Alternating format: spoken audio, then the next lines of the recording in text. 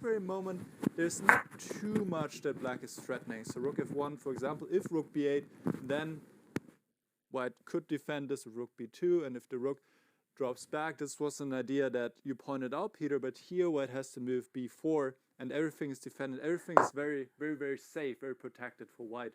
So there are not too many ideas for black, and white has the time to play a quiet move like rook f1 or rook g1, or even a computer saying h4, just something. Not immediate action was necessary. This is still winning, but it's getting a little bit more tricky because suddenly black has more pawns. To work with king e7, a very smart move by Nordebæk to step out of the ideas here. And already here it's getting tricky. I mean, the best move according to engine is rook a1. A human would probably never play this move. Rook to a1 here looks very strange. And the second best move is h4. Also not a human move by any means. And then rook g1, this makes more sense to me. But already you can tell the win has become more difficult. And so in the game, after king c1, queen e4 was a very smart practical decision to go into his endgame, to rely on the pawns and to rely on the activity. And here already after rook f4, which apparently was a mistake, rook g1 was necessary, but you really don't want to deal with these pawns. Anyway, rook f4 makes a lot of sense to win the pawn, but already here the advantage has mostly gone, and now it all even turned. Even though after king d5 there was a moment to win again with rook g4, but once again it is all very, very difficult. And after rook h4, d3, the advantage has gone, and now rook g2 was even a game-losing blunder by Ronin. Here Nordebæk had the chance to take the rook, not to fear any ghost, because of the rook g5 check, which he was probably afraid of, knight e5, and now rook h5. There's the genius way forward to play king d4. King for the win here in the end game. After rook e5, the pawn is coming forward, and these pawns are deciding the game, and black would be even winning. We have to come back to the current position, I believe. We do, as we have a result coming in. Nicholas, you will show us all the dramatic moments. I think there wasn't one, there were plenty of them, but in the end of this chaotic game, an absolute topsy-turvy affair, Levon Aronian shared the point after a hard-fought battle. And look at this. I'm always loving this, that the players understand that they played something special. Yeah, they are discussing with each other. Will be done, exchange the ideas. What did you think? Where things have turned?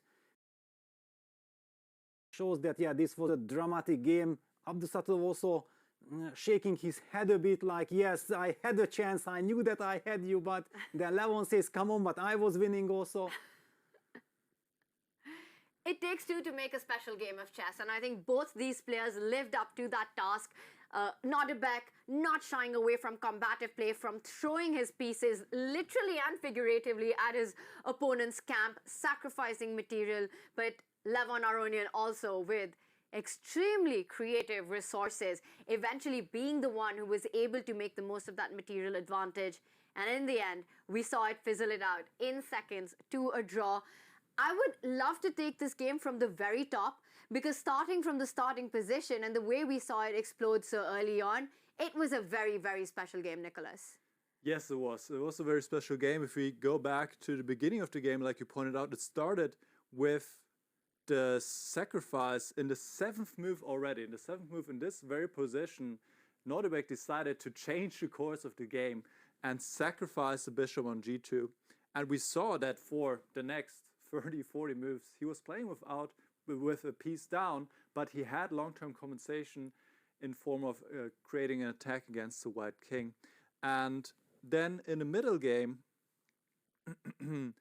we were always saying, we like black, we would love to take black here. Practically it's very difficult, but Aronia managed to defend, and in the end it was actually Nordebæk who had to be very, very lucky, or had to be very happy that he could get this draw. If I just want to finish this one line that I was showing earlier with the, excuse me, so just going here, we saw, I just want to show you this one moment where Nordebæk could have won the game, and he played very quickly. He still had some time. He had 1 minute on the clock, and he played d2 instantly. Then the rook was traded, And then we reached this endgame rook against rook and knight, which was eventually a draw.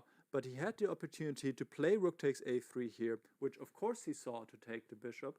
And now the idea must have been by Aronin to go rook g5 check. And here it was important to realize that after the doubling on the 5th rank and winning this pinned knight on e5, black can actually step forward with the king, and these pawns, d2 check, they will queen, here king b2, now rook takes b3 check. This is not an easy line by any means, of course. The rook is sacrificing itself for another pawn. Now black is queening, and in fact, after a king move, let's say, white has to give up a rook for the pawn, and then black should win this position with the queen against the rook. Not easy, but that was a chance, and then after d2 check, we reached this position, and it was a draw. What a game, guys. Incredibly impressive play by Nordebek. Down an entire rook, but managing to find counterplay in that endgame with the pawns and the kings combined. This is a game one for the history books. Let's bring up our results after round 1 of the round robin. And there we see 2 decisive results, 4 fighting games. It is Alireza Firouzja and Fabiano Caruana who take their first wins with the black pieces. Alireza takes down Gukesh. Fabiano with a big win against the world champion Ting Liren. Magnus Carlsen, Vincent Keymer, perhaps the most peaceful game of the round. And even though Levon versus Nordebek ended peacefully, it was anything but absolute chaos on the board. Perhaps the game of the round, Peter. And we will be back with Game 2 action, as we will have the reveal of the next position very soon. Don't go anywhere. We'll be back in just a few.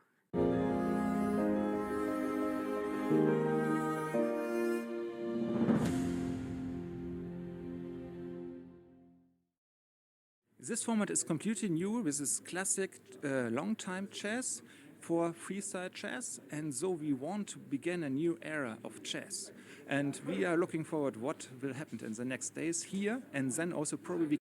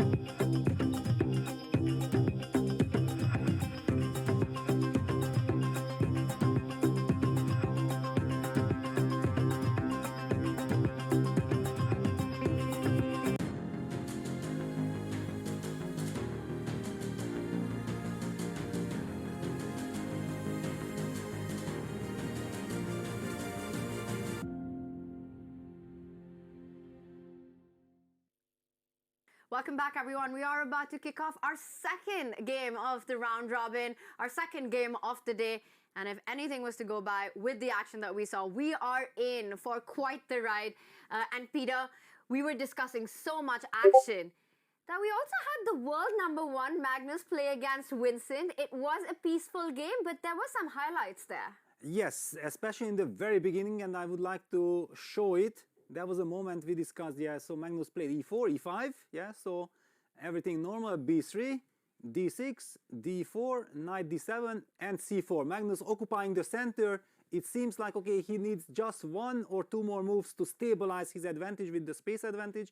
However, Vincent sensed the moment that this is a very critical moment. If he just lets Magnus get his grip, he will be in for a very tough defense. And he finds a very direct approach by going e takes d4, bishop takes d4, and b7, b5 break. Yeah, just in time to sacrifice this pawn, but it's not really a sacrifice because suddenly white is hitting the e4 pawn. And thanks to this tactical shot, he was able to disbalance the position. After c takes b5, queen takes e4, we are getting some kind of an endgame where one could feel like, this is very much Magnus's territory, he's such a grinder, he is one of the best players in endgames, but Vincent felt like he has time to challenge this b5 pawn, and Magnus never really got anything after knight d3, a6, very important to get rid of this monster pawn on b5, just give white one more move to play knight b4, and then suddenly this b5 pawn will stay forever. The weakness is in black's camp, the c6 square, for example. Imagine white trades that bishop, bishop f3, bishop takes f3, g takes f3, and that knight will jump in all the weak light squares.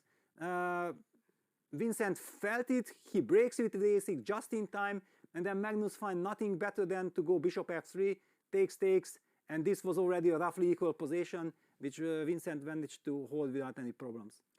Very instructive, nicely explained there, Peter, and also very nicely handled by Vincent, going for this active way to neutralize white's pressure, sacrificing the first pawn on b5 for that central pawn, eventually trading it off with a6, and it ended in a draw. And look at what we have in front of us. We've got Magnus, we've got Fabiano Caruana sitting opposite him, and Levon Aronian sitting next to him, analyzing the different positions, trying to understand these intricacies that exist in the freestyle format, the start of the game. Where is this? Wow. Do we have a reveal? We have Yes. our game 2 position. It is, ladies and gentlemen, in front of us. The players are discussing it. We're going to discuss it in our studio. Peter, what is your first impression? Well, first impression is that it's a very strange position because white's rook on a1 and rook on h1 is like a normal situation. On the other hand, this white king on c1 and queen on b1 is already some kind of a strange spot. And contrary to the previous game, where white had or both sides had a bishop already in the corner on the diagonal, yet there is no such monster bishop at this stage. So we see a symmetrical position, as are the rules of Fischer Random. In freestyle chess, your king has to be between the 2 rooks. Your 2 bishops have to be in the opposite color squares. It's all there in front of us, and also in front of us, the big Indian talent, G.O.A.T. He's sitting by himself in his own zone, analyzing the start of the position. He plays with the white pieces. Nicholas, it's so interesting the different approaches the players have before the start of the round. We saw the 3 greats, Fabi, Magnus, Levon discussed, and here we have one youngster in solitude. Yes, and we see that he's also playing some moves on the board, and well, I like his approach also, just thinking about the position himself, because it can be quite distracting to discuss with the players. You lose some time, and he's playing different moves over the board, and we'll see which approach in the end will yield the better results, but I think it makes a lot of sense, and it's fun to see him just pondering the position and figuring out what to do with the white pieces in his game against Magnus Carlsen. He was playing against Magnus, and this is of course a very big game for him. And another big game is going to be Ding versus Nodebek, and we see Ding as well.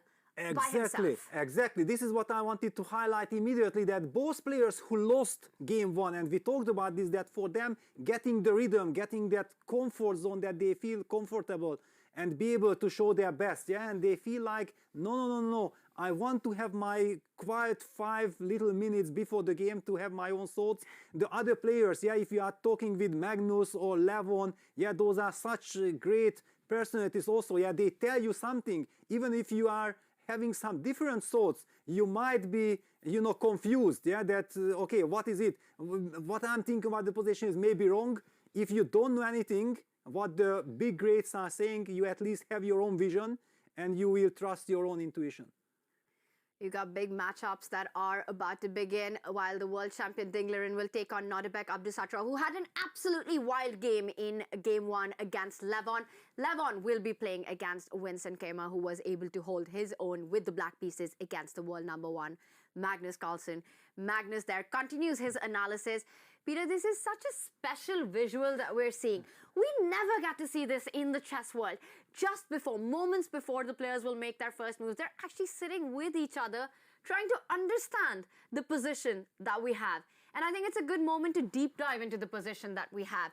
We see once again, the minor pieces take most of the right-hand side of the board, while the queen and the rook are on the left side of the board. What are the opening ideas that you think we can expect from the players in this one? Well, before we get into it, let me just say that, yeah, this is incredible. I don't think that it can get any stronger, yeah, than Fabi, Magnus and Levon sitting at the same position, discussing things, but there are no guarantees, yeah. This is freestyle chess. Nothing is given. And yeah, now we can start to focus and dig in ourselves. So we talked about this, that the 2 rooks are in the original position, like in classical chess. Yeah, rook on h1 and rook on a1. This can be quite confusing in freestyle chess, yeah, because the queen on b1 next to the king on c1, this bishop on d1, bishop g1. Honestly, whenever I play freestyle chess or Fischer Random, I really love if my bishop is like in the previous round, already fianchettoed in the corner, yeah, that gives you so much stability. Now you have to think about, what do I do with this bishop on g1? It can't stay there forever. The bishop on d1 is a very special kind of piece. Where do you develop it? Yeah, which direction to go? So many questions. Yeah, we saw there Fabi, he brings all his pieces back. So a new approach being tried while the players have the analysis time. They're looking at potential opening moves. And I saw the f-pawn moving forward for black there to the response of this d4 move that is an option in this position. A kind of a Dutch in a normal standard chess. We can't use opening names for freestyle chess, but a Dutch in this position will have very different implications. Nicholas. Yes, it is a big question how to start with the white pieces here, and that's what they're discussing, or rather how to respond also with the black pieces. And we see them trying out different... Is that a pawn on h3, Nicholas? Yes, it is. It immediately felt me like it's a banker gambit. Yeah, they are playing the banker gambit. Yeah, they're... Yes, pawn on h3, putting the bishop on h2 to activate the bishop in this diagonal. This makes a lot of sense because then it's pointing towards the black queen. That would be a funny first move if they went h2, h3 or h2, h4. But maybe smart. It is a big question what to do with the queen on b1 and on b8, because obviously the queen is the strongest piece in chess. So you want to activate it, and you also want to maybe get it out of the way of the king. So this feels like a more difficult position even than the one before. It's even less clear, or how do you guys see it? Yeah, absolutely. I'm completely with you. Yeah, in the previous game, we felt like there is some clearness. Yeah, you mentioned the move e4 and b3. It was very much that, yeah, we want to make those moves. Here I have zero feeling, and I wouldn't be surprised if in every single game we will be seeing completely different first moves. And I think it is go time. We do have liftoff on our boards as we see the players are on their seats. Well, somebody's missing on their seat right now. And let's also tell everyone, and there we see world number 2, Fabiano Caruana. He comes in, he's ready to go. Magnus Carlsen, through those bishops and knights awkwardly placed. We saw him, he's ready to go. And there's a first move on the G.O.A.T board. He starts with, I'm hesitating, but I will call this the bird's opening, even though it's freestyle chess. 1f4. He opens up that bishop that is on g1, and we see the position on the board. So he's opening up the diagonal with his first move, Peter, and we immediately saw a response by Magnus, moving a multi-purpose pawn there, not only opening up the queen, eyeing the f4 square, but eventually that black bishop on d8 also finds development. Yes, but this is exactly the big challenge in freestyle chess, yeah, that if you develop the bishop, for example, to c7, which looks like a very nice square, but then what do you do with the queen on b8? Yeah, it's kind of a very, very complicated question. We did see g3, f5 being played. Magnus, look at this. Black is already threatening to win the game with bishop d5, the rook on h1. Okay, it's not a win yet because white can play knight f3, but certainly it's kind of annoying. And also just get harmony in the position. Yeah, I'm really liking what Magnus is doing. On the other hand, everything depends on long-term prospects. Yeah, that's knight f3. White is also stabilizing the position. It's so tough to play. And that's what we love about it. The players really have to put their thinking caps on from the very start. Usually we see the knight from g1 jumping onto f3, and that would be completely standard. But here it lands on f3 from that king square. White king on c1, already a half-castled position. For white, if you can get, and for black, if you can develop the queen and the bishop, you simply put that rook from a8 on d8 and call it a day for your king. You say, I've got my king to safety, I'm finishing my development. Do you think that's going to be a priority in this position? I'm not sure, yeah, because it comes at a cost of some other things. One of the problems I'm seeing with this position that, for example, how do we develop this knight on f1? Yeah, if it jumps to e3, then it blocks the diagonal of the bishop on g1. Yeah, so I'm somehow even tempted to play something like d3, knight 1 to d2, eventually maybe bishop f2, then do something with my c pawn and slowly develop. The good news is that it does not seem like there is any direct confrontation in the position. Yeah, if there is no direct confrontation, then we can afford ourselves to take it slowly. Yeah, but if, for example, black might play something like d6 and we threaten to open up the center with d5 immediately, then we have to adjust to it instantly. Wow, Nicholas, it's already an exciting start to this game and the players are slowing down. We see a move by Magnus, and this is the one that I was hinting at earlier. You open up the bishop diagonal. If there is a trade on b6, it would be on Magnus's terms, opening up the a file.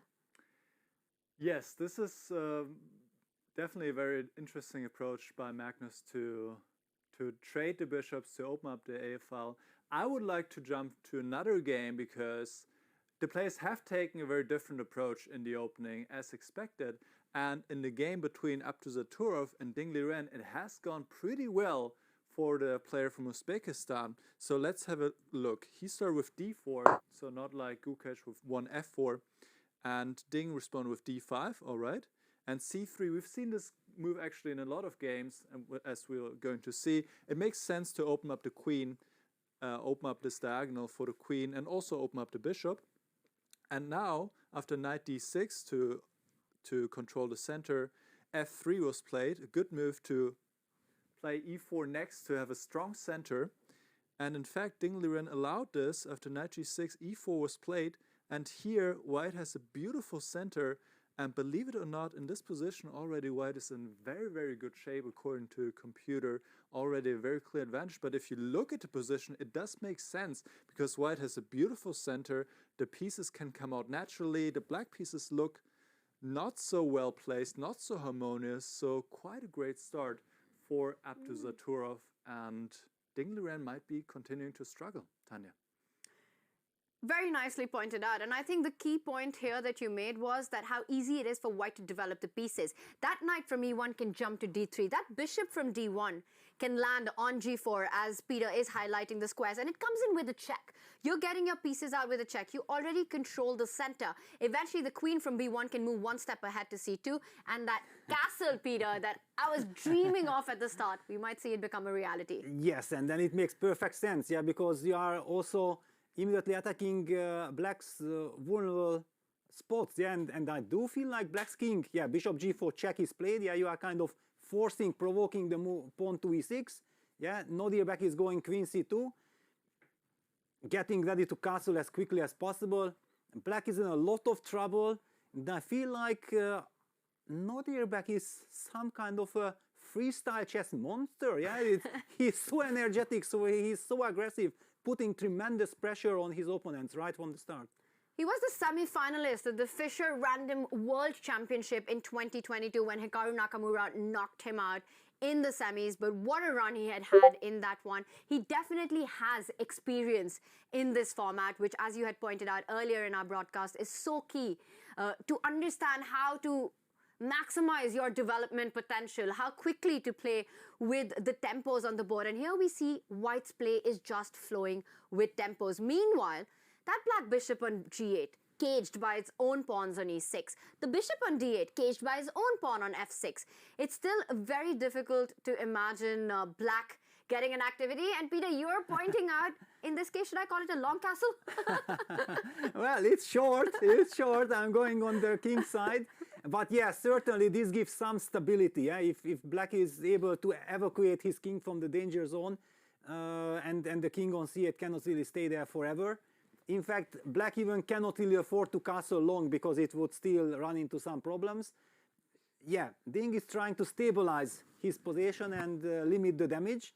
And let's not forget, it's freestyle chess, so at the moment, for example, it might look very good for white, then suddenly black stabilizes, and in a couple of moves it might look like black has a decent position. Yeah, so I'm still a bit confused how to evaluate all these things, but at the moment it really looks still very good for white. Well, it's a long way to short side castling, as you're pointing out, which might be the king's safety. But of course, we might even see the position explode with the h-pawn moving forward at some point, trying to get that activity against the black king. Can we conclude by saying that Nodirbek is happy with the opening outcome in this one? Yes, certainly. Yeah, more than happy. And also look at the clock situation. Yeah, he feels that this is a type of position that he can play by hand. Yeah, because you really feel already, you know, where the pieces belong, and you don't have to make really difficult strategical decisions. Yeah, it's much more for black that for me it was easy to highlight bishop c7, short castle, and put your king into safety, but then black's queen on b8 will be stuck. You highlighted beautifully that h4, h5 is coming, kicking that knight away, and yeah, maybe even we have to move away from this board because it just hurts my eyes to look at it from black's perspective. Oh. Well, if anything hurts Peter's eyes, we immediately shift the focus. Let's bring up our bird's eye view. And Nicholas, you can break down the action and the opening approaches by the players in these different openings that we're seeing in front of us. Yeah, let's turn to a game that we haven't seen so far. The game between Vincent Keimer and Levon Aronian. And here also a similar approach was taken as in the game between Abdusattorov and Ding. So if we go from the start, d4 was played. So this was also Abdusattorov's choice, and here Aronian went for the, let's say, Dutch approach with f5, controlling the center, opening up the bishop. c3, again this move to open up the queen, hitting instantly the pawn on f5, which is why Aronian played g6, and play in the center, e4, instantly, to bring the queen out. Good choice by Vincent. F takes e4, queen takes e4, and now c6 has been played. Vincent has been thinking. I also noticed this in the last game against Magnus. He is taking his time in the beginning, but as we pointed out earlier, the very first moves are very, very important, so it does make sense. He has a good position here. The computer is suggesting to drop the queen back to e2, which isn't very logical to me, and I would bring out one of the knights. It's not so easy. In fact, there's also this bishop d5 idea we have to be careful for. Difficult to organize here, not quite harmonious, but the queen is active. This is good. So Vincent is doing well right now, but he needs to figure out how to bring his remaining pieces into the game. But once again, c3, e4, queen out seems to be a good approach in this starting position of freestyle chess. I have some breaking info to share with all of you. We entered the players' meeting. The players' meeting had not yet started. I'm there with Vincent. Levon joins us. Big hug. I haven't seen Levon for ages. Very happy to meet. We start discussing about freestyle chess, and then Levon says, you know what? Yeah, people have not yet appreciated that in Fischer random chess, the Dutch defense with d4 f5 is really strong. And what we see now, Vincent was there in this discussion, Levon told me d4 f5, and what did we see between these two gentlemen? Extraordinary players, the moves d4 f5, and Vincent probably had it that yes, I will not let him get his typical Dutch defense. I'm challenging that center immediately with c3, g6, e4. Just felt like I have to share this info because this is so valuable, and we see it really happen between them. It's stunning. Yeah, and Levon Aronian now is walking the talk. He mentioned it, and now he shows that, you know what, I'm going to prove my point, Vincent. I told you in the technical meeting about the Dutch defense. It's on the board. Show me your cards. Show me how you handle it with white. And it also reminds me that before the start of this round, it was G.O.A.T who was actually analyzing these kind of setups. We spoke about the Dutch then, so he had it in his mind as well. And while Vincent thinks about what to do with this queen that's out early on, and it can come under fire. The knight can jump from e8 to f6. The bishop, as you pointed out, can go from g8 to d5, and it can put pressure on the white queen. Vincent taking a think. Peter, let's zoom out for a moment. Let's get our bird's eye view and do a quick overhaul on the four boards and take a look at the action on each one of them. Let's start from our extreme left. It's Nodibek Abdusattorov, the youngest ever World Rapid champion. He's 18 years old now. He won the World Rapid Championship in 2021. He's playing another world champion, the current world champion, Ding Liren. And we see a lot more of a solid approach in that one. We will deep dive into it, but let's just do a quick overview. What do you think about the other three boards? Which one catches your attention? Well, I think that we haven't really been looking at Alireza against Fabiano, and both of them had won their first game. They are in fantastic shape. Let's take a closer look, and look at this. They are also having tremendous amount of self-confidence by playing so quickly, right, in this format. And I'm looking at this bishop on h2. What is this bishop doing on h2 after white was forced to close it with g3? Nicholas, do you have any thoughts for us? Well, I'm thinking, Peter, this is probably going to hurt your eyes to look at this position for too long. The bishop on h2 is not in great shape. Let's just slowly go through the opening moves. Here we saw e4, e5, so a different approach. Again, this move c3 that we've seen over and over. Bishop b3 we also saw in the Carlsen game. Now this g3 move early on, if I may stop it here, quite an interesting choice, g3 to restrict the knight coming to f4, but this bishop is not happy about it and will remain unhappy throughout the next moves as we go on. And bishop b6 coming out, white occupies the center, right? Now h4, h5 makes a lot of sense. And now, special moment, here comes the long, short castle that we've talked about. Let's review this once again. The special rule in freestyle chess, the king can castle short if there's nothing in between and the squares are not under attack. And this is what we see here, and we end up in the typical short castle that we know from normal chess. Suddenly a king is safely tucked away here, and in fact Firuza did the exact same thing, and now we are almost resembling a normal position, except for this guy on h5, which is absolutely terrible. I think the black pieces are better placed and look very harmonious, and I think Caruana is doing an excellent job. What is the entrance saying? It is agreeing. It is giving a clear advantage for black already. It's the bishop. The bishop is a big problem, isn't it? What bishop? That's not a bishop. That's just a big pawn in white's position, right on h2. g3 played, blocking his own bishop, perhaps wanting to defend that h4 pawn. A really strange decision, taking control of f4, but that bishop on h2 is a big eyesore. The other thing that stands out to me in this position, as Nicolas was playing it from the top, Peter, is that what we have in front of us, it looks like a standard chess position. Apart from that bishop, it just feels like, you know, white has castle, developed the pieces. We see this big tension in the center. Who will blink first? That last move, getting d5 in. Which pawns do you trade?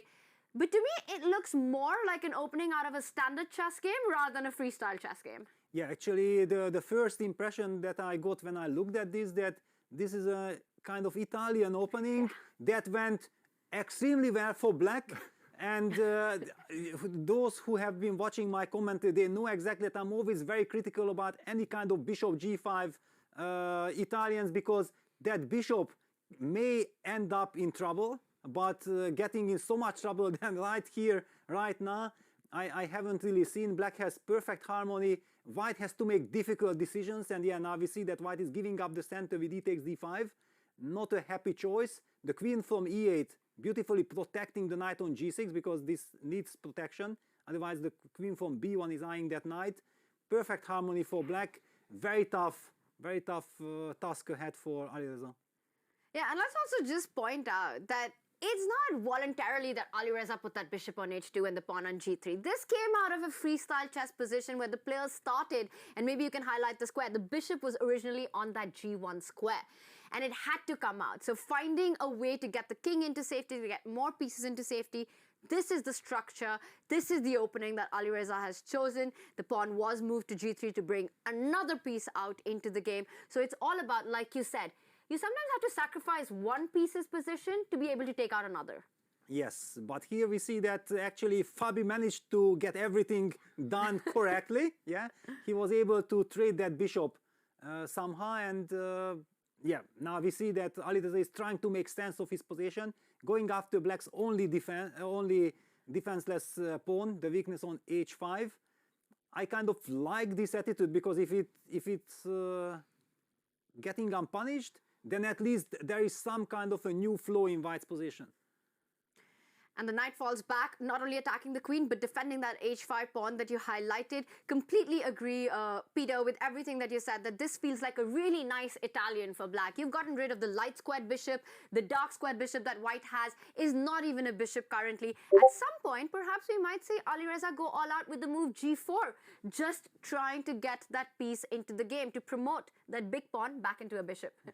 Yes, basically if White gets g4 and king h1, rook g1, suddenly White can get some initiative going on the king side. Clearly, Black is trying to get that knight from c7 to e6, but that's why I'm loving this maneuver of queen f5 and queen h3. Very well played by Alireza, making sure that that knight won't land on e6. So yes, Black pushes e4 and Black will play f5 so that please forever forget about g3, g4. That's a really nice positional concept, really trapping that bishop on h2, taking control of that g4 square, the only way for White to actually break free. We will keep an eye out on this one, but let's head over to the GOAT, Magnus Carlsen, who is taking on Gukesh. And I see, Nicholas, you've got an update for us. Quite an exciting position.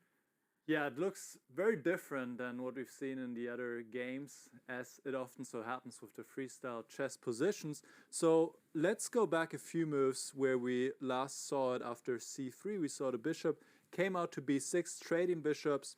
And let's go through it here. The bishops were traded, the rook takes back. Obviously the knight is coming out, trying to control the center. b5 suddenly, gaining some space here to also open up the queen on this diagonal. And now g5, a pawn sacrifice by Magnus, and here we have the current position. The last move was rook to e1. Here was the threat that Black takes this pawn on g5, because if the knight was to take back, then the rook could be taken on g1 by the queen. So this is why Gukesh moved the rook out of the way, and I'm still trying to make sense of the position. There's still a lot of awkwardly placed pieces. This bishop on d1, the queen is not in the game, but this bishop on g8 is also not in the game. It is a very difficult position to evaluate. White is up a pawn, so this is good, but on the other hand, the knights are well placed here. Also, it's a double pawn. I'm really not sure what to make of it. I look at the engine, it says white is a little better, but honestly, it doesn't mean much in this position. Who would you prefer here, Peter? What do you think? Well, it's a very difficult position to really evaluate. I do understand that I first liked Magnus's position, yeah, that he was the one who sacrificed the pawn with g5, so clearly had some intentions. On the other hand, I also see that White has a clear plan of eventually going queen d3 and queen e3, just activating that queen, offering a queen trade. We are pawn up. We don't really afraid getting the queen traded. On the other hand, I do recall we have seen this pre-game analysis there by Magnus, Levon and Fabi, and we did speak about this, that was some banker gambit kind of strategy, yeah? So this kind of sacrifice and then going h6, g takes h6 and getting some play is maybe in Magnus's mind, but I don't see it really working so nicely, so I don't believe that h6 is probably the best move here. I'm liking the extra pawn for white currently. Magnus has to prove his compensation. Also notice how the pawns on c3, g3 take away some key squares from that black knight on e6, not really allowing it to jump into white's camp. Magnus has to think about how to actually try to get the initiative that he sacrificed the pawn for. I would love to improve that bishop on g8, the one idea that comes to mind, and Magnus does it. He plays the move bishop f7, also eyeing the square h5. Maybe at some point the rook can line up on the g file, Peter, putting pressure on that g5 pawn ideas like bishop h5, which I think has been stopped by this last move. G.O.A.T playing bishop to b3 is saying now when you move that bishop to either g6 or h5, he's going to grab that knight on e6, destroying black's pawn structure. Yes, at least that's a serious possibility. On the other hand, it gives up the light squares, and eventually if we know already that black can castle, black can simply castle like this, then if we get this transformation of structure, let me just put a few moves just so that you better understand what we are talking about. Yeah, the structure is terrible. White has this e5 square. On the other hand, if black castles, then this combination of black's monster bishop on h5, the light square bishop, and the rook, posing some real trouble against white's coordination. Yeah, so such a complex stuff. It really requires a lot of time to understand and to evaluate what's really going on here. And that's why Magnus has slowed down as well. He's thinking right now, after this last move by G.O.A.T, does he want to destroy his pawn structure for all these points that you're making, open files, open diagonals, and unchallenged light square bishop? The more I look at it, the more I start liking it. Perhaps Magnus will decide for another approach, trying to just develop his pieces further, lining up, improving the position of that rook on the h-file. He goes for bishop h5. I was just wanting to make one more point. In freestyle chess, you have to really watch out for hanging pawns. And I think if you go back one move, the idea of rook to g8, and suddenly you notice that pawn on h7 is not defended. It might be a natural move, but this perhaps would have allowed G.O.A.T to step up with that e5 pawn. And now that queen on b1, which should have been a knight at the start of the game, suddenly opens up and everything falls apart on the king side. So I was just pointing out rook g8 would have perhaps walked into the idea of e5. There's of course bishop g6 and things get more complicated, Peter, but you have to always think about hanging pawns in freestyle chess. Yes, you have to take everything into consideration. But I also feel like there had been some move. Yeah, Magnus is now leaning back. I think he played. No, I'm not sure, because that may be my move. Can Nicholas update the position? Wow! Castle. Yes. Whoa. Wow, you castle and you lean back. You are enjoying yourself. Wow, what are we witnessing here? Unbelievable. It's a long way to the shark castle, as we like to say in freestyle chess. He puts the king on g8, the rook goes to f8. We were talking about activating the rook, but h7 might be weak. Magnus finds a cool style to do it. He says, you know what, my king is going to go all the way, defend the h7 square. Do you like this decision, Nicholas? I mean, this is a shocking move which we didn't have on our radar at all, but you always have to have it on your radar in freestyle chess, that suddenly here actually both castles were possible. Black could have put the rook over here, I believe, or as he did, he castled all the way to the other side, and it looks risky to me at first because the king is open here. There's not a lot of protections in front of, not a lot of pawns which protect the king in front of it. However, we see the rook instantly lined up on the open file, and I think Magnus is really going for the initiative here. He has sacrificed a pawn. He wants to go for maximum piece activity, maybe bishop h5 next. And, well, the engine, what is the engine saying about this? It says, okay, you can play like this. It's okay. White is still a little bit better. Maybe bring the queen out now. This was an idea we talked about already. Queen to d3, maybe queen e3 next. It is a very open game and quite a bold decision by Magnus to play like this, Peter. Yeah, look at G.O.A.T. He's completely shocked. I think anyone who would be sitting there on the white side, Magnus Carlsen going for short castle. I mean, what's wrong with you? What is that move? Yeah, and probably the reason why Magnus actually selected this move, he just noticed it and he felt like probably this is such a cool move. I want to make it no matter what the consequences are. And as Nicholas said, yeah, there are a lot of hidden dynamics in the position. So castles is not as insane as it looks. But if you would have asked me before the short castle open, I would have said no, it will never ever happen. But it did happen. It just I'm so happy that I'm here. I'm witnessing this. because this is just fantastic stuff. It's also the awareness that it's even a legal move on the board. The fact, because you're just thinking about putting that rook on d8, keeping your king on c8, a queenside castle, but this was just, the shock value is massive of this move. And we were making a point about how the king side, it looks like, wait a second, there's no g7 pawn. You're just putting your king on an open line. But actually, Magnus plans to use Gukesh's g5 pawn as a defensive shield here. Gukesh wants to get an h4, h5, g6 in, but with that light squared bishop, it's not going to be easy for him to actually execute a kingside attack. Notice how all of White's army is on the queen side. It's actually perhaps the safest square for the black king. You're using the g-pawn as a shield. All of White's army is on the other side of the board. No rooks on the h in the g line. This is going to get interesting very quickly, Peter. It is already very interesting, and I feel that this is incredible in freestyle chess, that we can give so many arguments to so many of the decisions, and probably so many counter arguments as well. Yeah, if we are listing the pros and cons, and the players have to make their decision, we do see that actually both of these players had taken their time. They are more or less equal on the clock. And yes, Nicholas, you have some update? Yes, you can finish your pawn then. No, I'm already done. I'm ready to jump to you. All right, yeah. I would like to jump to another game, as here Gukesh is taking a think how to continue, and we'll see how this develops. So I'm looking at the game between Up to the Turf and Ding Liren. We last, I believe, looked at this around this position. We said White is in good shape. So let's just catch up briefly how it continued from here. We saw the bishop coming out, the long castle in this one. The queen is putting pressure on the pawn. The pawn was dropped. Up to the Turf did win this pawn on e6 here, and this was just a healthy pawn that he took. And he has been in good shape since. We see here the rook coming forward, some trades, knight coming forward, and now we actually enter an endgame. Maybe let me pause here so it's not too quick. So to understand what happened here, the bishop is pinning the knight on this diagonal because the queen is behind it. So black played knight to e check, knight to e2 check. White gave up the queen because the other queen is also under attack. Queen takes g3, pawn takes, wow, what a wild sequence, guys. Just to point out here, queen takes e7, which you could make a point.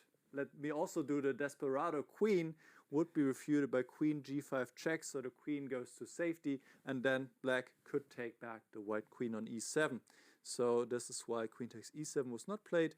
Took back on g3, rook takes e2, and we reach this endgame after knight f4, rook e3, some more moves have been played, the rooks have been traded, and we reach this position where white is up a pawn still, and it is quite a healthy pawn. I would expect g4 now to be played. This pawn is under attack, and this is quite a normal position, suddenly a normal endgame, which could also result from the normal starting position with a healthy extra pawn for Up to the Turf, who's looking good, and Ding Liren seems to continue to struggle, Tanya.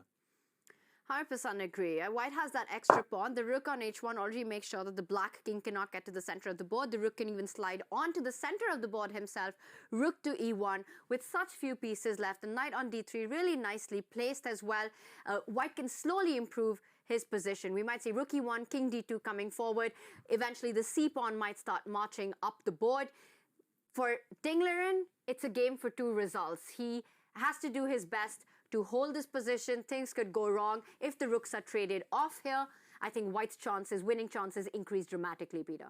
Yeah, I think that White has tremendous winning chances. I also don't really see how black can block the position. Yeah, it would be desirable to get that pawn to b5. And if we are talking about rook trade, because white is threatening to invade with the rook, yeah, you can't really let this happen. It means that black also needs to play a move like rook e8, but then what happens after the rook trade with rook e1? We are pawn down, we don't really want to continue trading pieces. I think that this is practically lost. And there is another argument that Nicholas highlighted. Yeah, Ding is so far struggling in this tournament. He is not yet settled in with this freestyle chess. But this is exactly what we talked about and why we love this format. If it would be a knockout tournament, then with these two defeats, he would be eliminated from the tournament. And who knows, maybe exactly these 7 round-robin games will give him the feeling that how this really works, and the knockout stages we will be seeing a monster Dingley. You can never be ruled out with a player like him. And I think that's the Ding that everyone's waiting to see as well. Ding struggled in the earlier Tata Steel. Right now, it's not been a great start for him, but it's a long tournament to go. And as you said, the round robin is a great warm-up for the upcoming classical knockout. Now, the move G6, of course, wants to trade off as many pawns as possible. Nodebek says, no, if you trade on my terms, if black was to take on f5, that just helps Nodebek a lot. The pawn structure gets improved. You've made a lot of progress. Meanwhile, Ding will keep the tension on, because if white was to trade on G6, it just leaves white with the doubled G pawn weaknesses, which would work in Ding's favor. So for Nodebek, it looks like he has to show some good technique here. We'll zoom out of this one. Let's get an update on all our other boards. Let's bring up the bird's eye view and take a look at the action that's happening. We see the eval bar. It's a bit up and down on all the boards. On our extreme right, Nodebek in the endgame that we just discussed in driver's seat. Meanwhile, Fabiano Caruana against Alireza Firouzja. At least the evaluation bar says that Fabi is the one who's doing well, even though I don't see a single piece out from Black's camp. No, because let's not get fooled. Yeah, that this is not the these are not the current positions. Yeah, this is something is wrong. So let's head to Nicholas. Yes. I think Nicholas had all the updates. Yeah, let's take a look at the Firouzja game against Caruana. This is the current position that we're seeing here, I believe. Sorry, Nicholas, maybe we can start from the beginning, because yes.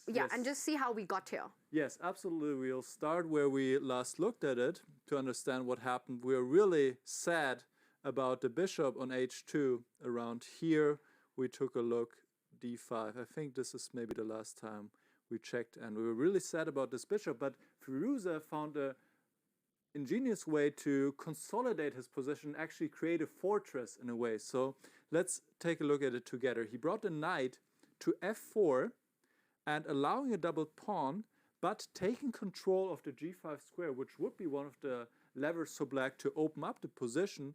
The bishop has another square now, and it is very ugly. Let's be honest, it is very ugly, but it's also very safe for white. And in the following moves, white consolidated some more, brought his pieces to better squares, trying to tie down black a little bit here on the g6 square, but I'm not sure if that really achieved so much, to be honest, as we see the knight coming to g4. So the rooks are coming back, and the other rook is coming back. The king is improved. And honestly, when I look at this position now, I'm thinking this will be a draw soon, because I don't really see a way forward for either side. White has one target, the pawn on a6. Black can defend this target pretty well. And black has a target on the pawn on h4, which white can defend very well. There are no real levers that I can see, because g5, a5 for black are very difficult to achieve, and c4 also seems pretty much impossible. So I would expect a draw very soon here. How do you guys feel about it, Peter? Well, the only idea that I see is some bishop h6, queen d6, targeting the f4 pawn. Yeah, because that's the vulnerable pawn. I'm wondering that exactly at that moment, does white suddenly trade on g4? Do we have to be concerned about this? Because h take g4 is kind of still a blockade. F take g4 would allow f5, and Fabi goes for this. Putting pressure on that f4 pawn, Alireza needs to find a way to hold the defense. From a positional perspective, this just looks so good for black. It feels like a dream position. You've got your knight on g4. You've got all your pawns on the opposite color of your own dark squared bishop. So you've got the stronger bishop. Look at that bishop on g3. It's a bad bishop, but maybe a good defensive piece. It does defend that pawn on f4, but it looks like if anyone's trying to push, it has to be Fabi. He goes for your plan. The knight falls back on g2. I think for Fabi, he would have loved to have the h-file open from a long-term perspective. Had Alireza chosen the other defense of trading on g4, it would have given additional chances to black along the opening up of the h-file after h takes g4. So more pressure. But the big question, you have all these beautiful points in the position. How do you break through? And I think Fabi is showing the way. He is hinting at a future e3 pawn sacrifice, pawn break, and if done at the right time, maybe the rooks will double up on the e-file. And e3 is the plan that black wants to achieve. Yeah, I think that simply having this position from black side is kind of very, very pleasant, yeah, that you know exactly. Yeah, rook e6, I felt like this is also very harmonious, making sure that the two rooks are protecting the a6 pawn. You can also fall back with the queen to e7. Nicholas already highlighted also that, yeah, there is the weakness on h4, so if after queen e7 white jumps back with the knight to e3, then we can try to regroup that bishop to f6, hint at h4, then try to provoke then knight g2, and who knows, eventually then some e3 might be a possibility. But clearly e3 often can not only be captured, but it can also be answered with f2, f3. Fabi goes back with the knight. Another question, like, can we transpose this knight somewhere? Yeah, because white is completely pegged. This gives black so much time and so much freedom. And the advantage of having this much space for Fabi is that he can move his pieces around from one side of the board, reroute his minor pieces, reroute his major pieces in a much more fluid way than white can find defenses. White has to keep so many things together. So even if the evaluation bar at this moment says the position is level, I'm not sure if it says that to start with, but if it does, it's such a difficult position to play with the white pieces because you have to keep so many things under defense and you don't have enough space to shuffle around easily. You have to control the f4 pawn. You have to keep the h4 pawn defended. Threat is better than execution. Always watch out for the e3 break that might be coming up. Your idea of the knight being rerouted, Fabi has got several plans. Perhaps the knight will land on c7, freeing up the major pieces from the defense of that a6 pawn. Eventually, we can see the lining up of the Alekhines battery might appear on the e-file. It just feels like there's so much pressure. And for Alireza, it's going to be an uphill task to keep everything contained in the position. Yeah. So let me take it away to another game that we've been following, the game between G.O.A.T and Magnus Carlsen, because I have some exciting update for you here. Magnus has sacrificed another pawn to take the initiative and is really taking over in this game. Check this out. So queen c2 was played, developing the queen. That makes a lot of sense. Now a5, hinting at the intentions here of starting a pawn storm on the queen side, opening the white king, which cannot castle anymore to the king side since this rook has already moved. So white cannot copy what black did. And now e5. This was an unfortunate decision. The computer suggests something like g6. What a difficult move to play with the pawn, that if the pawn takes, then the knight can come forward, or e5 can be played even stronger to keep an eye on this pawn and open up the king a little bit more. And if the bishop takes, then the knight can come forward with effect. But this is quite a difficult move to play for white. So let's see what G.O.A.T played instead. He went e5. And this is what Carlsen had seen from afar, that he can sacrifice another pawn here. So he played bishop g6, allowing bishop takes e6 check, pawn takes, queen goes to b3, the knight is still attacked, and the pawn is attacked. So white is winning another pawn, but it came at a huge price, because after queen takes e6, rook f7, look at the light squares, look at this king.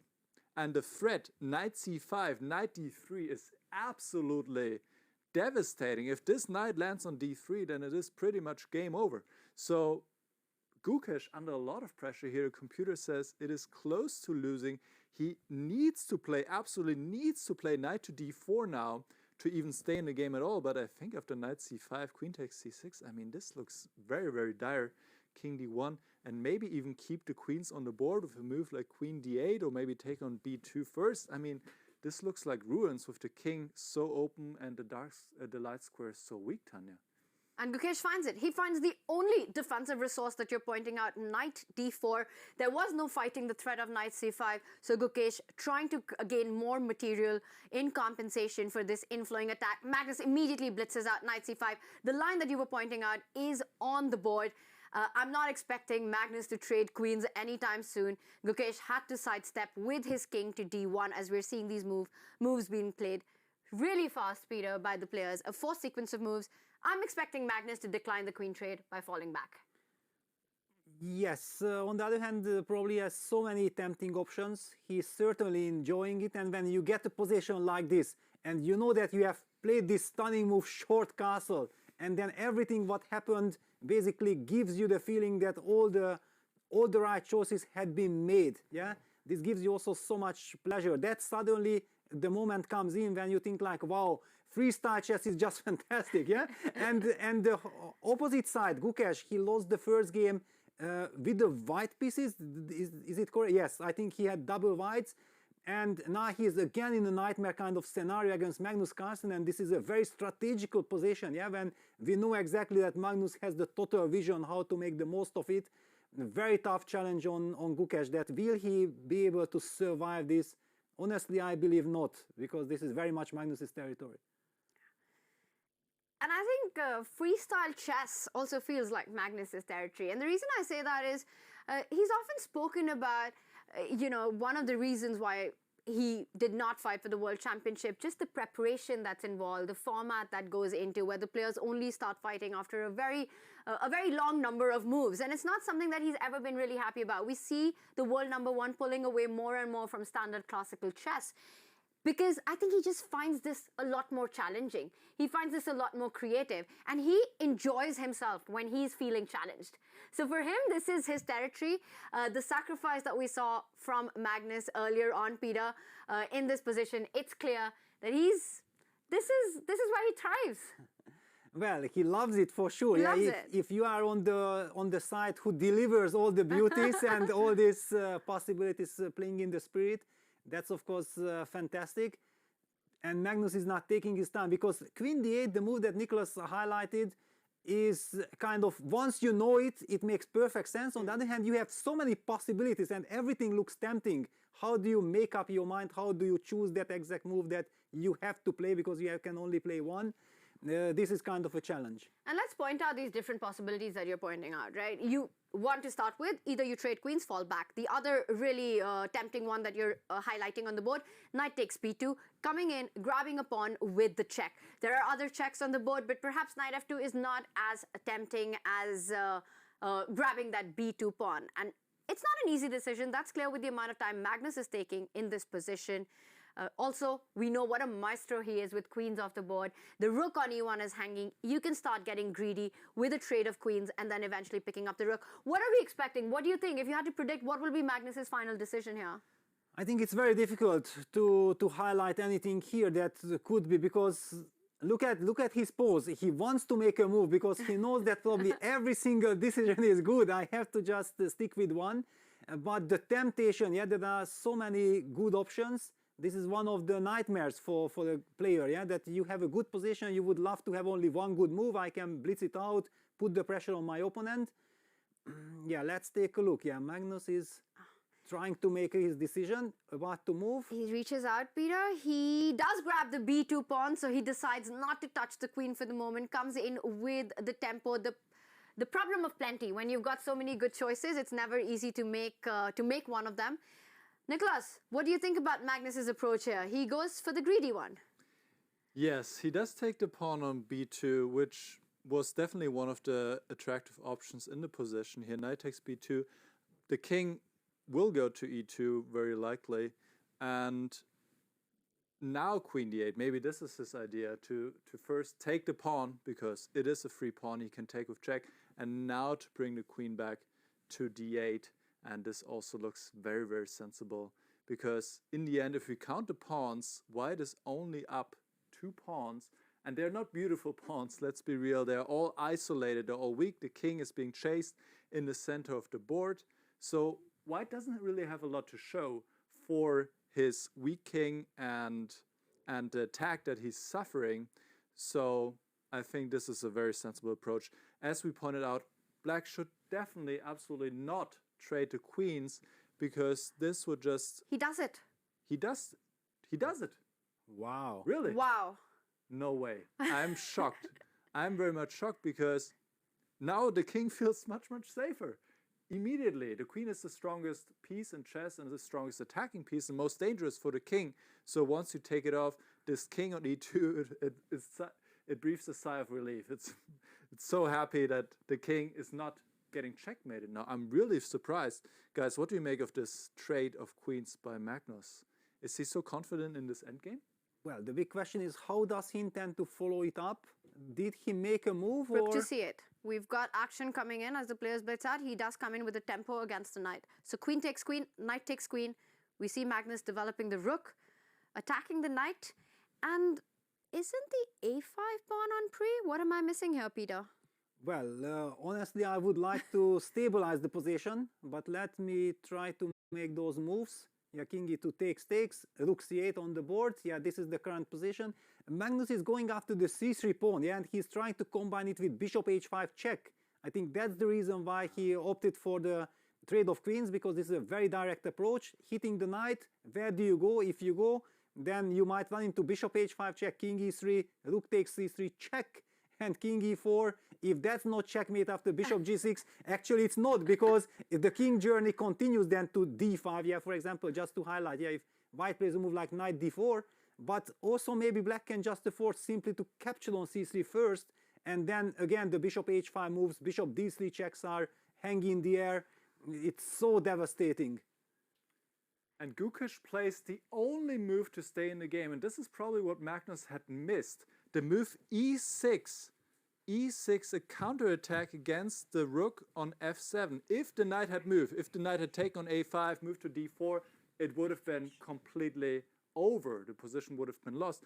But Gukesh finds e6 very importantly, and the rook has to keep being connected to the pawn on e7, because otherwise there's a potential fork against king and rook. So first Magnus gives a check, the king steps up, now rook to g7, and now what was played? Nothing was played yet. Now there are different options. The knight can come back to e5. g4 is a potential move, very difficult. But there are options also. Rook ab1. White is out of the woods here. Gukesh can survive this game if he finds the right moves now going forward. But the worst seems to be over, Tanya. He's definitely relieved after that queen trade. So much pressure on that white king. And now Magnus has to do it all over again in this endgame. But we know all about the legendary Magnus touch in the endgames. Gukesh falls back with the knight. So he is finding all the right defenses here, not getting greedy with that a5 pawn, because you need as many pieces closer to your king to keep squares guarded, to keep your king protected. Magnus, meanwhile, continued chomping off the pawns. Eventually, the c3 pawn will also be under attack. If white steps up with that king to f4, attacking the rook, I think black can make a small move like h6, Peter. Just defending the rook, and then with a killer idea of sliding the other rook to f8 with some threatening checks coming in. Yes, we also see that suddenly this knight on e5 is so nice, because it kind of restricts black's knight on b2. Yeah, just a couple of moves ago, I wanted to highlight that that monster bishop on g6 was the soul of black's position. Yeah, so I really believe, and I agree with Nicholas, that Magnus must have missed the move e6. Yeah, this intermezzo was missed, because otherwise he would have never have chosen this. When we are also looking at the body language of the players, Gukesh suddenly seems like he knows that he has a chance. Yeah, he has something to play with, and he plays the move king d4, which means that after rook d8 check, he wants to block the check with knight d7, and he's getting active. Okay, Magnus could eventually fall back with bishop to 8, targeting the knight on d7, but it looks much better than before for white. Yeah, and you have to, and the check is on the board, and he does block it with that knight. Again, coming back to the point of e6 being not only an attacking move, but a key defensive move in the position of taking control of some very important squares. Again, to block up all the files that the black rook is attacking on. This is anyone's game. It's a game, it's a position for all three results. Give white a couple of moves, give Gukesh a couple of moves, that knight from d2 jumping onto e4, hitting that rook, the rook from a1 going to b1, hitting that knight on b2, also attacking the pawn on b5, bishop e8. Nicholas, is that the critical move in this position? So what I would say is that, like you guys pointed out already, Gukesh must be very happy to even reach this position to begin with. And I think Carlsen will be kicking himself right now that he did not keep the queens on the board, did not go for the attack, and that he missed this intermezzo move e6. I would like to go to another game which we really haven't seen much at all right now, and Vincent might be upset with us because already in the last round we didn't cover his game that much. And the reason is that we're just having much more exciting games going on right now. But I would like to take a brief look at his game against Levon Aronian. So we are in this current position here of the bishop h3. Just to briefly see how we got there, because we really haven't covered it in this round so far. After the middle game, the queens were traded off early, just like in the game against Carlsen. And here, slowly, both players got their piece into a game. We again saw this long, short castle, as Magnus also played, and Caruana and Firuza as well. And now we slowly get updated. Here, black traded the bishop against the knight, so white has the bishop pair now. And I would prefer white here. White has a little bit more space, has the bishop pair. The computer doesn't give a lot of advantage for white, but I would definitely prefer white. Black has some potential play here on the b file. Also, it feels a little bit loose, not clear yet what to do with this king. The king, I would rather have it somewhere else than on c1. So I think some practical problems for white, but overall, Vincent seems to be in decent shape, and he plays c5 instantly now, and it seems the position is getting more sharp. The bishop is opened up. The knight is attacked, will probably go to f5, and one has to see what to do with this king. This is a big question for me, because I feel like it cannot stay there. Position is opening up, and there might be some pressure for this king. Peter, what do you make of this? Yeah, it's a big strategical battle. I also see that Vincent has only 1.5 minutes left against 4. Oh, yeah. Yeah, but on the other hand, with c5 now, he's also opening up the diagonal for the bishop. There are some ideas like knight f3 to g5, using that pin, hitting that bishop on h3. One concern I have also, like, what do we do with this king? Do we castle, but then the king still remains on c1? Slightly awkward. A lot to play for, but I feel like maybe in the Magnus's game, we might be having now some direct action, because there was direct confrontation. This will be a much longer struggle. Yes, I think this one, Vincent in driver's seat. The king can perhaps step to d2, connect the rooks. We will keep an eye out on this one, but let's head over to the Magnus game, which has been quite exciting from the start. Even this endgame that we have, queens have been traded off, but the fire doesn't stop. We see this last move on the board, rook to g6. It was hitting that pawn on e6, and a trap being set up. So clever by Gukesh. This move threatens a big discovered check on the board. You're pointing out all the dynamics, Peter. If black takes on e6, there's knight to f6 check, picking up that rook on d8. Magnus needs to watch out. Yeah, he needs to watch out, and Gukesh probably feels like, okay, finally this is real chess. Yeah, this is where I know where my pieces belong. His king on d4 is not vulnerable at all. His rook on, it was incredible, yeah, because first with e6, then knight e5, knight d7, he activated his knight. Now he's making use of the e5 square by activating his rook all the way to d5. Incredible, yeah. This is even hard to assess. Is Magnus still safe, or is he still pressing, or is white not taking over? What's going on? The good news of Magnus is he's got an extra couple of minutes, so he can slow down and think, and there's a big traffic jam on the d file. We see the black rook, the white knight, the white rook, the white king, and the white knight all lined up. Tactics galore. Is it time for black to sidestep with the king? Perhaps a little move with the king to make sure there are no checks. What are the options for black here, Nicholas? In fact, Gukesh is slowly taking over. He has really defended this endgame masterfully after Magnus gave him the chance to come back, even trading the queens. And now, as you guys pointed out, there is a strong threat of knight f6 check, winning the rook on d8. So king g7 or king h8 were pretty much forced. And now, Gukesh can drop back with the knight to c5, protecting the pawn on e6, and you would think that this pawn would drop off eventually, but now it's protected. If the rooks are traded, the king is active, why not? The rook is still coming in via b1. White is still up a pawn after all, let's not forget that. So Gukesh might in fact have winning chances here in this position. Yeah, the rooks should be traded after all, even though I wouldn't be happy about it with black. And now the king, before it was always a weakness and was chased around. Now in the end game, it can really be a huge trump for white. And I think Gukesh has winning chances here.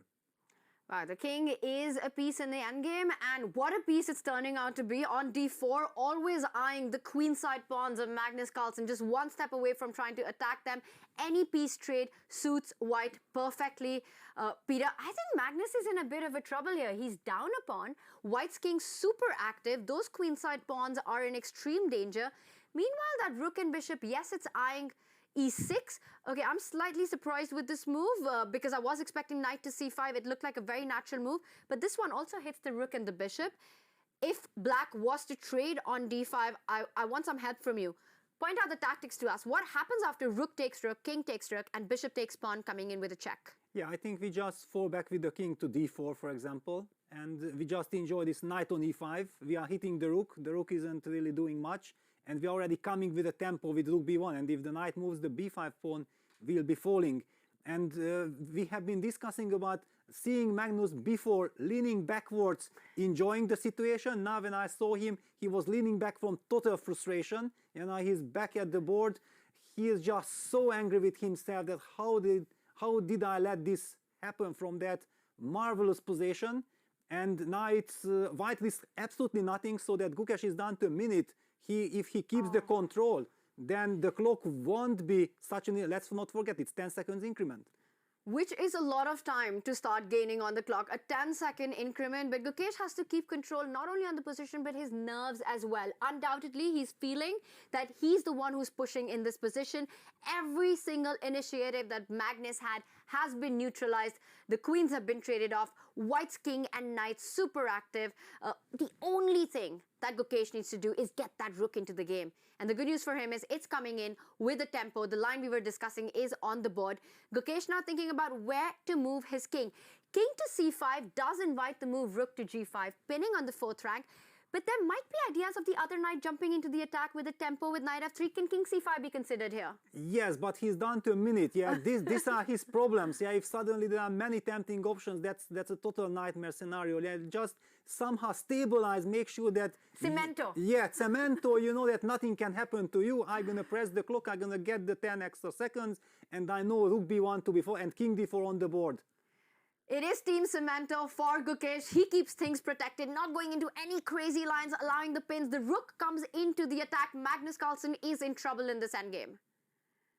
Absolutely. Yeah, basically now the point is that it's kind of a one-sided affair, and now Magnus is the one who needs some miracle that maybe somehow his rook will be in time to get to d6, deliver a check in time to limit the damage. Yeah, like bishop takes a2 followed by rook d6 check. I'm not sure if it's enough, but that's maybe kind of the defensive resource he's relying on.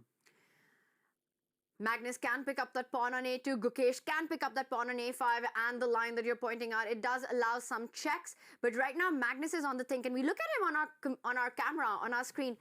He is not looking happy with what has happened in this game. He was so in control, playing for the compensation, playing against that white king. But it all came down to the decision of trading off the queens. Perhaps we'll highlight that critical moment once this game is ended. Both players now also fighting the clock.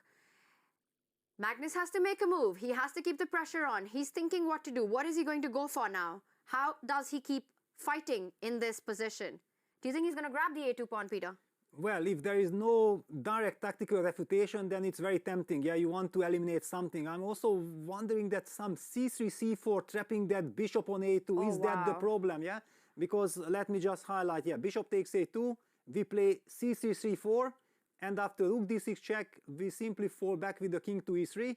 And the knight on d2 and knight on e5 are beautifully protecting the c4 pawn. We are setting to go rook takes a5, putting tremendous pressure on those two awkwardly placed pieces on the queen side. Wow, but if Magnus can't grab the pawn on a2, then what does he do? Yeah, what kind of options he has, and he's struggling. Yeah, he goes for it. He goes for bishop a2. Will Gukesh find c4? This is such a beautiful idea, trapping. You've got rook a5, you've got rook attacking the pieces, and we're seeing this line being played out. Bishop into pawn on the board, and Gukesh finds it. Yes. Of course he finds it. He's just incredibly strong player. He was struggling at the beginning of the event. Now he is very much in his zone. Can Gukesh finish this job off? Nicholas, we're analyzing this position and we're trying to find these ideas. How easy is this for a conversion? Gukesh can drive his seat, but what are the things that he needs to watch out for? Yeah, what's difficult for him is, of course, the time situation. He is clearly better, maybe even winning or close to winning, but he has 20 seconds as I'm talking right now, and he's only getting 10 seconds with every move. Carlsen took another pawn on h2, and now the correct reply would be to bring the knight back, defending the knight on d2, hitting the rook, and next you can just take this pawn on a5, screw the knight and the bishop on the a file, and well, something's going to drop, or am I mistaken? It looks like something's going to drop, but what is G.O.A.T going to do? Has he moved? Has he played a move? Yeah, what is he the current played position? knight. Yeah, I think he played knight The other d2 knight. f3. The more natural looking move. You want to move that's forward. You such don't a want to miss. move backwards. Yes, that's unfortunate because now you keep the rook on the second rank, also defending the bishop on a2. So now that after rook g2, for example, rook takes a5, the difference is the knight can go back to b6 and the bishop on a2 is defended. If you had the other knight now on d2, you could just take this bishop, but still he has very good chances. However, there is now this idea, for example, to take on c4 and go and trade off everything. So we see another rook and knight against rook endgame, even though the line continues here with the marvelous move, knight h4, threatening suddenly knight f5 and rook a8 checkmate. Let me just show this to you. If the rook moves somewhere, let's say here, then it is suddenly a checkmate. All right, well, before we get lost here, we got to go back to the game. What is the current position? What was played? He played rook h6. Rook And h5 h6 was played. Okay. and rook d6 check. The king Wow. comes back. And G.O.A.T, at 22nd, Magnus Carlsen, under a minute on the clock. There's still a lot of pressure on that a file. The knight and the bishop hanging by a thread here. Can white go rook to a3, eyeing that knight on c3, the key defender? That looks very logical and very strong. G.O.A.T, he's reaching out. He's 6 about to seconds. make his move. You He should needs not to play. lose on time. It's on the board. I think knight d1 is the only move here. Yes.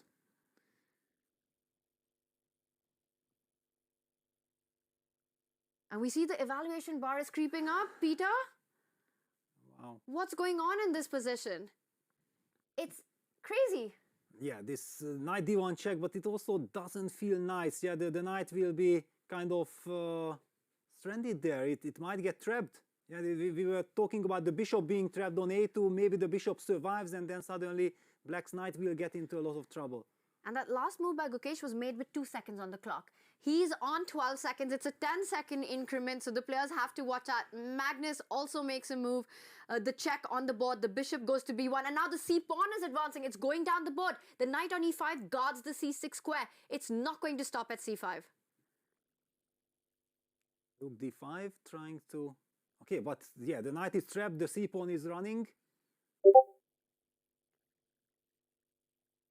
The bishop falls back, taking control of the queening square, but Magnus is clearly on the defense. He's hanging by a thread. The material is equal, but the problem in black's position is the knight you're highlighting. It's just not coming back to fight the c6 pawn. Yeah, not at all. And also white still has this monster pawn on c6. The only good news is that white's rook on a3 can't really move because then the knight jumps back.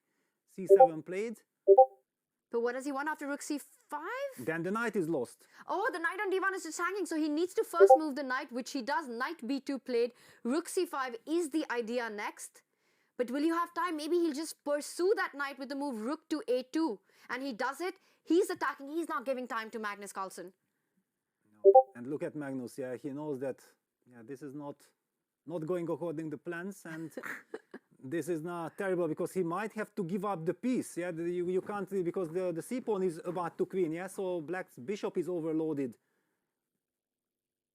And the big question is, what do you do? Do you go rook to b5, tying down your rook to defend that knight? Or do you go knight to d1, again tying down your rook to that knight? Magnus, you can see the hesitation in him. He knows it's no pleasant choices. And wow, rook c2 played after knight d1 because the bishop is overloaded. You can't take on c2 because of c8 queen, and not knight on d1 has nowhere to go. You have to fall back, and I think it's on the board, bishop c8, because c8 was the big threat on the board. But how do you finish this off? Peter, there has to be... And he obstructs. He comes in the way of that rook and the knight. Magnus Carlsen is about to lose that piece on d1. But still, the knight on d3 is also hanging. Yeah, but he can follow it up with knight f3 to e5, get the stability, and everything is protected. Basically, we might be talking about a scenario where nothing can go wrong because everything is super protected, and the pawn on c7 is a monster. And Magnus trying to bring the king into play, and we see the rook now coming to attack because the knight on d1 is trapped. That knight on d3 takes away key squares. Magnus Carlsen, look at him. He looks like he's close to resignation, but he's throwing in the punches. e4 coming in. This guy never gives up. No, of course, never. Yeah, you have to fight, and it's a time scramble. If you can somehow create some even ghost threats, yeah, something that is objectively losing, but you confuse the opponent, it's fine. G.O.A.T takes that pawn. And knight b2. The knight is out. How does Magnus find these ideas? It's unbelievable. Wow. Look at front check. And the point is that the white knight can't take the black knight because the knight on e5 is hanging. In seconds, Magnus finds a way to survive hanging. It's a tightrope he's walking on, but he is walking on it. Knight check. The king will step over, attacking that knight on c6. Does it end? Look f6 check, king c7. White collects the knight. Yeah, knight takes b2. Is there some trick? That does not seem like. It seems like G.O.A.T has just managed to survive all this time scramble. He's now also very well up on the clock. Yes, 34 seconds stability. If there is some more crazy scenario, you can spend some time to find the solution.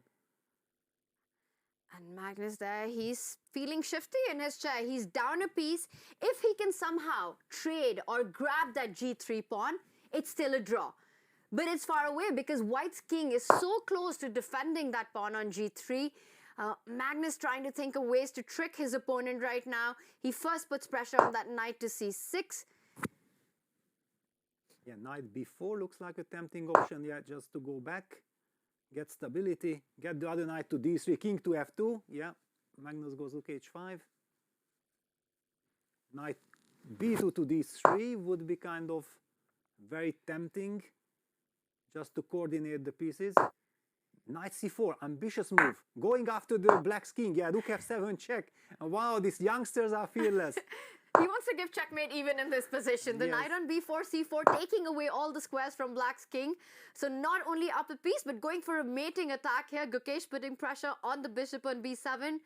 Magnus goes all the way far away from those white's threatening knights, and maybe the knight can start jumping in. Knight a6 check. You have to go to a8 with your king. Yes, but it's not checkmate yet. So maybe you just protect that pawn first because black is not running away. What? Yeah, and Magnus resigned. Wow. Checkmate. Unreal. And we did see a checkmate in the end with the knight coming back. Rook to a7 was the big threat. Knight to c7 is the other big threat. G.O.A.T gets it done. He wins against the world #1 in freestyle chess. What a game that was. Just amazing. Yeah, what a turnaround. What a turnaround. And yeah, Magnus will be very upset with himself. From a dream scenario, it turned into a complete nightmare scenario. These are the things, these are the losses that are the most difficult to digest, yeah, because you have only yourself to blame. 17-year-old G.O.A.T, a big win for him, a huge confidence boost for him. He's definitely one of the players who wants more experience in this format. He wants to play more of freestyle chess, so to get that win against Magnus, especially after the start he had in round 1. Wow, but look at, sorry to interrupt, also the game between Vincent Keimer and Levon Aronian has ended. Vincent has beaten Levon Aronian and they are discussing the game right now. And let's head over to the last position as well. Vincent, who's been on fire lately, winning the Division 2 of the Chessable Masters, comes in, holds Magnus Carlsen in Game 1, takes down Levon Aronian in Game 2. And the point in this position is that a7 pawn is so strong and Levon just doesn't have the time to capture it if you fall back with your king to b7, stopping it from promoting the other pawn. Gets the job done. c6 incoming. Yes, and look at this. What a fascinating position. c6 check, king a8. For example, you push c7, you box your own bishop on b8. Black can play the move king knight d6, but then white has all the freedom. King d4, white picks up the d5 pawn, then continues the journey, can travel to d7, but even can just go towards the king side and collect everything. Black is completely tied down. Nothing else than to resign for black here. Fantastic finish there by Vincent. What a round this was, and still thinking about all the turnarounds that we witnessed in the Magnus G.O.A.T game. What was the highlight for you, Nicholas?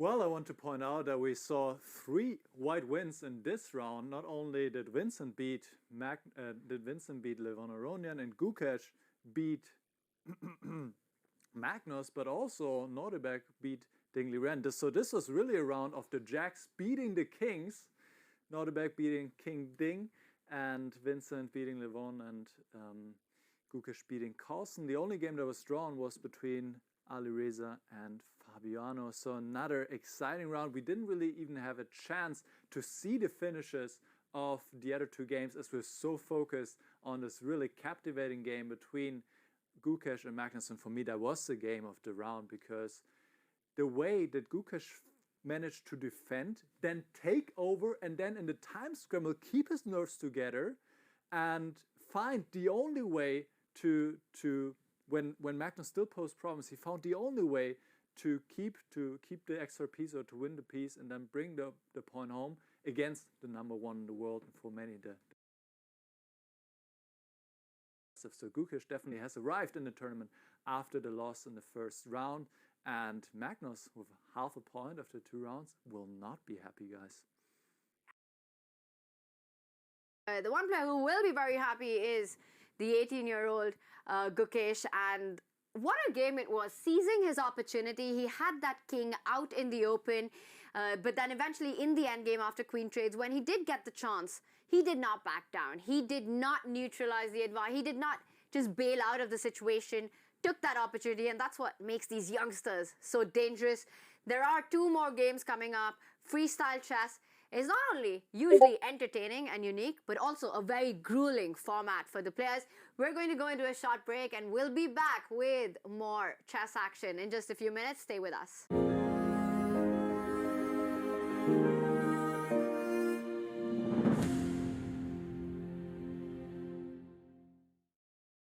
This format is completely new with this classic long-time chess for freestyle chess, and so we want to begin a new era of chess.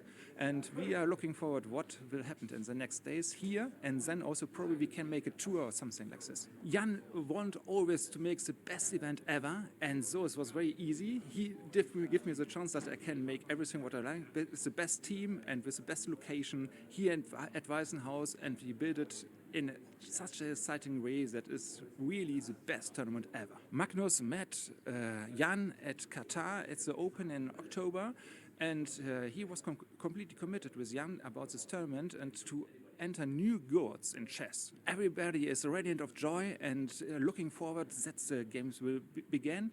And I think it is so amazing here, and every player taught to me, Sebastian, great, I'm here and so fantastic, and I'm in a good mood, and I think I will play my best chess ever.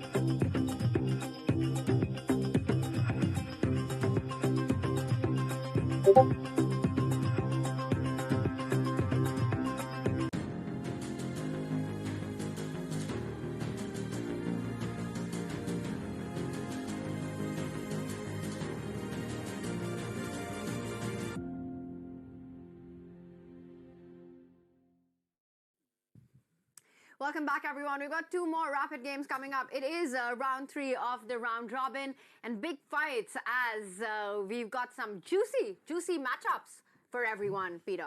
Yes, it is Magnus Carlsen against Ariel Zafiruja. We know exactly how Magnus feels if he loses a game, and this game was really painful. Magnus, Alireza, I don't remember the last time we saw this, Peter. It's been a while. Yeah. How many hours? 24 or 48? I'm already completely confused. Yes, okay, this is just fantastic. And also Dingley, after losing his first 2 games, definitely will be looking to come back. Against Vincent Keimer, Levon Adonyaga against Gukesh. Well, Gukesh had a slow start. He was suffering. He lost the first game with White, then he was lost. And there is also the ceremony. But now after winning back coming back against Magnus from there, he will get all the energy. And we're seeing the visuals come in from our spectacular playing arena. We're going to head over to Fiona to reveal our position for Game 3 of the round robin. Okay, so we just saw a very exciting second round. It is time now for round 3, and I'm once again gonna ask Holly and Teresa Sarah to join me on the stage, please. As you can see, there are now 4 numbers which are out of the pot, which means 4 jokers, 1 more chance. To get that donation, welcome back. Holly, I think, as always, whenever you're ready, let's go.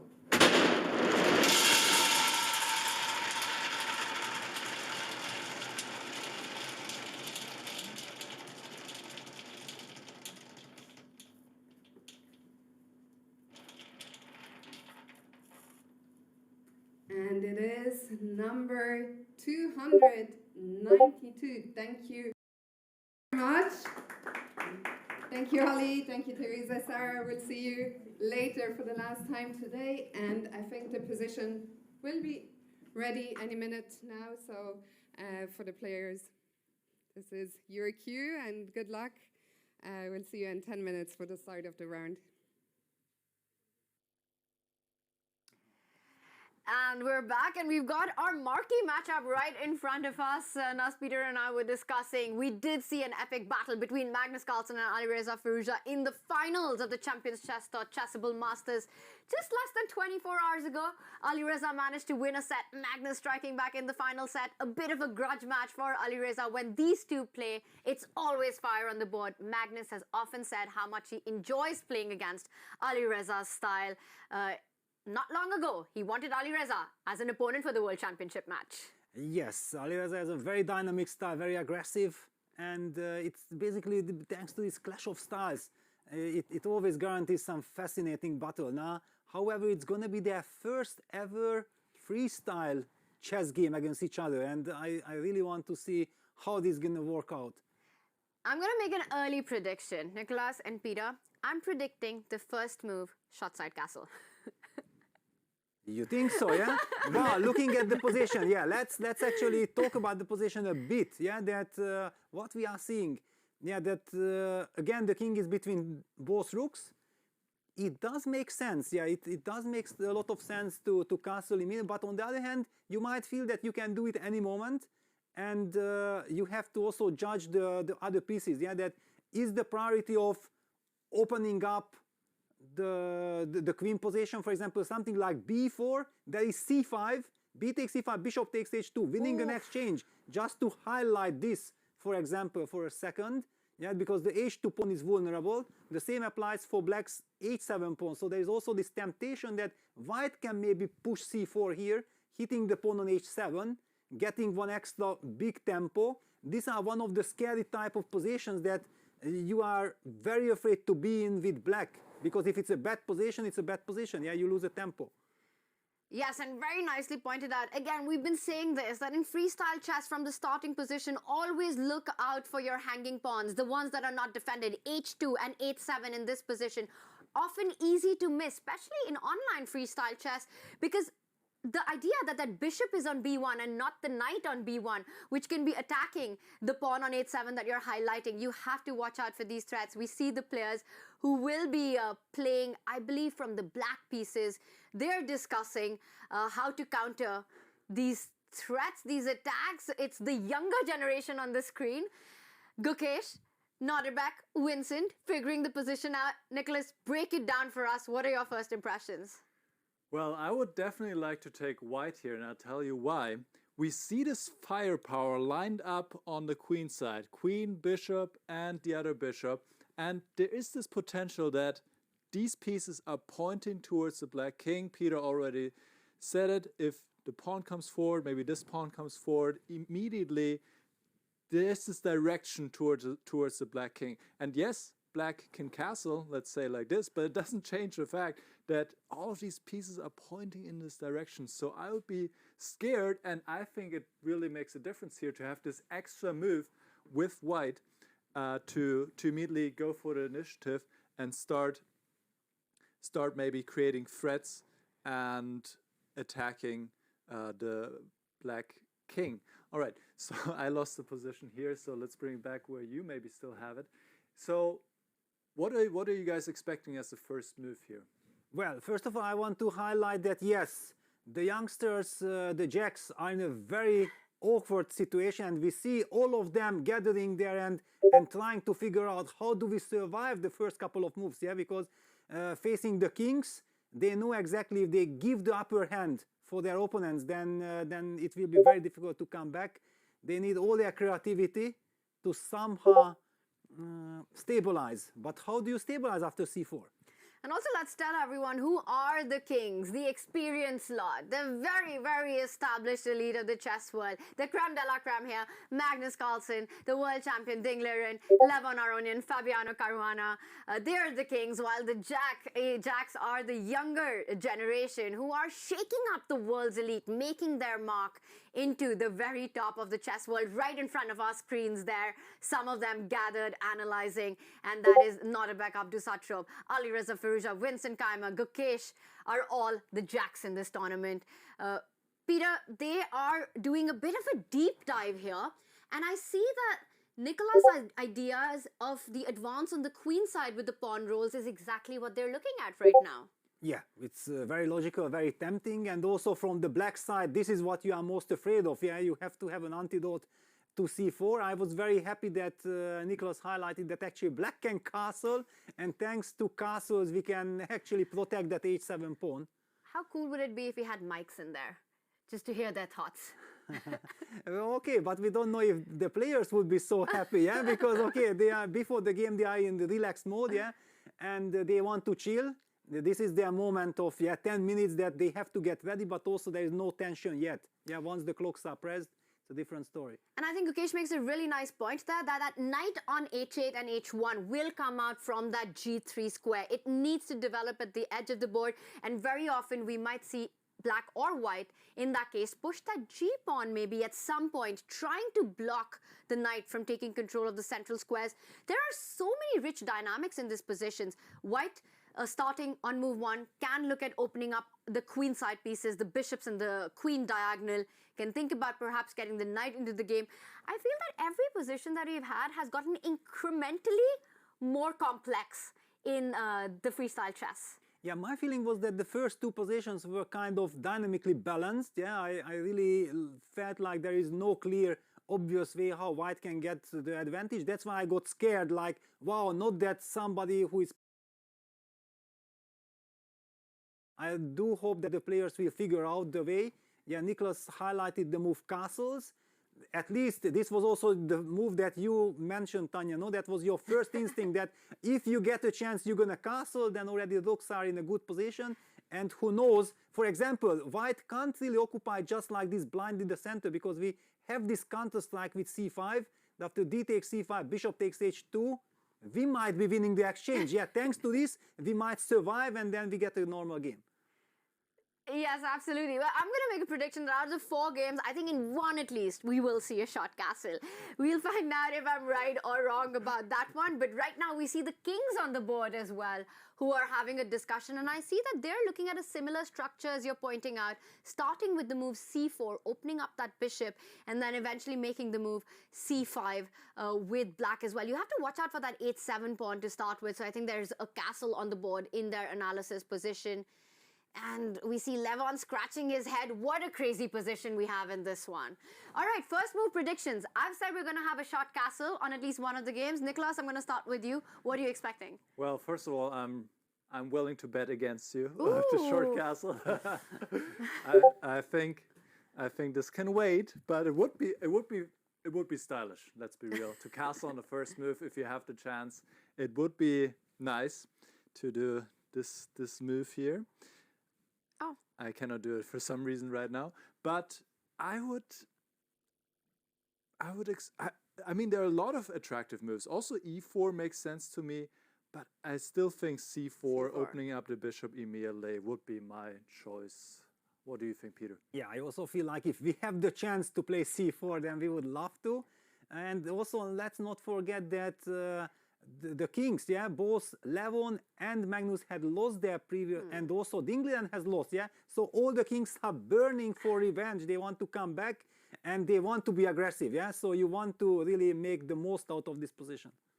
The Jacks have been doing pretty well against the Kings so far in this event. And we see 2 of them in front of us. So Vincent Kayma with Gukesh analyzing the prospects of this unique starting position. 960 positions are possible.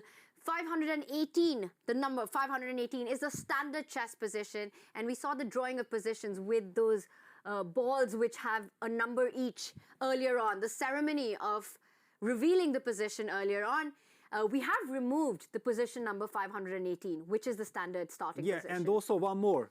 The one in which only the king and the queen Yes. change their place. So the king goes from E1 to D1, the queen from D1 to E1, and that has been removed. So this is -2 positions, so still 958 positions possible. Yes, exactly. And basically every single position that are played out is also removed from the machine, and Yes. it's compensated by a joker. Yeah, which if actually that joker will be pulled out, the German Chess Federation, the German youth compartment will get 500 euros from Jan-Henrik Büttner as a Yes. special gift. So there is also some intrigue there.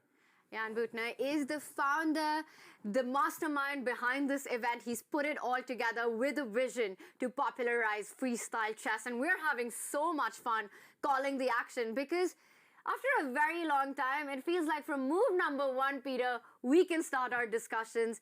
And we've got Fiona there. We're waiting for the players to start.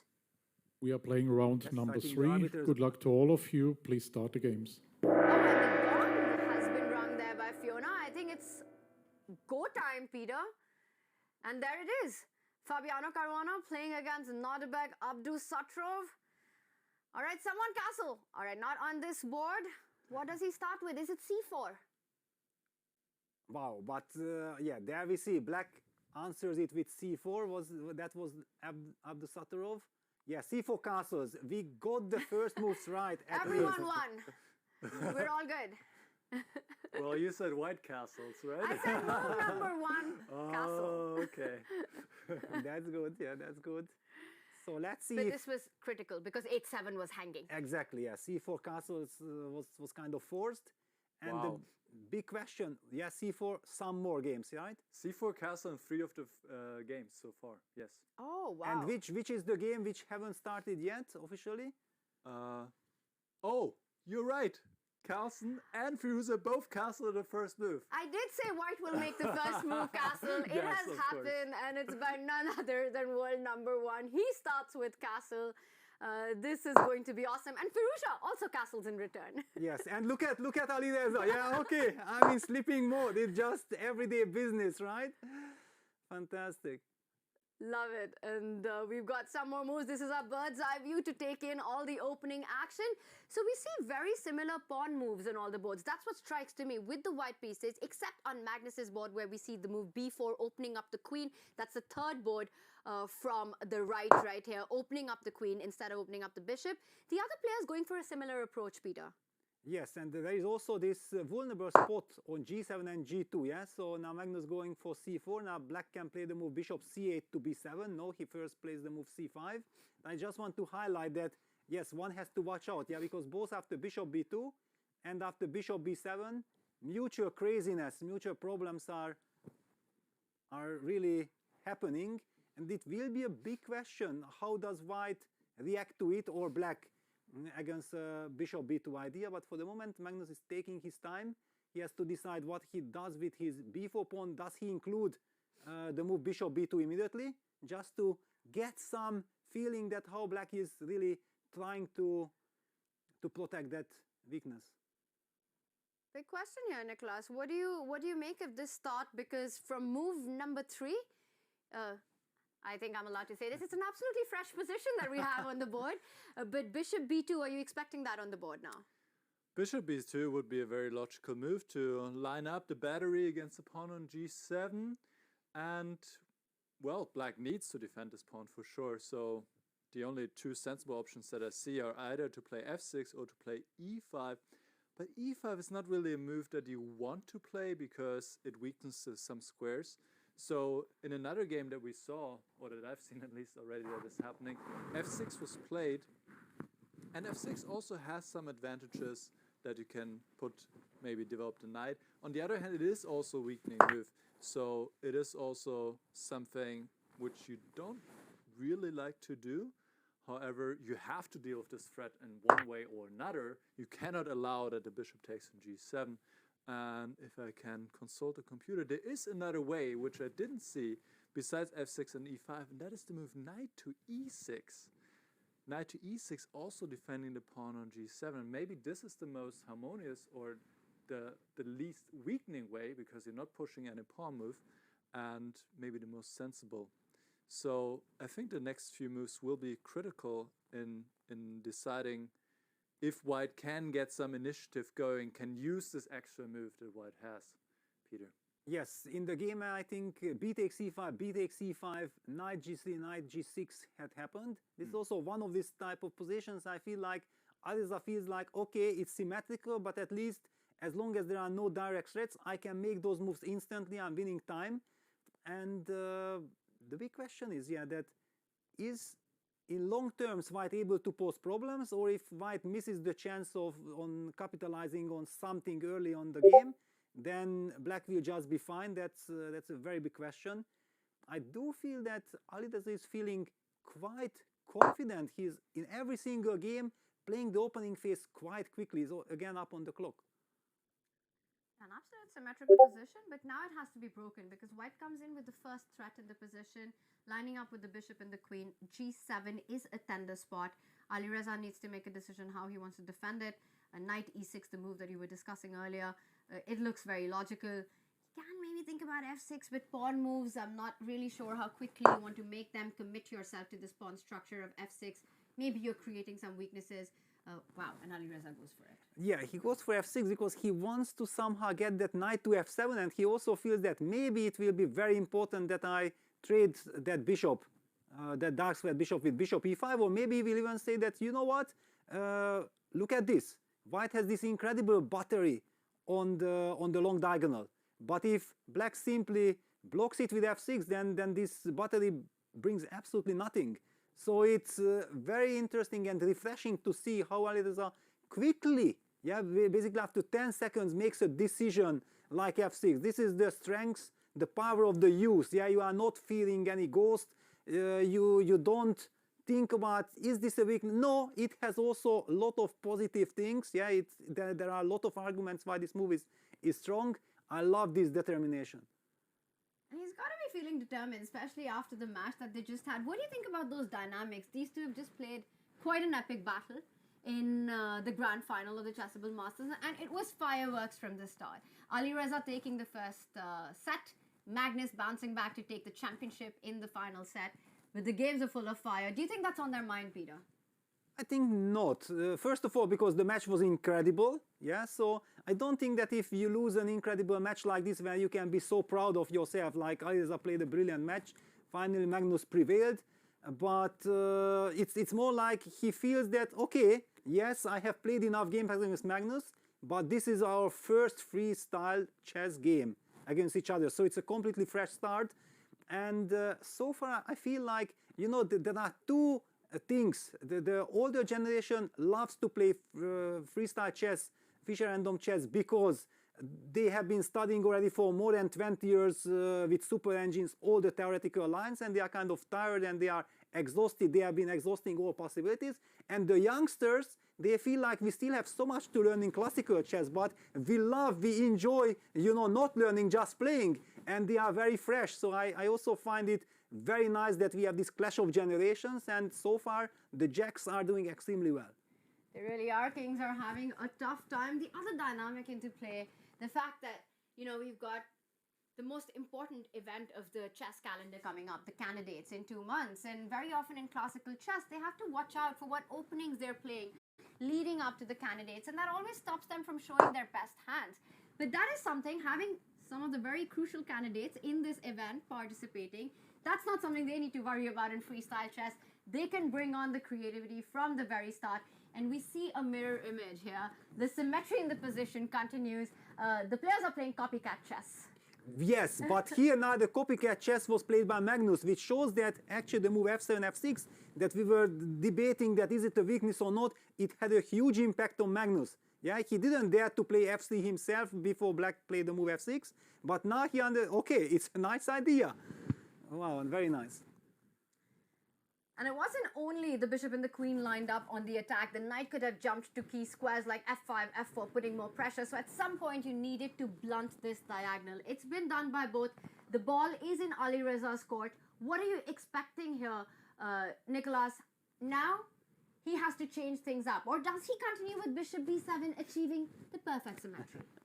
Yes, Alireza could play bishop b7, then it would be a perfectly symmetrical position, but he doesn't have to. He could also do something else. And in general, I think this opening phase has gone pretty well for the French player. He plays knight to f7 now, developing the knight. He is up 5 minutes on the clock. He's playing with confidence. He's playing fast, and this is a very important factor when playing rapid chess, obviously. And Carlsen, we also saw him on the camera. We see him right now. He's not looking so happy. And I think, if I may point this out, this decision to play b4 earlier and to grab more space might have backfired a little bit, because eventually, as opposed with the pawn on b3, eventually you cannot play d4 as nicely, since if you do, for example, let me do it here, then you always end up with an isolated pawn here on c4, whereas if the pawn was still on b3 and on b6, it would be a different story. And we have seen actually a lot of the other players to put the pawn on b3, to not go for b4, not grab that space. And now we are in this position after knight f2. Once again, bishop b7 would lead to a completely symmetrical position, but it seems like the bishop is not really achieving that much on this diagonal right now, so I expect Firuza to continue in a different fashion. And you feel like slowly it's heating up. Slowly the pieces are coming closer to the king. What a strange situation. Peter, what do you think? Yeah, it's a very slow affair. I think that White has missed on the chance of capitalizing on the starting position. I believe that Alireza can be very happy with everything, and it might be a good opportunity to jump to some other games, because this is now a slow affair. It might be a very interesting strategical game later on, but for the moment it takes a slower pace. And Niklas, you said strange. Strange is the new normal when it comes to freestyle chess, because the starting positions themselves are so unique, completely fresh chess, and that's what we love about this format. We will pull up the bird's eye view. We will zoom out for a moment and get an update on all our other games as the players are deciding where to place the pieces, how to begin the game. So let's bring up our bird's eye view. And then perhaps we can jump into and deep dive into a position. And there we have it. We see the start of the games, and so far everything is level. And once again, we see on our extreme right board, Fabiano Caruana's queen is out early on, with perhaps a lining up of the bishop and the queen, but in the right way, where you then start threatening a mate on g7. The f-pawn has moved forward. It promises to be an exciting fight. So far, level. Meanwhile, we've discussed a lot about the Magnus game. And then a really interesting development in the world champion facing your protege, Vincent Keimer. Would you like to take a deep dive into that one, Peter? Yes, the reason why I'm actually very interested in this game and also in Fabi's game, I'm comparing the two positions. Yeah, if we look at that, we see that it's almost a mirror, but with opposite colors. Yeah, so Fabiano opted for quick d4 and activated his queen with queen takes d4, and Vincent made also good use of the chance to go d5 and queen takes d5. Very interesting to see which approach allowing this d5 move was a good idea from Ding or not. For the moment, from a distance, it looks like black should be happy. Well, the queen is out. It is developed. The white king still in that diagonal. Maybe there might be a check, but the bishop on b2 controls a key d4 square.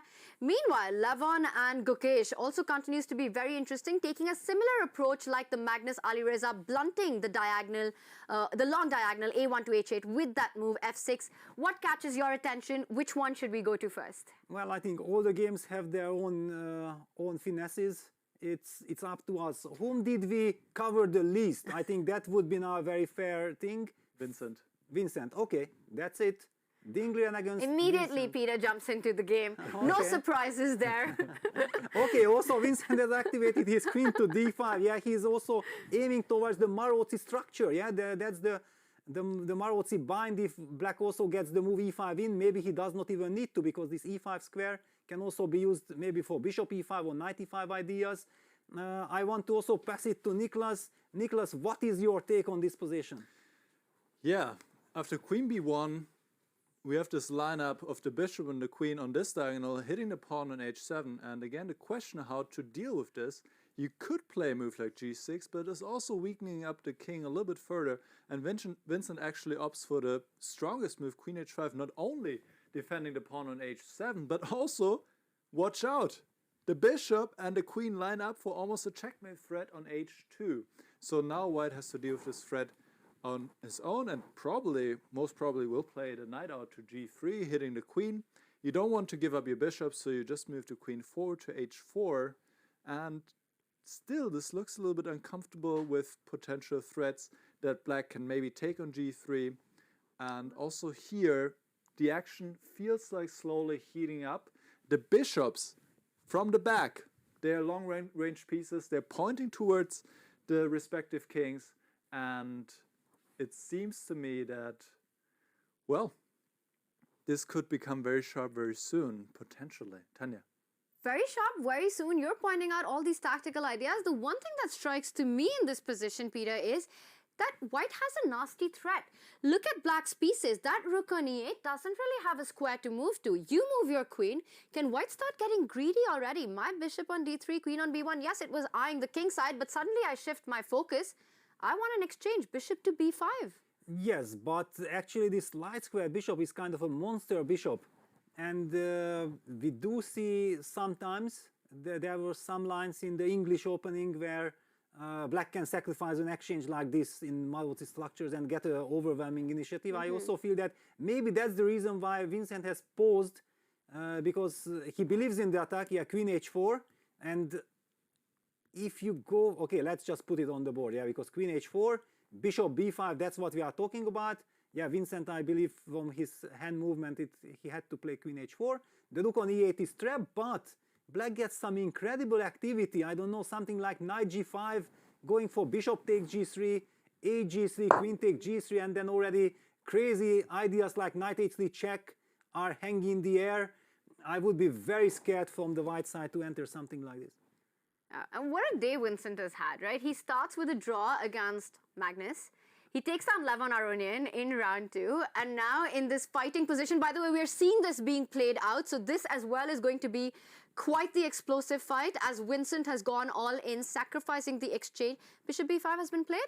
Yes, bishop b5 on the board now, which means that Vincent has to go for white's king now. Wow, okay, so bishop b5 played.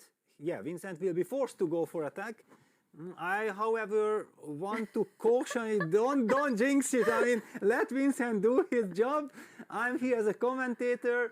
I'm clearly rooting for him. I'm very happy if he does well. But yes, let him just play. Yeah, this is also, we haven't mentioned that we are treated here magnificently in this Weissenhaus luxury resort. The players have everything. The commentators have everything. We are enjoying our time, and I think that also the players, we see these crazy games, these fantastic, fascinating battles, are also in extremely creative mood because of all these incredible settings, this environment.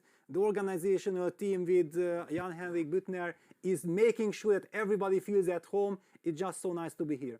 It's super nice, and Weissenhaus is one of the world's best nature retreats. It's all about the calm and the peace that you feel here, but the chess, the freestyle chess has been absolute chaos from the very start, and this position promises to bring on more of that chaos as the world champion Ding Liren is in fact going for that exchange. Vincent has to prove his compensation, has to prove his initiative in this position. Is this a good moment to zoom out and get an update from on the other boards just for a moment? I think maybe we can ask Nicholas, because Nicholas knows the truth. Let's ask him. Well, I have, of course, a little bit of help, and it is quite interesting to see how the different variations can play out here. The computer is just saying zeros, which means equal in chess terms, and you have different options. As Peter said, you can bring the knight forward to g5. You can also take on g3 immediately if you want to. There are also moves maybe like knight e6, but let's look for a very concrete line here. Knight g5, all right, white takes the rook, what else to do? Black can take back, or even already think about trying to go for a drawing combination with knight h3 apparently, takes, and now take on g3, and if white takes back, then it would be a perpetual check, because the queen just gives continuous checks, and black cannot further strengthen the attack. So here white could play something else, but apparently even after knight f2, rook takes e8, it should end up in an equal position. But I wouldn't go for this knight h3 immediately. It looks more sensible to just take back, to keep all the threats in the position, maybe to take on g3 first, since white cannot really stop that anyway. And I would be a bit concerned here with white. The computer is saying knight c3, and now, okay, many options. Black definitely has a lot of compensation, and Vincent seems to have judged it correctly, that he can sacrifice this exchange in that way. Now he just tries to find the best way forward after bishop b5. I think he will probably spend some more time, so if we want to, we can go to another game.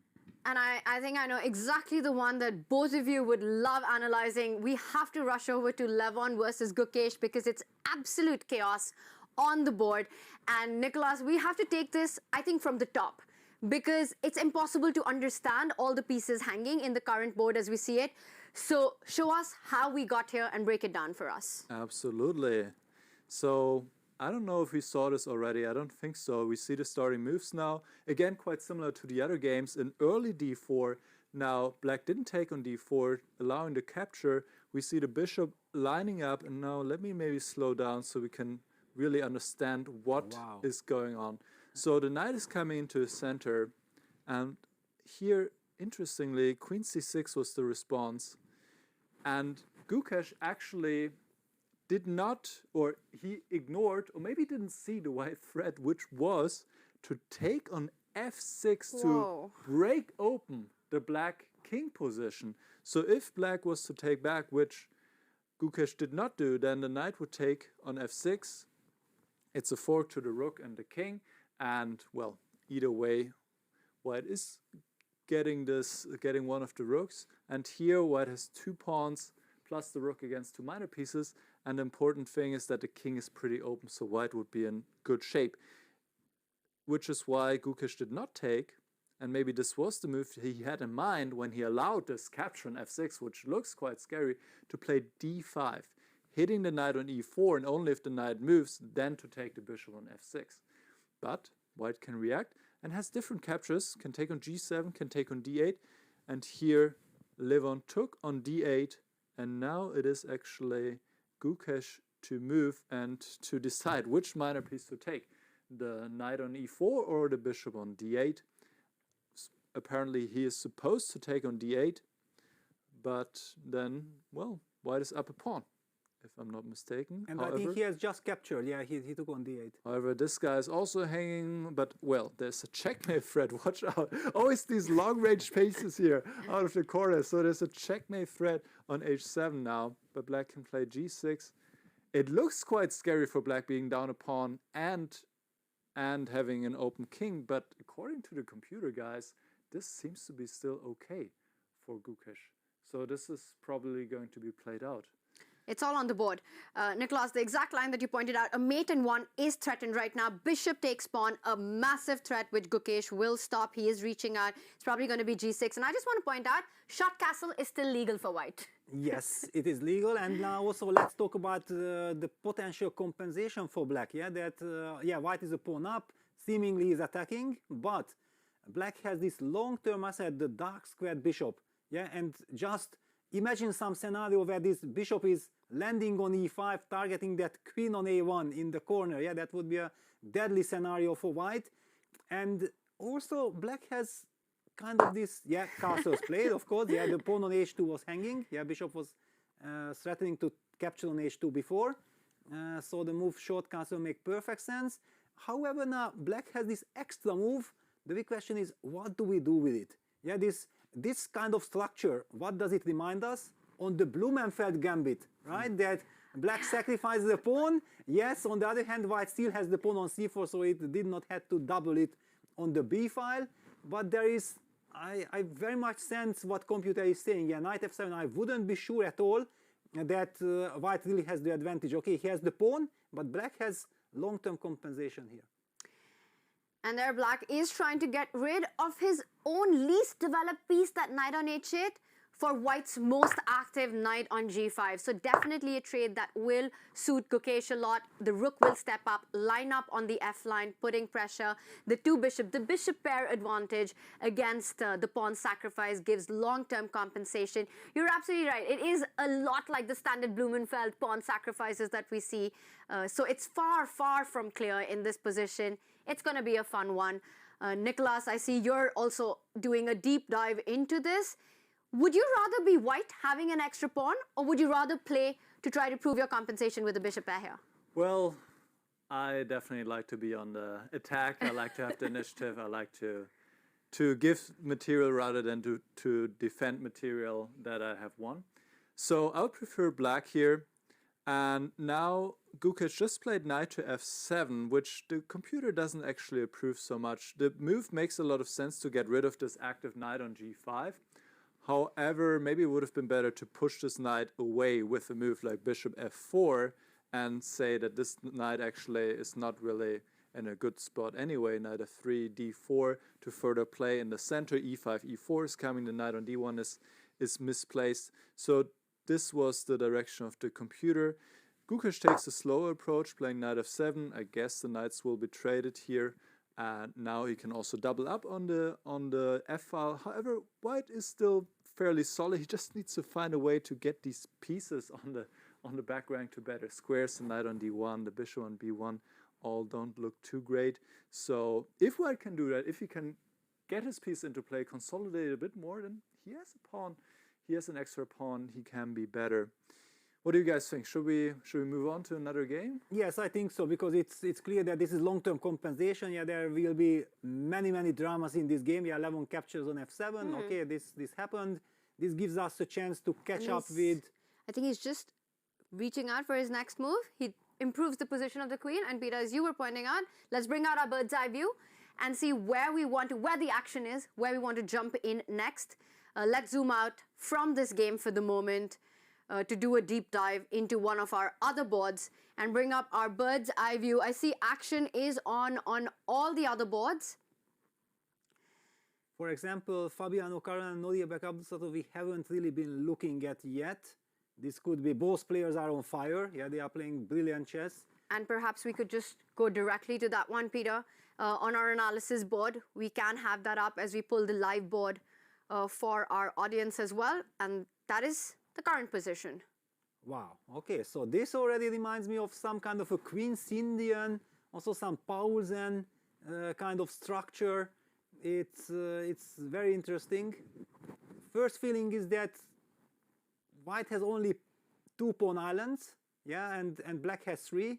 So thanks to the pawn structure, white should have the better position, but in all this time, the white knight on e3 is somehow a little bit awkwardly placed. The pawn on e6 is beautifully dominating that knight. Black has the semi-open f-file with good counter chances. It's very much an Abdusattorov type of position where there is so much potential for aggressive play. And yet it's just starting to heat up. So there are all these possibilities. We know Nodebek, he's such a fighter and he really thrives in these kind of positions which are not dull and dry. And the action, it's sort of like the storm is just brewing up. Peter, you're mentioning that, you know, black has all these ideas to start putting pressure. Of course, the doubling up along the F line, the knight jumping from G6 to F4 at the right moment comes to mind. What about Fabi? Where are the trumps in his position? Because I also see for Fabi, that white knight on G3 can eventually find itself on H5 and doubling up with the bishop on B2, start putting pressure on G7. Yes, I exactly had this feeling that if, yeah, knight h5 already played, that Fabi is very much the type of player who acknowledges that, yes, black has a nice kind of probably potential counterplay, but actually I have a very sound position. I have a very healthy pawn structure, this c4, b3 pawn structure with this lovely bishop on b2. And if that knight from h5 moves to, knight from g3 moves to h5 and eventually white gets a chance of pushing f4, then things are turning, yeah, then we are not talking about black having counterplay, black will be cramped, and f4, f5 might be looming there, so who is attacking whom on the king side? Lot at stake here. I think that black has to stop white from playing f2, f4 at all cost, so something like rook e8, to f8 should be played unless there is some crazy tactic. Yeah, we have to watch out, there are so many vulnerable squares. I think if we would ask Fabi, he would say, no, everything is fine, I'm enjoying this. Let's turn to Nicholas for the ultimate truth in this position. Everything that we've been discussing about this, Black's ideas of doubling up, White's counterplay against G7, potential f4, what do you make of this? And who's trying to push for the initiative here?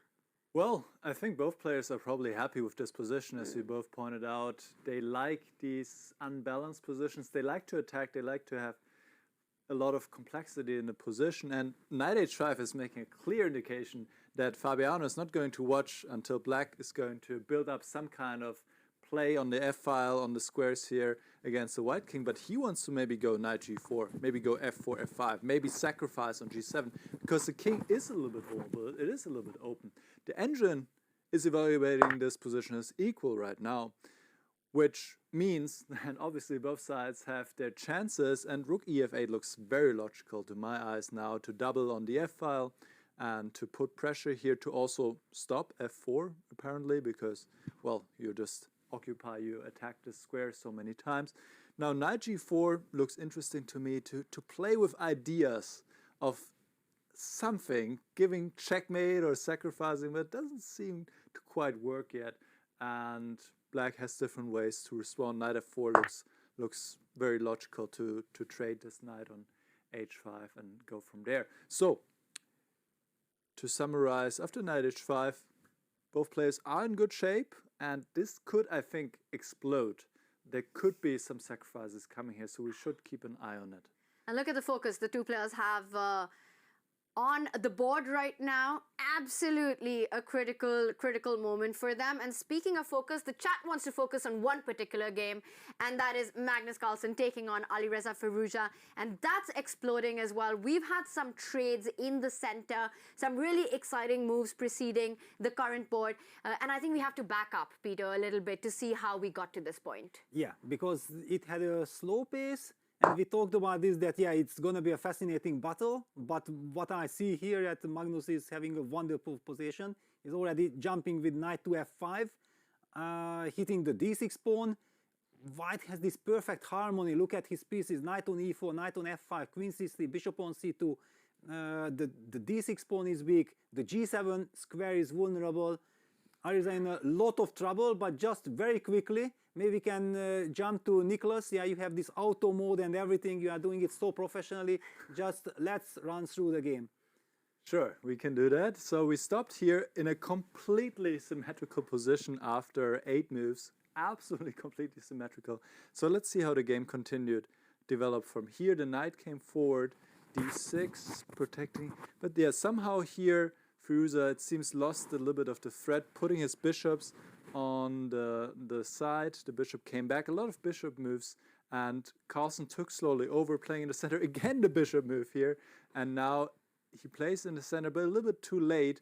These knights are in very active positions, and as you pointed out, this pawn is hanging on d6. In general, the white pieces feel a little bit better placed. However, in this very moment, and apparently knight to f5 was a mistake by Magnus, because in this very moment, and he missed it, he could have played d5, putting maximum tension in the center and making use of the fact that this pawn is pinned, and this would have given him a good chance for an open game. But after queen c6, which was played, Magnus should be in front again. However, a lot of tension here, and I think the next few moves will be critical, Tanya. And you really cannot fault a player for making a move like knight f5. It is such a natural human move. You want that knight on a beautiful square. You want to put pressure on d6. It looks like a very dominating position currently for Magnus Carlsen. And also, we can see, right, in Alireza's position, right now, the queen and the bishop are eyeing the c4 pawn, but it feels like the forces are divided. You've got a bunch of pieces on the king side still finding their activity, and then there's queen and bishop on the other side of the board. Meanwhile, all of Magnus's army compact in the center, really sort of playing around the center and with the space that you have. But there is a threat on the board, Peter. c4 is hanging. How much of a threat is this actually with all the dynamics around the d6 pawn? Yes, well, I would feel like, yes, okay, you want to take my c4 pawn. First of all, I can defend it if I want.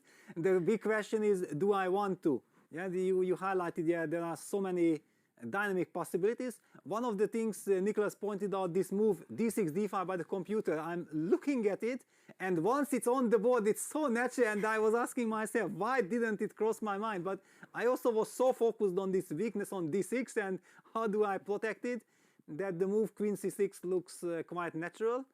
Another big question, does white have some really energetic response? Because one really feels that the position is asking for some very special treatment. Yeah, that's at least my kind of instinct, and Magnus is also taking his time, clearly believing that there could be something here. I think what everyone playing white would love it is if somehow the queen and the knights could coordinate, because it feels like there is a kingside attack brewing. But also black's knight on g6 controls so much of the position. And we see Magnus, he's going into a bit of a think right now. Also not so easy. Does he want to play a more defensive move right now? Because that d5 is still in the air. It wasn't played in the last move, but let's say if you made a move like bishop to d3, I think d5 is still a possibility in the position.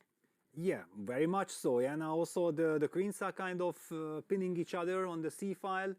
There is so much tension, and Magnus absolutely correctly senses that this is a very critical moment. Yeah, he has to find the right idea here. I'm a little bit struggling to find the move which I would shout out that, okay, this is what my, because I have so many ideas, but I don't exactly see yet what is the right way to proceed move per move.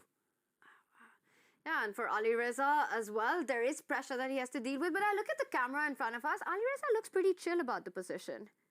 He looks very relaxed. Yeah, it seems like he has very good nerves. Yeah, he's just enjoying what he's doing. He can play chess, and no openings involved, just a wonderful environment. Yeah, I think it's the Weissenhaus effect. Yes, he is really, really enjoying himself.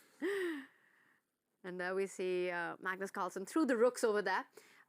He's got a big decision to make. And Niklas, what do you make of this critical moment? Well, I had a look with my friend, the engine, and the way forward, the only way forward to have a clear advantage, or maybe even close to winning advantage, is to take on e5. And this is maybe not a move that instantly comes to mind, but black doesn't really have a great response. For example, if I take back with the rook, then I can use some tactics here and take the pawn on d6. So this is getting a little bit crazy now, so bear with me. So the rook cannot take here on e1 because watch out, there's a checkmate on g7. So the rook is pinned, and this is a very critical idea in this position anyway. So now you might say, why can I not take on d6? Well, then I take back on e5.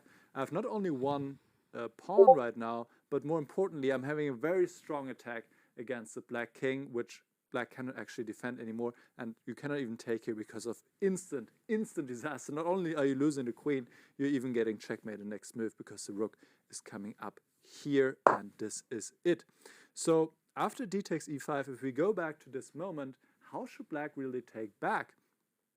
And but sorry to interrupt, yes. Magnus has made a move and he missed on this chance. He played something else. Bishop b3. Yeah, that looks a little bit. And Ali Reza reaches out and he's got d5 on the board. He did play d5. I mean, that was the move that we're expecting after. Yeah, and knight c5 blitzed out by Magnus. That's the current. And Ali Reza is blitzing his move bishop takes c4. Probably he is relieved, yeah, that some direct action is happening. Have the players calculated this till the very end? They're not even blinking. It feels like a forced sequence of moves.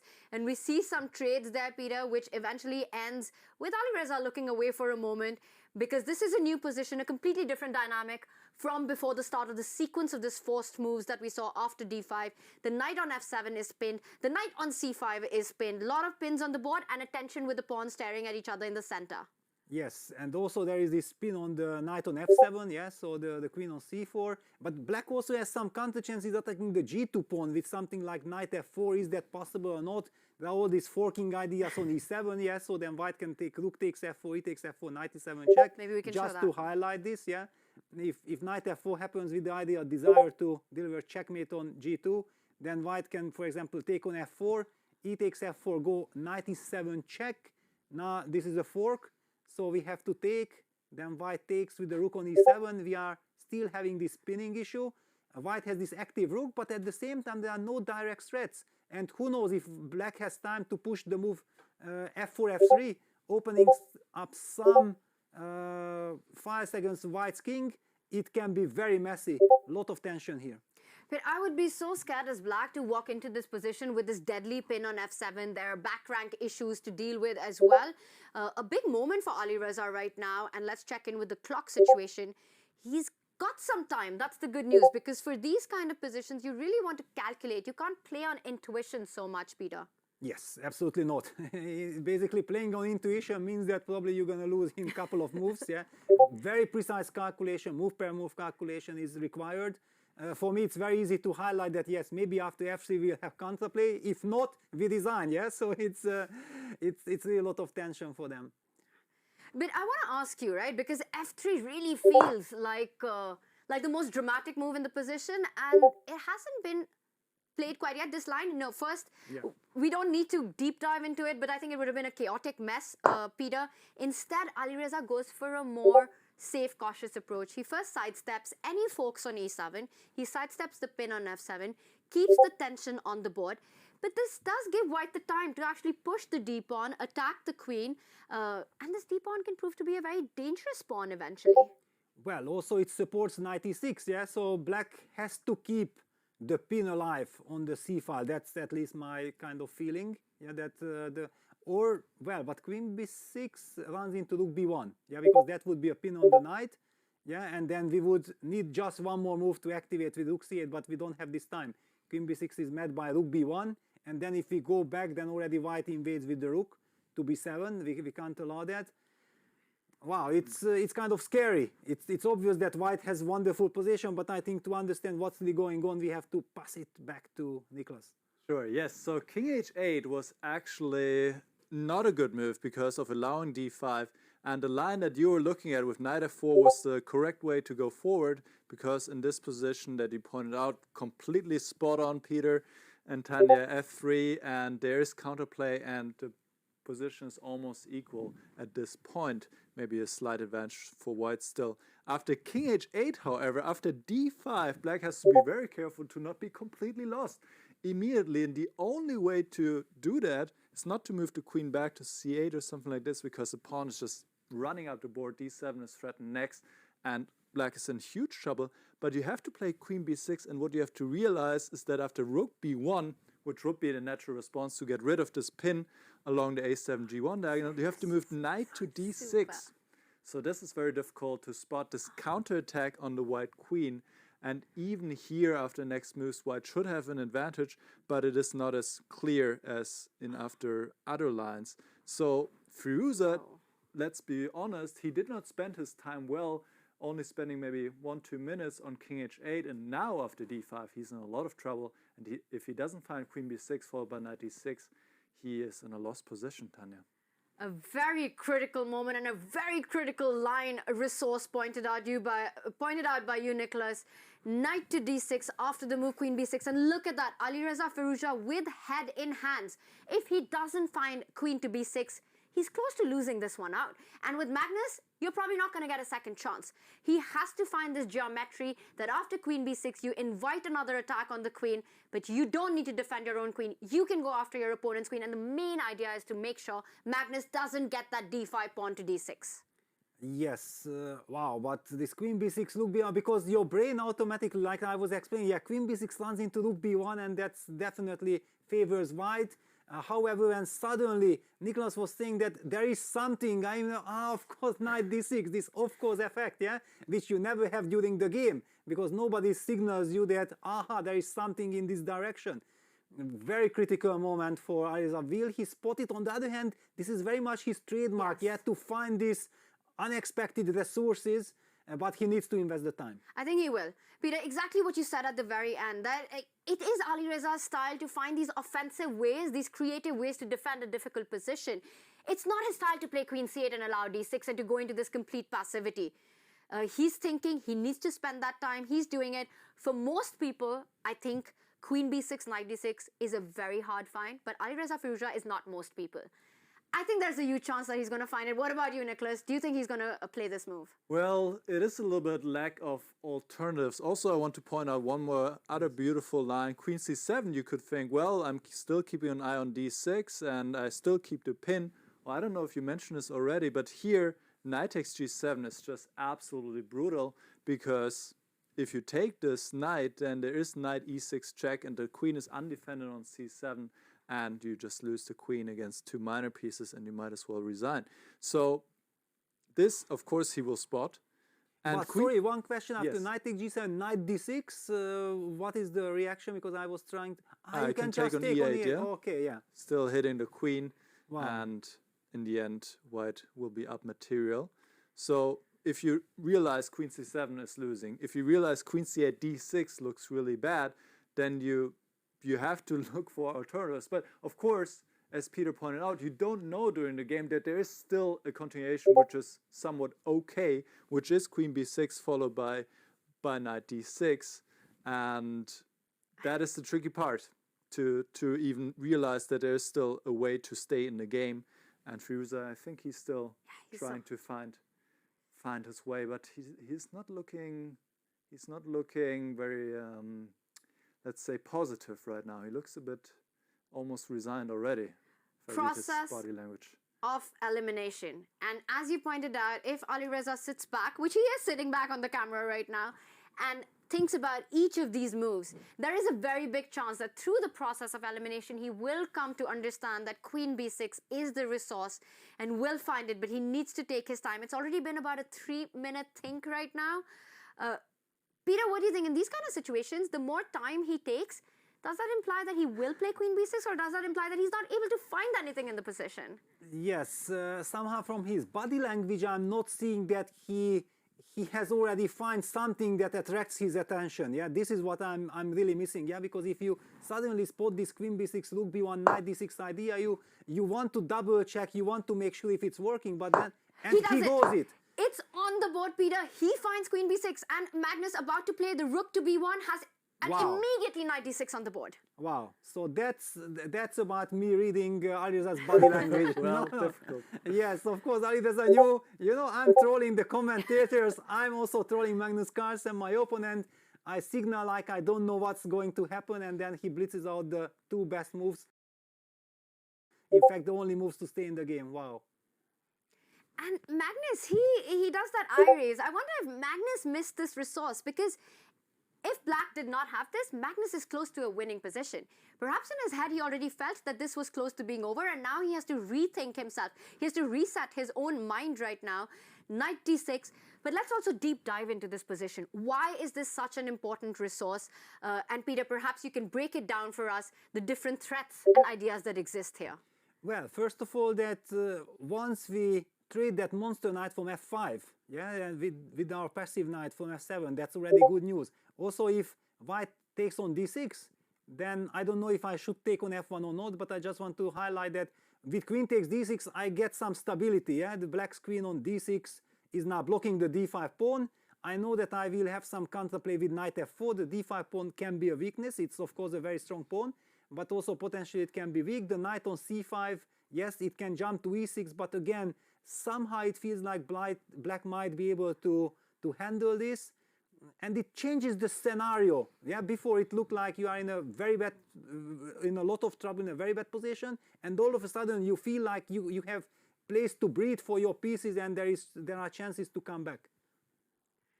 And it was all about making sure that that white pawn on d5 remains blocked on d5. White doesn't get the time to push it to d6, because that would have been busted for black. So Alireza Firouzja finding the key defensive resource, and now it's Magnus Carlsen on the think. Nicholas, is there a way in this position for Magnus to keep the tension? Is there a way for him to defend the queen and the knight and just keep the pressure on? There's not really. He needs to trade pieces, and he should trade the knight. And black can take back immediately. Maybe it's even better to take the rook first on f1, because white has to take back with the rook. If the queen was to take, then, well, black would take first this knight with check and then the other one. So this is no good. So the rook would have to take. The queen takes on d6. And still white is better here, because the pawn is still a strong threat. Knight e4 looks very, very logical. And here black could gain a tempo, giving a check. The king goes to the side, I would expect. And, oh, excuse me. Well, here we go.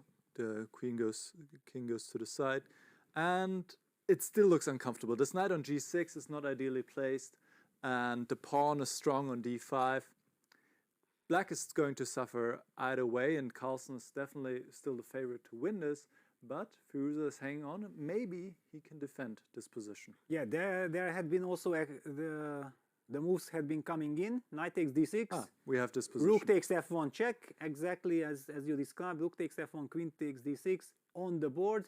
And now it's Magnus to make sure, the move knight e4 that you highlighted, it's such a love. I'm just loving this type of moves. And you highlighted that black has this knight on g6. Yeah, if black's knight would be on f6, we would be actually saying that black has perfectly equalized. There are no problems. But this misplaced knight on g6 is a very special element. Knight on e4, it's a blockading knight, a lovely structure in front of the isolated e5 pawn. And then after knight e4, it's clear that the pawn on d5 will be still a very important asset. And that is the key about this position. Can black stop that pawn from advancing? Can white get d6 in, which will decide who this position will favor? But it's clear Magnus is in driver's seat. He's the one who's pushing for a win in this one. Let's take this moment to zoom out and get an update on our other boards, bringing up our bird's eye view. 4 big games in action. We saw the Magnus Alireza, that's the third board from the right. Evaluation bar giving a big advantage. And speaking about a big advantage, it looks like Fabiano Caruana just got a big advantage with a check on h5. Massive things happening on around. Vincent Keimer, he's down in exchange, but it looks like he's managing to prove that compensation. Second board from the right there. Yes, I think we probably even have to jump right in there. We have seen some big developments. I think maybe Nicholas can guide us through. Sure, yes. I believe Vincent is playing an excellent game right now. He sacrificed the exchange early on, as we saw, and now he opened up the way to the white king here, playing the very powerful move e4. And if white was to play the pawn forward, which actually would have been the best choice still for white to give up the exchange in this way, play king f2 and give back the exchange, then, well, black would have been also better. But here after taking, now the rook comes in, and you see the bishop lined up, you see the knight, you see the queen, and all of the black pieces are participating in the attack, and this is really bad news for Ding, who's staring down a potential third loss in a row. So he played rook d1 now, protecting the pawn on d5, but already I'm looking at moves like knight h3 check or bring the rook over. I mean, this looks absolutely horrible, and I haven't even asked the engine. We see the evaluation is -9. Oh lord, this is a lot. Knight h3 check apparently is winning the game. King h2 and rook h4 over. And the point is, and that's actually something that Vincent will easily spot, is if white takes on on h3, there's the move queen g4. Wow. But this is basic puzzle rush for Vincent. He will obviously spot that. There's no way to defend this sensibly on h3.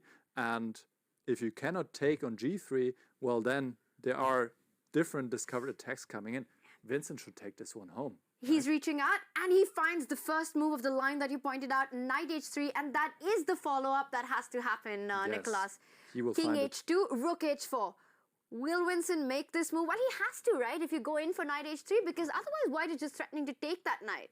Yes, and he's like double checking the line. Yeah, he still has time. The big question, rook h4, queen takes f5, there is knight f4 check or knight f2 check. Winning the queen, that's kind of a very nice, cute little tactic. Let's show it. That we can show. Checkmate. No, he doesn't. He doesn't.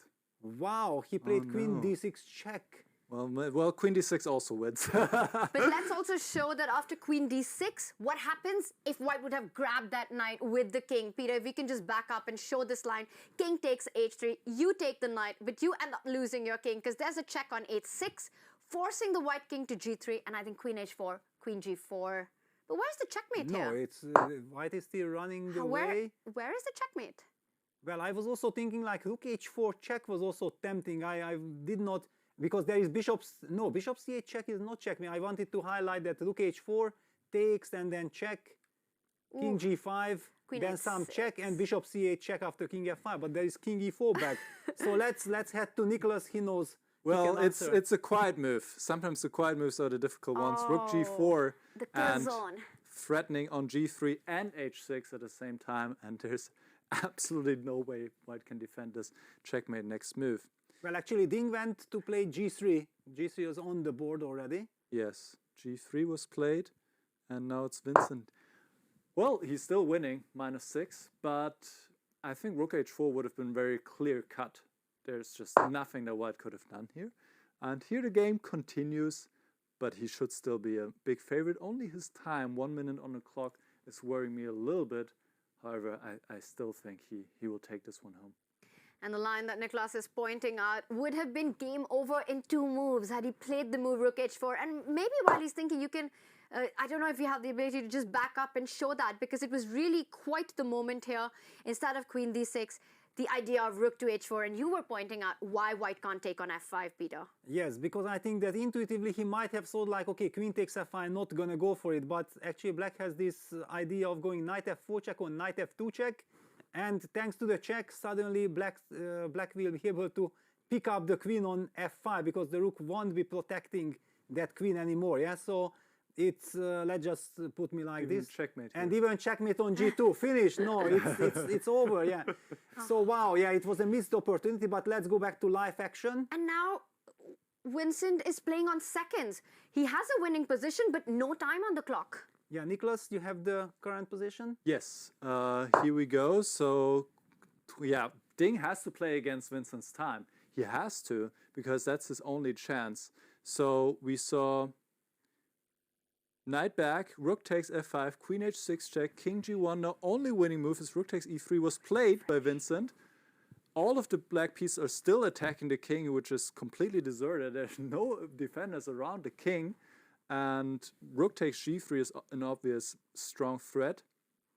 This, well, what is white going to do? I don't even have a suggestion, really. Well, he played rook df1 and Vincent down to 15 seconds. There's a mate in 1 threatened on f8, so watch out. Oh, wow. Now you have to really calculate well. Now you really have to calculate well. He gives you a can check on g3. We're getting moves really quickly. The players are blitzing out. Vincent playing on 10 seconds now. He has to make his move. White is coming in with threats. He has to be careful. He plays queen h3. Powerful. Queen h3 played. Wow. This is one of these silent moves, yeah, which are so easy to miss. And you're hitting that rook on f3, but rook on f5, right now defended by the queen. But more importantly, you're using the time that white doesn't have rook f8 to bring your queen to a powerful check. Now rook f8 is a threat. Knight King jumps E1 in. played. Knight f3 check given. And the rook on f1 is hanging. That's the key move behind, the key idea behind queen on h3. So white can't run away with the king to d1. And if king e2, you've got rook to g2. Well, also bishop a6 check. Oh, bishop a6. Let's not forget about this monster. Wow. Exactly, yeah. So white has to take on f3, but that's basically a losing position. Then also, if you have 10 seconds, by the way, Vincent already has now 24 seconds. He should have this in. And for Dingler, the nightmare continues. This would be if Vincent converts this, which it looks like it's headed that way, for Dingler, that would be his 3rd loss in a row. Yes, yeah, it's kind of very sad. And the problem is that if you keep on losing, you are not getting this confidence, yeah, because I think why the youngsters are enjoying it so much, because they feel that the game is going, yeah, they try something, they are willing to risk, going for complete sacrifices, everything, and it works. You get all the energy and you enjoy, you think like, yeah, freestyle chess, this is the best game in the world, yeah, but if you are like Dinglian who gets checkmated all the time, he is getting frustrated. Yeah. This has been a difficult start for Ding at the freestyle chess. And let's just point out the different lines. White was forced to give back the material. Black can simply recapture on f3. And now if we do a material count, Vincent has 2 extra pawns. And even greater than that is White's exposed king on e1 with the opposite color bishop dynamics. And Ding resigns. It's all about the attack on the king, and that is Dingleren's 3rd loss in a row. For Vincent, a great day continues. He drew with Magnus, took down Levon Aronian, and now takes down the world champion. Dingleren really needs to bounce back in the final game of the day, Peter. Yes, or to limit the damage and then try to get back tomorrow. Yeah, you never know. All right, let's zoom out of this one as the live action continues on our other boards. Let's get into the Magnus Carlsen Alireza fight that we had. A lot of trades have happened. Nicholas, get us up to date with the live action. Absolutely. So let's see if Firouzja was able to defend. We left around here. And to my great surprise, Carlsen did not play knight to e4, which Peter wanted to see so badly. Instead, he played knight e6, and that really gave all of his advantage away in one move. Here now, Firouzja played knight to e7, and okay, let's just quickly go through it. And the knight on e6 looks pretty, but the pawn, it was all about the pawn. Now the pawn is gone. Here the queens were traded, and this looks the pawn forward. This should end in a draw, and another disappointment for Magnus. If this game draws, if he draws this game, he is still to win his first game in freestyle chess here at Weissenhaus. What's going on with the kings today, Peter? Well, the youngsters, the jacks are very dangerous, and you know, this is what we talked about, yeah, that they are just so happy, yeah, they love to play chess, and now they don't have to study theory and so on. They have all this energy, they are young, they are fresh, enjoying everything, but clearly the kings will try to bounce back, and it's a long event, it's a marathon event, so you can afford to have a slow start, as we talked about. Dingley and also is not out at all, yeah. The knockout stage will be a completely different affair. And that scene in front of us, I think it tells the full story of the game that we've just witnessed. Magnus Carlsen having such a pleasant advantage out of the opening, finding all the right squares for his pieces. But when that critical moment came, and I think it all came down to Alireza finding that resource with queen b6, knight d6, changing the dynamics of the position, and that took Magnus by surprise, taking away all his advantage. The d3 pawn, how dangerous is that in this position? Well, I think it's not about being really dangerous. White is covering that pawn well enough, but it will distract White's forces, and in the meantime, Black will somehow organize. It's still a question. Rook d8 would be a natural move, but it might run into rook h8 check. Let's just highlight this, yeah, that it could be a trick. Rook d8, rook h8 check, takes knight f7 check, and then this knight endgame with White's king very close to the d pawn can be tricky. All right, so tactics still on the board, and Alireza is tactically very sharp. He throws in a check first on f8, inviting White's king to actually step closer to that pawn. And I'm just wondering if after the move king to e3, we're going to see more tactics with that black knight jumping onto d5. And watch out, king e3, knight d5. Do not pick up that pawn on d3.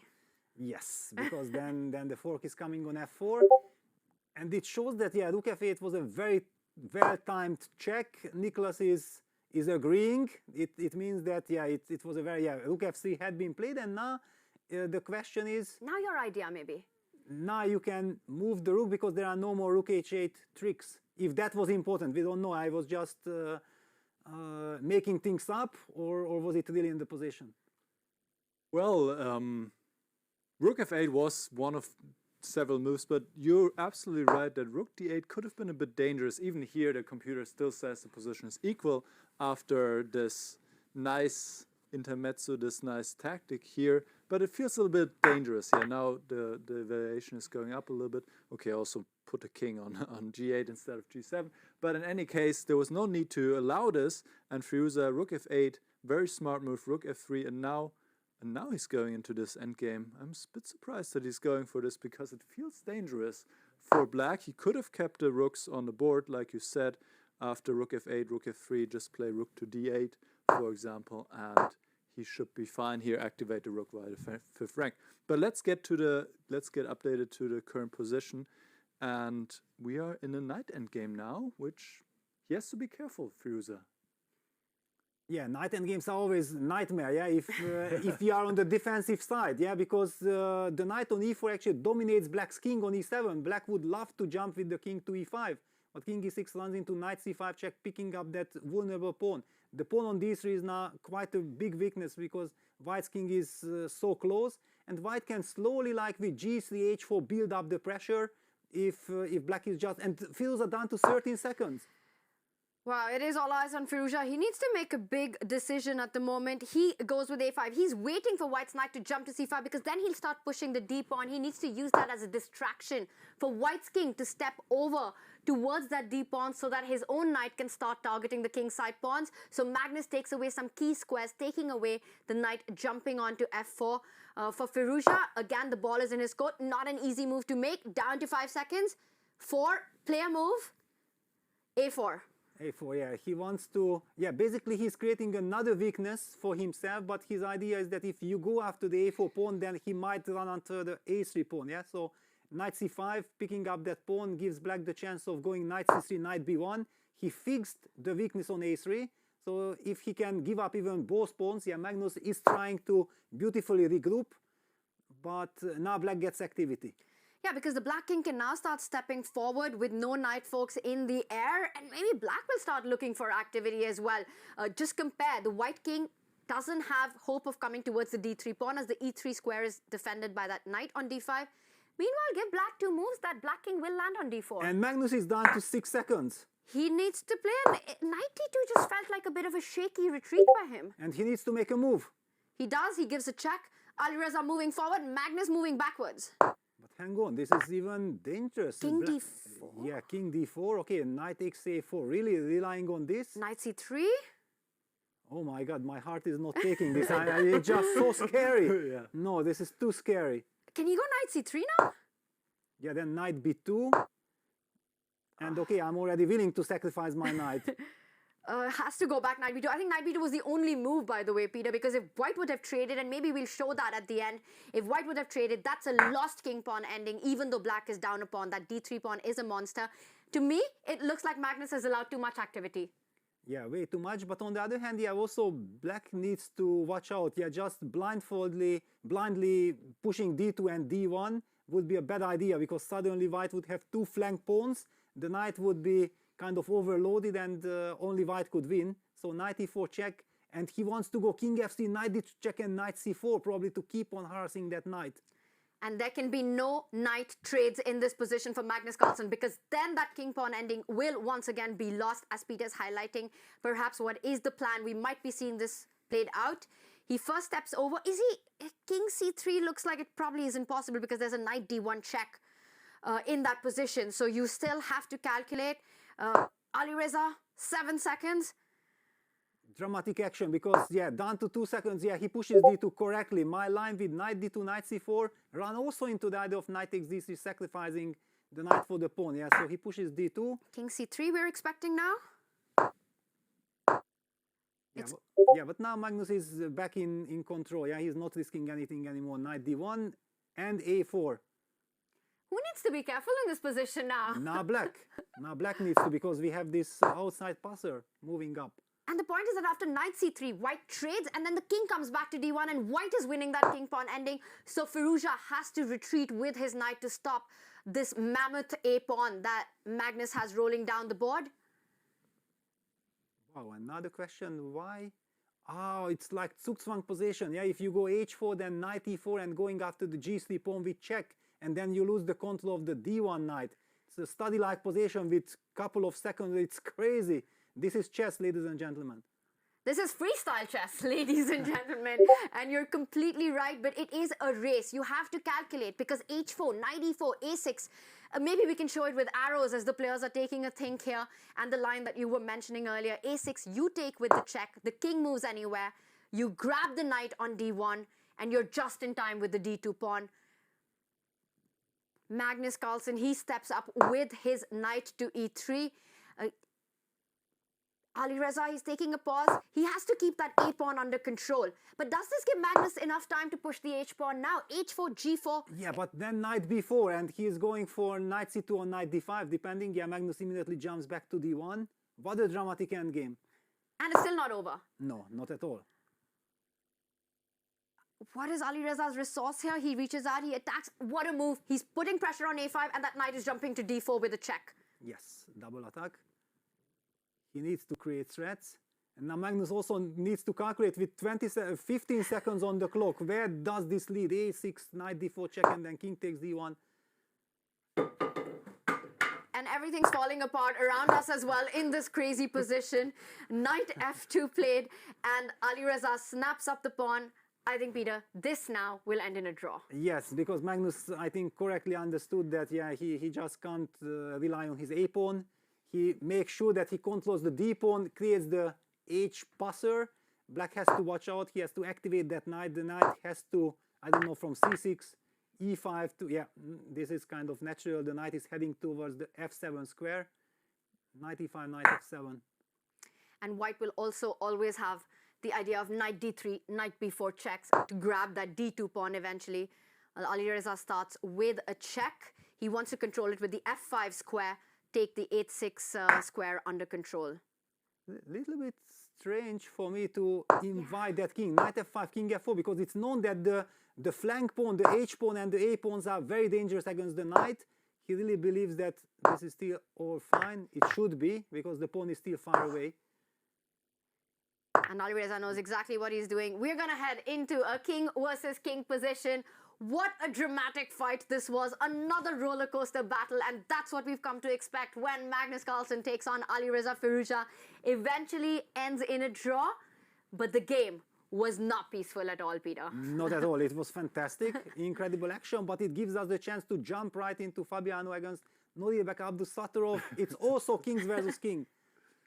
And perhaps, Nicholas, you can break down the last few moves. I think that was the final remaining game of this round. What happened in Fabiano versus Nurirbek?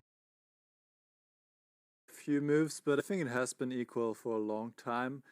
Caruana seemed to be pressing, but could not really get anywhere. So I think it was a well-fought game by both players. We didn't cover that much, but from what I can tell is that it was a pretty even game throughout, and a draw was a fair result. And so the third round has concluded. We have once again had two decisive results and two black wins once again. And one thing I want to point out, so far, the kings have not been able to win a single game against the jacks. Wow. Hey, once again, also in this round, Vincent Keimer, a jack here in this tournament, and Gukesh, they beat the experienced players, the kings here, Aronian and Ding. So the kings are struggling overall, and the jacks are, like you're saying, enjoying themselves, having a lot of fun. We have one more round to go, and I'm looking forward to this one, guys. Which is so ironic, because when we talk about the jacks of the younger generation, we're always thinking about this great opening preparation that they have, Peter. And I would think that you take that out of the equation, you take opening preparation out of the equation, and you're talking about, you know, creativity from move number one, just that understanding, that feel of the position. In my head, I would feel that that experience would count so much for the kings, but the jacks are proving me completely wrong here. Yeah, they are inspired, they are full of energy, they are just enjoying, they handle the situation, the nervous situations also extremely well with little time on the clock.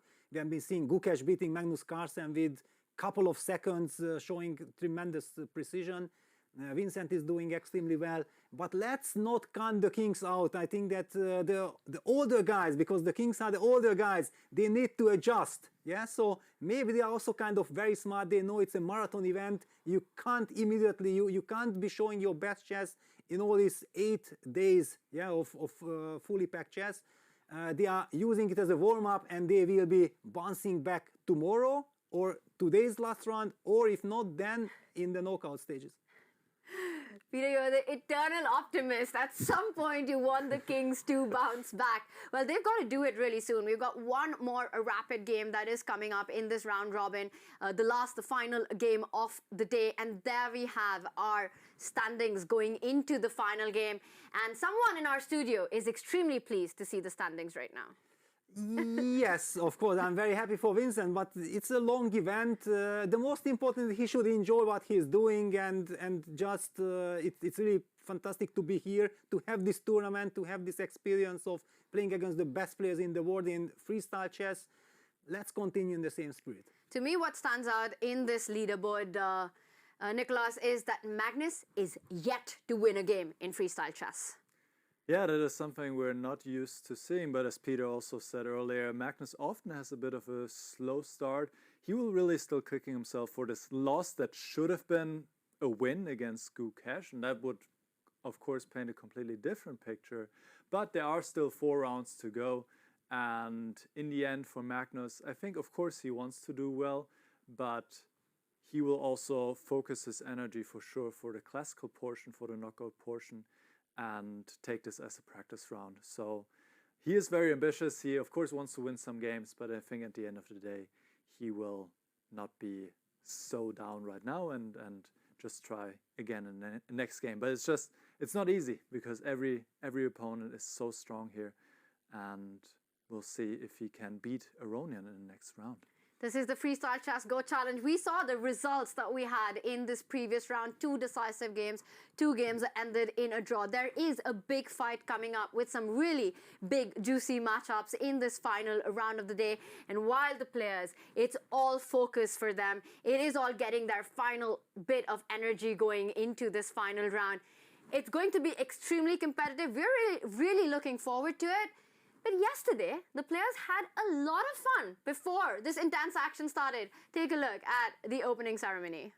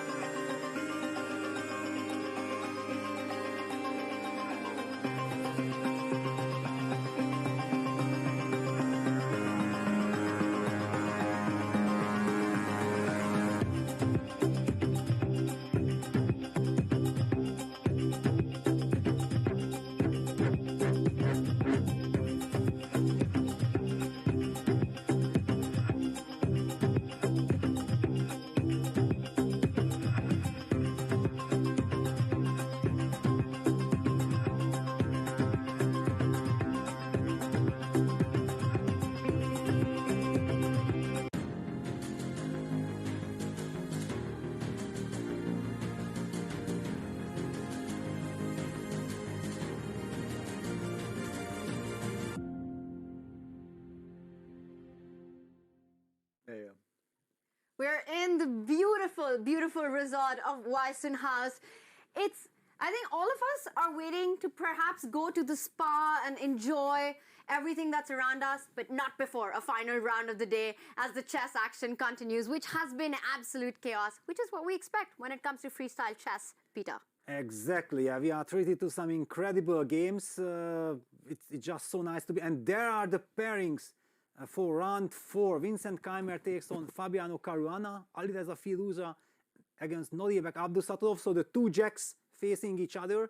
Gukesh against Dingliran and Magnus Carlsen against... No. Magnus Carlsen against Levon Aronian. That's a mistake. We know exactly that the two stars, Magnus Carlsen and Levon Aronian, are facing each other.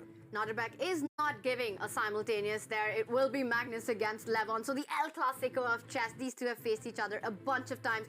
And to reveal our final freestyle position of the day, we're going to head directly to Fiona. Oh, this is it. Round 4, the last round of the day. It's about to start. So for a final time today, please welcome Holly and Teresa Sauer. I think you know the drill. Ready when you are.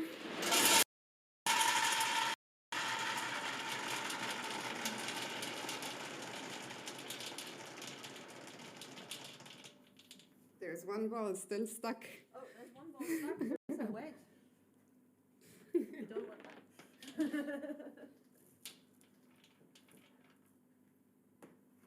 And we have number 791. So number 791, thank you so much, Holly. Thank you so much, Teresa Sauer. We should get the position in just a second. So the players have 10 minutes now, and then the games will start. Good luck.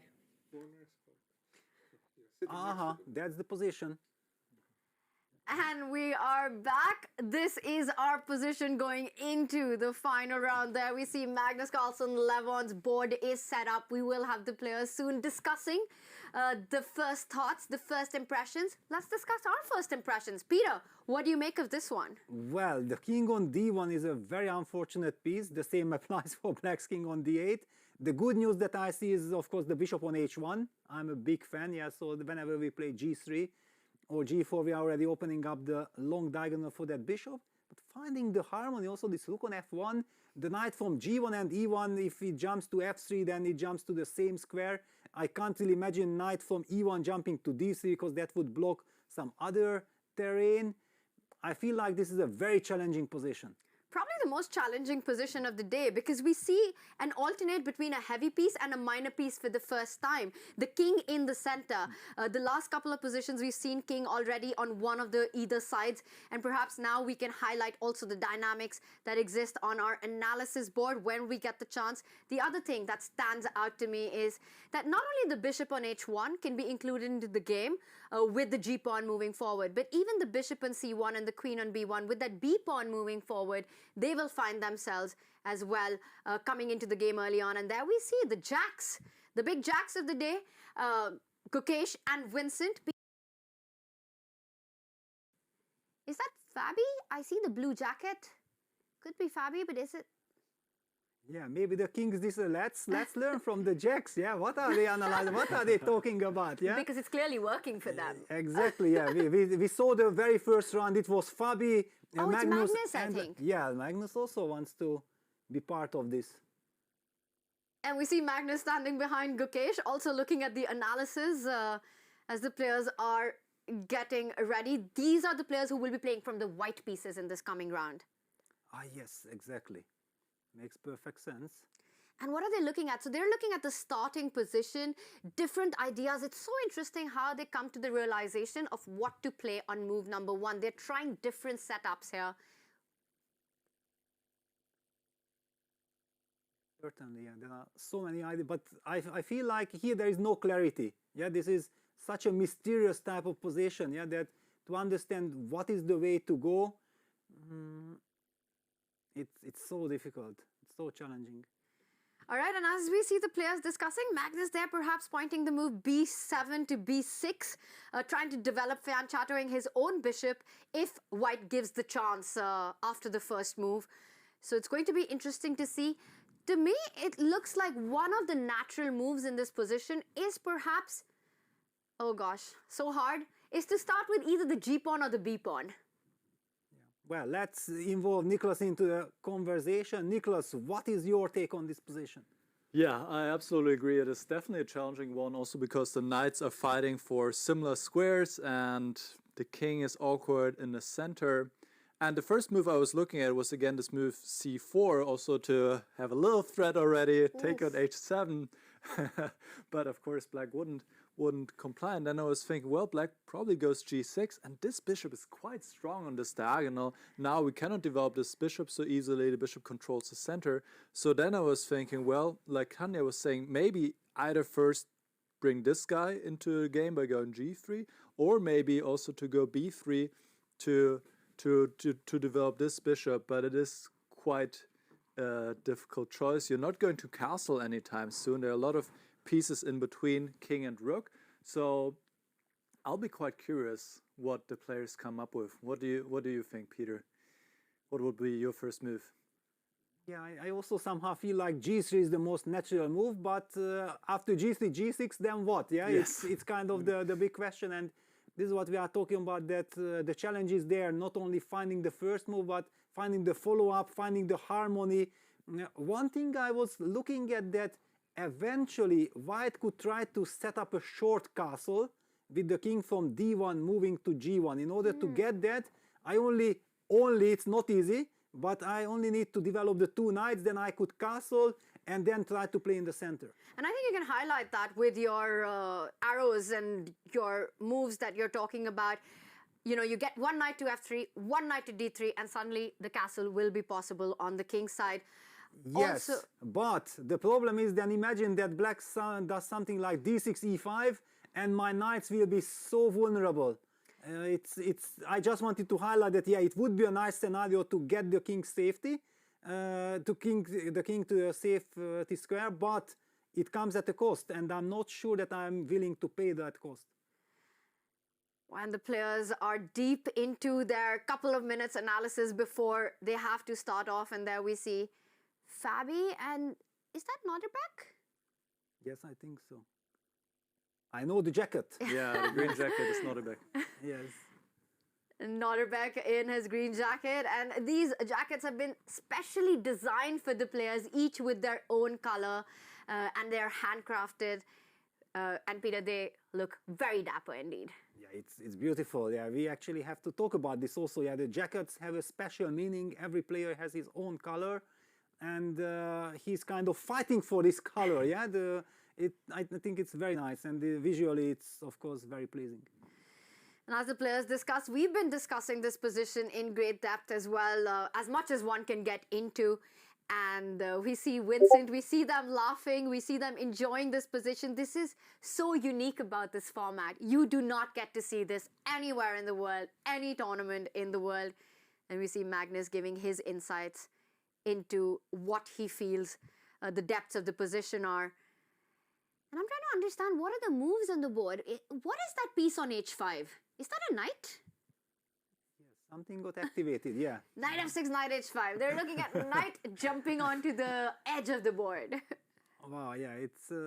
well, the point is that here there is nothing to hide. Yeah, these players are all explorers. Yeah, it's like Columbus Christoph was traveling and trying to discover the new world. Yeah, you don't know where you are going. Yeah, already move one, you have to be thinking. While in classical chess, you already have your established repertoire, check with super engines, the seconds are working day and night to finalize, to make sure that every single detail is taken care of. Complete madness. Here, you can just share all your vision, and everybody has his own, and you have to be up to the challenge right from the very beginning.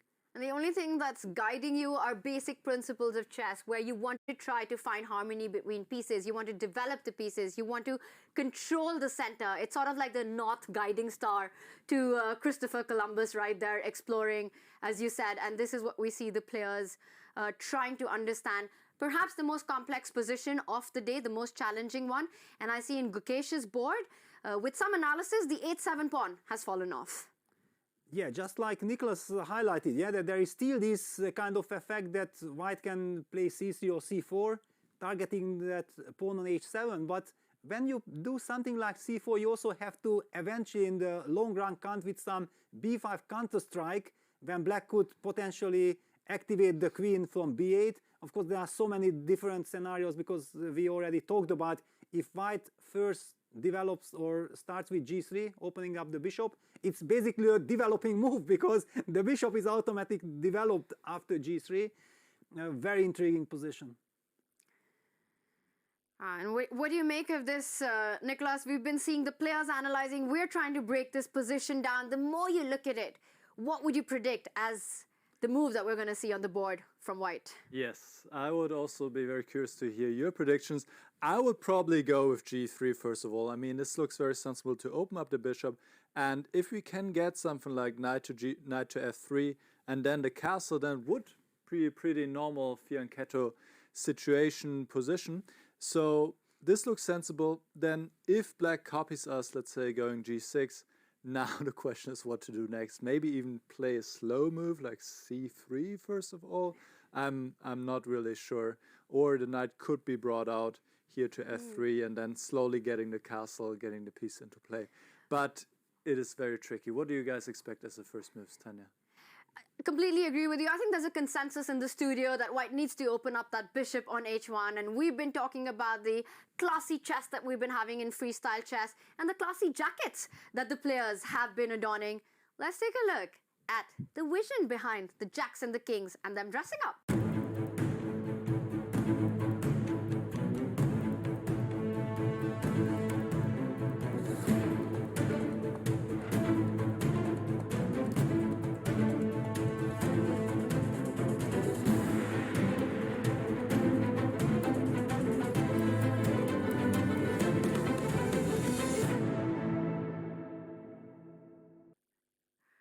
And the players with their different colored jacket, loving that look, Peter, loving the chess that we've been getting. What was your favorite color? Wow, okay, I like dark blue actually. I think Magnus is having dark blue, but so far it hasn't really brought him any success. And the jacks, the youngsters with their dynamic jackets are doing very well. It's interesting, yeah, but I think we also have now lift off, some direct action. We have to jump right into the gong is about to, that was still on, because suddenly we have seen some mysterious moves and we were not sure if that's already live action. The gong is about to be hit. Just any second now, it will be lift off. And you spoke about the jacks, the younger generation with their combative jacket colors. Gukesh is wearing red and he's been going for blood. Yes, absolutely. Ever since he Round bounced four will back, be the he final came round back for against today. Magnus We Carlsen will from that proceed horrible position. He has been unstoppable, also beating Levon Aronian in the previous round. What's been your favorite color so far, Nicholas? I personally like dark blue a lot, so I'm also wearing a dark blue jacket myself right now. But I have to say, the red looks good. Yeah, the red looks, it makes an impression. But in general, I love the idea of choosing different jackets for the players. And now we do have lift off, and we have seen c4 and g3 here in the game between Gukesh and Ding Liren. With which game do you guys want to start? Well, I see that Vincent actually opted for d4, and he goes knight f3. I wanted to highlight, yeah, that this would be my setup, and Vincent goes for it, that d4, knight f3, then knight d3 already makes perfect sense. Yeah, that black is not able to occupy the center like we talked about without the pawn on d4. And knight d3, then castles, and play the move g3, and it's a very classical d4 type of position. And really nicely highlighted out, because the pawn in front of the knight is a very good construction for the knight rather than the knight in front of the pawn. You control more central squares, you take away the advances of your opponent's pawn. So d4 followed by knight d3 is what you want rather than rushing with your own knight to d3. The bishop on c1 would have felt claustrophobic in that case. So this is the structure that Vincent has gone for. Peter, you said you approve of it. We might be seeing that early castle that we were talking about in this game. Nicholas, what are your thoughts? We were expecting g3, not in this one, but it's perhaps going to happen at some point. Well, one can obviously see the influence of Peter over Vincent, that they think alike, and this makes a lot of sense now that I see it, g3, knight d3, castle, and you get into a very normal kind of position, as normal as it can be for freestyle chess. So Fabiano just played d5 himself, mirroring Vincent for now. I would expect now g3 or knight d3. Do I have to watch out for g3, bishop h3? Is this something that might be annoying maybe here a little bit? Could be, yeah? Exactly, because then we might lose the right to castle. Yeah, if we move that rook, we will never be able to castle short, and after we committed the move d4, going for long castles, it's kind of almost out of question, because how do we develop those pieces at all? Yeah, and at the same time, we don't want to put a knight on g2, and we also don't want to trade our bishop, but maybe this might be still the least evil here. So this is something that Vincent is considering right now. And what I noticed, Vincent is usually taking his time in the first few moves, and it has served him well. He is the leader in the tournament right now. He has 2.5 out of 3 points, so he's doing quite well. And we see Fabiano in the picture right now. And do we have another move? Yeah, g3 has been played, so he's considered. It's a London system. No, he played bishop f4. Yes, yeah, it's a London system. d4, knight okay, f3, bishop f4 played, All Peter. right, And I think all these lines that were being discussed, the problem with g3 allowing the light squared bishop into the game is what Vincent was not happy to get. So he avoids it for the time being. And Fabi goes with the same idea, improving the knight once the bishop on c8 has been activated. Yes, it's sensible. It's kind of some symmetrical, London symmetrical Reti with knight fc, gc, and then black going for d5, g6, one of the most reliable setups. It's a big strategical battle, but a little slow affair. I think this also gives us the chance to jump to the other games. I'm pretty sure that there is some more dynamic action somewhere. Let's bring up our bird's eye view, and there we have the opening moves of all the position we've discussed, well, the London, so to say, in the Vincent board with the setup d4, knight f3, bishop f4. Meanwhile, on the Ali Reza versus Nadirbek, no pieces have been developed, only pawn moves by Ali Reza as well as Nadirbek, but we are expecting the bishops to come into play, the knights moving ahead. After that, a very similar approach on our other board as well with Gukesh, holding back with the piece development. Peter, what do you make of these different lines that has been chosen by the white player? Yeah, it's very interesting. It just shows that how rich this game is. Yeah, everybody can have his own take. What I'm very excited to explore and to have a look is Magnus Carlsen against Levon Aronian. This is two incredible greats facing each other. Let's not forget, yeah, Levon has been in the top 10 and like top 5 in the world for like 15 years. There was always this debate that, yeah, Levon could be the most unpleasant challenger for Magnus Carlsen, and now fighting it out in a freestyle chess game, I want to see this. Let's do it. Let's head over to Magnus against Levon, as Vincent is having a think on his board. And wow, we see a really interesting dynamic here, that white started with this d4, c3 setup, and Levon, in his true artistic creativity, decides not to put the b pawn on b6 but on b5, taking control of the c4 square, and he wants to put that bishop on b7 eventually, challenging the light squared bishop on h1 once you get g3 in. Yeah, now Magnus is also trying this slow approach, yeah, slowly step by step building up, yeah, d4, c3. I really love this construction of fighting against that very powerful bishop on h8. We talked about this, that yeah, we want to play g3 and black clearly wants to play g6, making sure that that bishop is kind of blocked.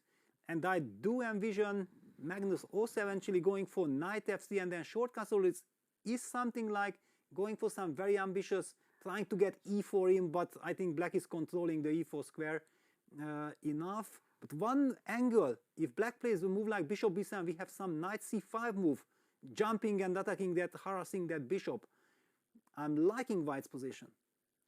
And that is a drawback of the move b5, right? You've left some holes behind, and immediately Magnus trying to take advantage of that weakness. Also, after b5, you're hesitant to push that d pawn controlling the c5 square. There are many reasons for that.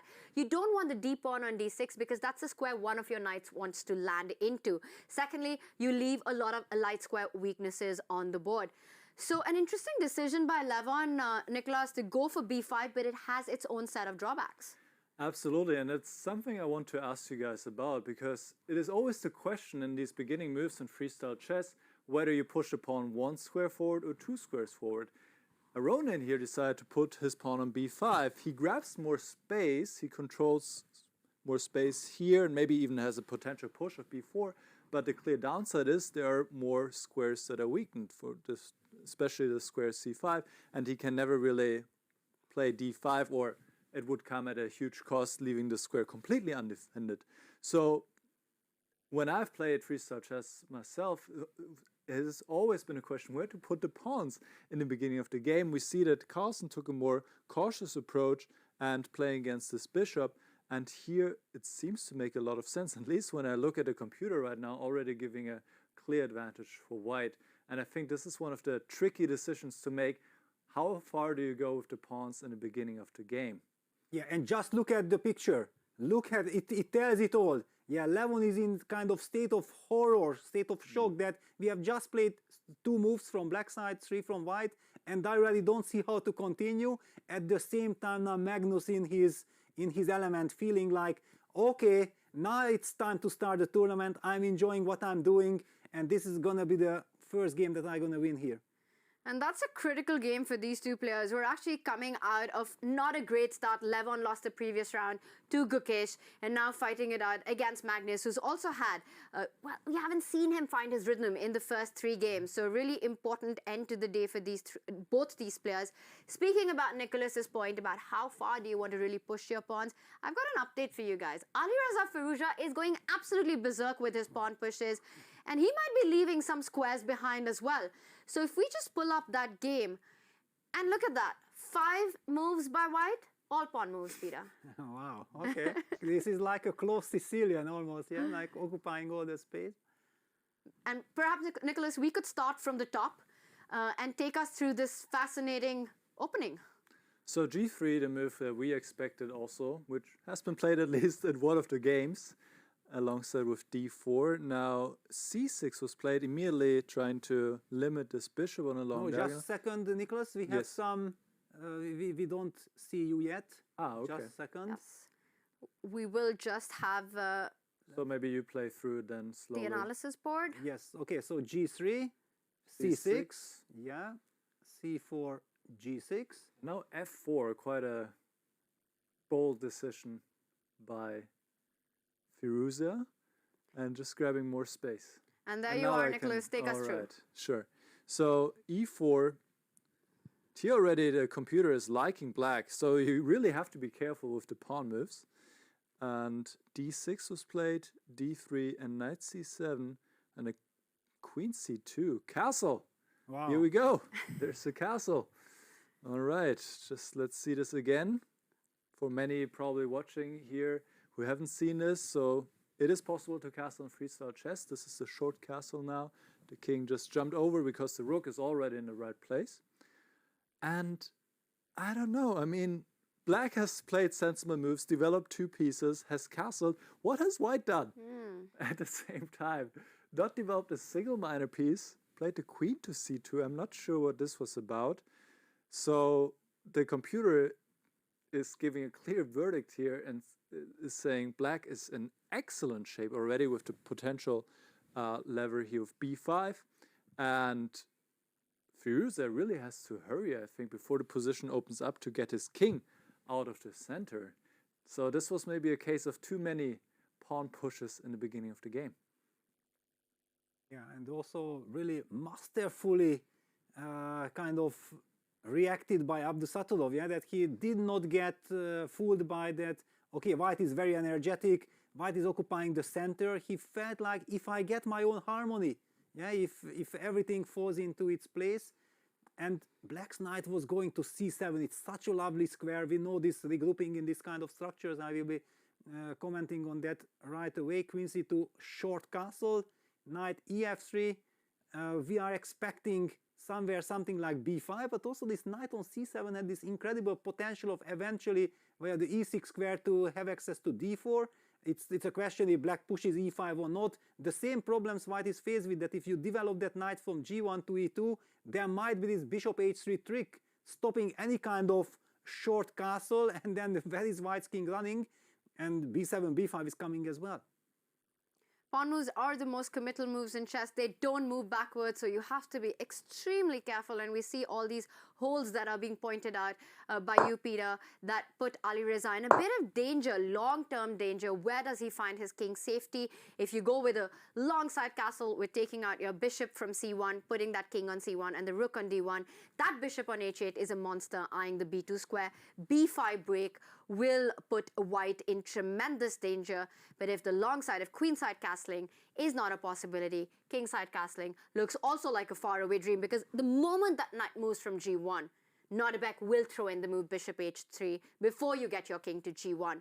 So it looks like things have gone wrong from the very start for Ali Reza in this one. He needs to still fight to equalize. He's fighting to equalize with the white pieces. Let's zoom out. Let's bring up our bird's eye view and get an update on the other openings that we've got going on. Tremendous action on all the boards. So let's zoom out for a moment, bring up our boards, and Nicolas, which game catches your attention? Well, we have a lot of different positions. So we saw in the game of Vincent against Caruana, it really resembles a normal d4 position. And the game I was looking at right now is the game between Gukesh and Ding Liren, where if you see this evaluation, this means bad news for Ding Liren, who is not in good shape in general in this tournament, as he has lost his first 3 games so far, and he's in trouble once again in this game. So let me take you through the first few moves so you can see how this happened. c4, also a move we considered, immediately hitting this pawn on h7, and now g6, g3. This makes a lot of sense. c5, knight f3, knight comes out, d3, f5, knight c2, knight f7, castle, knight f6, and knight f6 allowed for Gukesh to play b4 because the bishop is not attacking the rook anymore, and the king is not really feeling safe. Of course, black can castle, but still white is taking over here, bringing the queen into play. Honestly, I'm a bit surprised how bad this position already is. The computer is giving a winning advantage, but here, for example, you cannot castle right now, because if you did, then this pawn could be just taken on e7, right? Maybe there's some rook e8, rook takes e2, but it looks very, very bad. And so what did Ding do? d6, and now bishop b2 looks very logical. Now castle finally, knight e3. Maybe Gukesh didn't play the most powerful way, but still his position looks very, very sensible. The king with the move f5 is weakened. This looks like an English gone wrong for black, right, Peter? Exactly, yeah. This is like some old school wisdom, yeah, that you managed. Let me just highlight the pawn structure. We have c4, d3, e2, f2, g3, h2. We are basically playing the banker gambit without sacrificing anything. We have this intact, lovely pawn structure. Black does not have the c pawn anymore. This b7 pawn is kind of a target because, of course, black wants to play some b6, bishop b7. It might also run into some knight d4, knight c6, some concrete problems. But even let me just highlight some slow strategical idea like a4, a5. And we are already going after that vulnerable queenside structure. The bishop on b2 is beautifully developed on the long diagonal. The bishop on h1 does not need to move. It's already doing a perfect job. Let's even not forget about somewhere even some idea like bishop takes f6, knight d5. Some complete shocker can be in the position. Of course, we're gonna only do it if it's really winning. Otherwise, we just enjoy everything what we have already. It's quite a dream position out of the opening for Gukesh, who's had quite the start in the freestyle chess. Meanwhile, Ding Liren really struggling. And do you think that also makes a player a target? For Gukesh, he wants more out of this game. He knows he's playing someone who so far has not had a great day. He gets this position out of the opening, and that would make Gukesh, well, he's always ambitious, but perhaps more ambitious.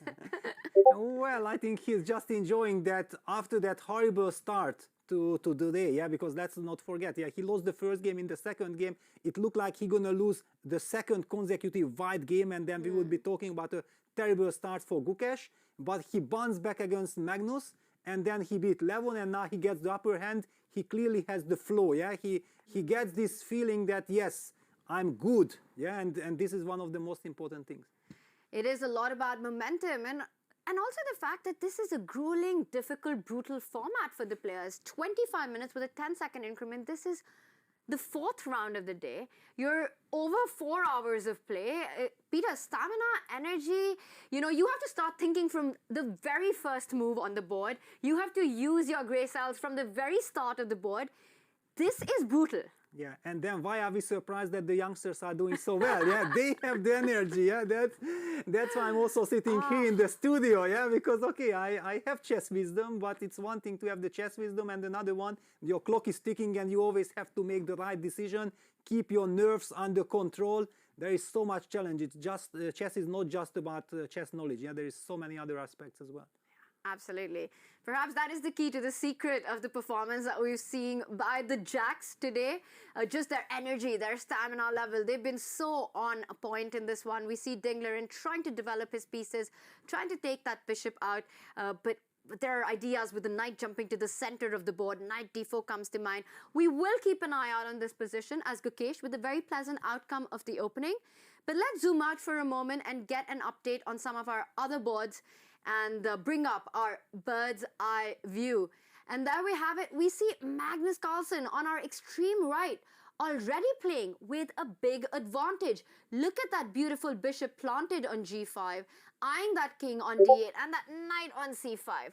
Meanwhile, Levon's pieces struggling, Peter. Yes, I feel like we have to jump right into that position because it's an illustration, yeah, that how fast things can escalate and go wrong if you are not careful enough. Levon has blitzed out his first 2 moves ever since he has slowed down. Look at this, Magnus is having like almost 10 minutes time advantage. He's enjoying this fantastic position, and what we talked about, the question that do you push this pawn to b6 or to b5?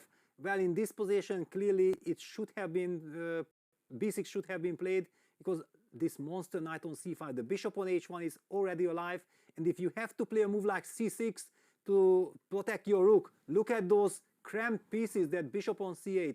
How do you get harmony? I think we have to turn to Nicholas for an insight into this position because things are looking very bad for black right now. They do, and it really started with the move b5. In the second move already here, immediately the engine is giving a clear advantage for white, and also the position just becomes very difficult to play with always the knight looming to go to c5, being quite close to the king, restricting the black pieces. And it really has only gone downhill from here for Levon, because if we arrive at the current position, f5 also a move that Ding played, but a move that further weakens the position, especially where do you put your king? You play b5, you play f5, the king will not feel safe anymore, neither on the king side nor on the queen side. So f5 is also a move that weakens the position. Another pawn move here. No pieces have really been developed. This knight moves again, and knight g5, and now we reach this position, the current one, bishop takes g5. 8 moves have been played, but look at the pieces. This bishop is great, this bishop is developed, the knight is well placed. You can only say that about one of the black pieces here, the bishop on g7, white can castle king side, and e4 can come. This looks like absolutely gone horribly wrong for Ronjan, who's staring down a potential third loss in a row, if I'm not mistaken. And Magnus, of course, wants to get that first win for him in the tournament, and so far it's looking really good.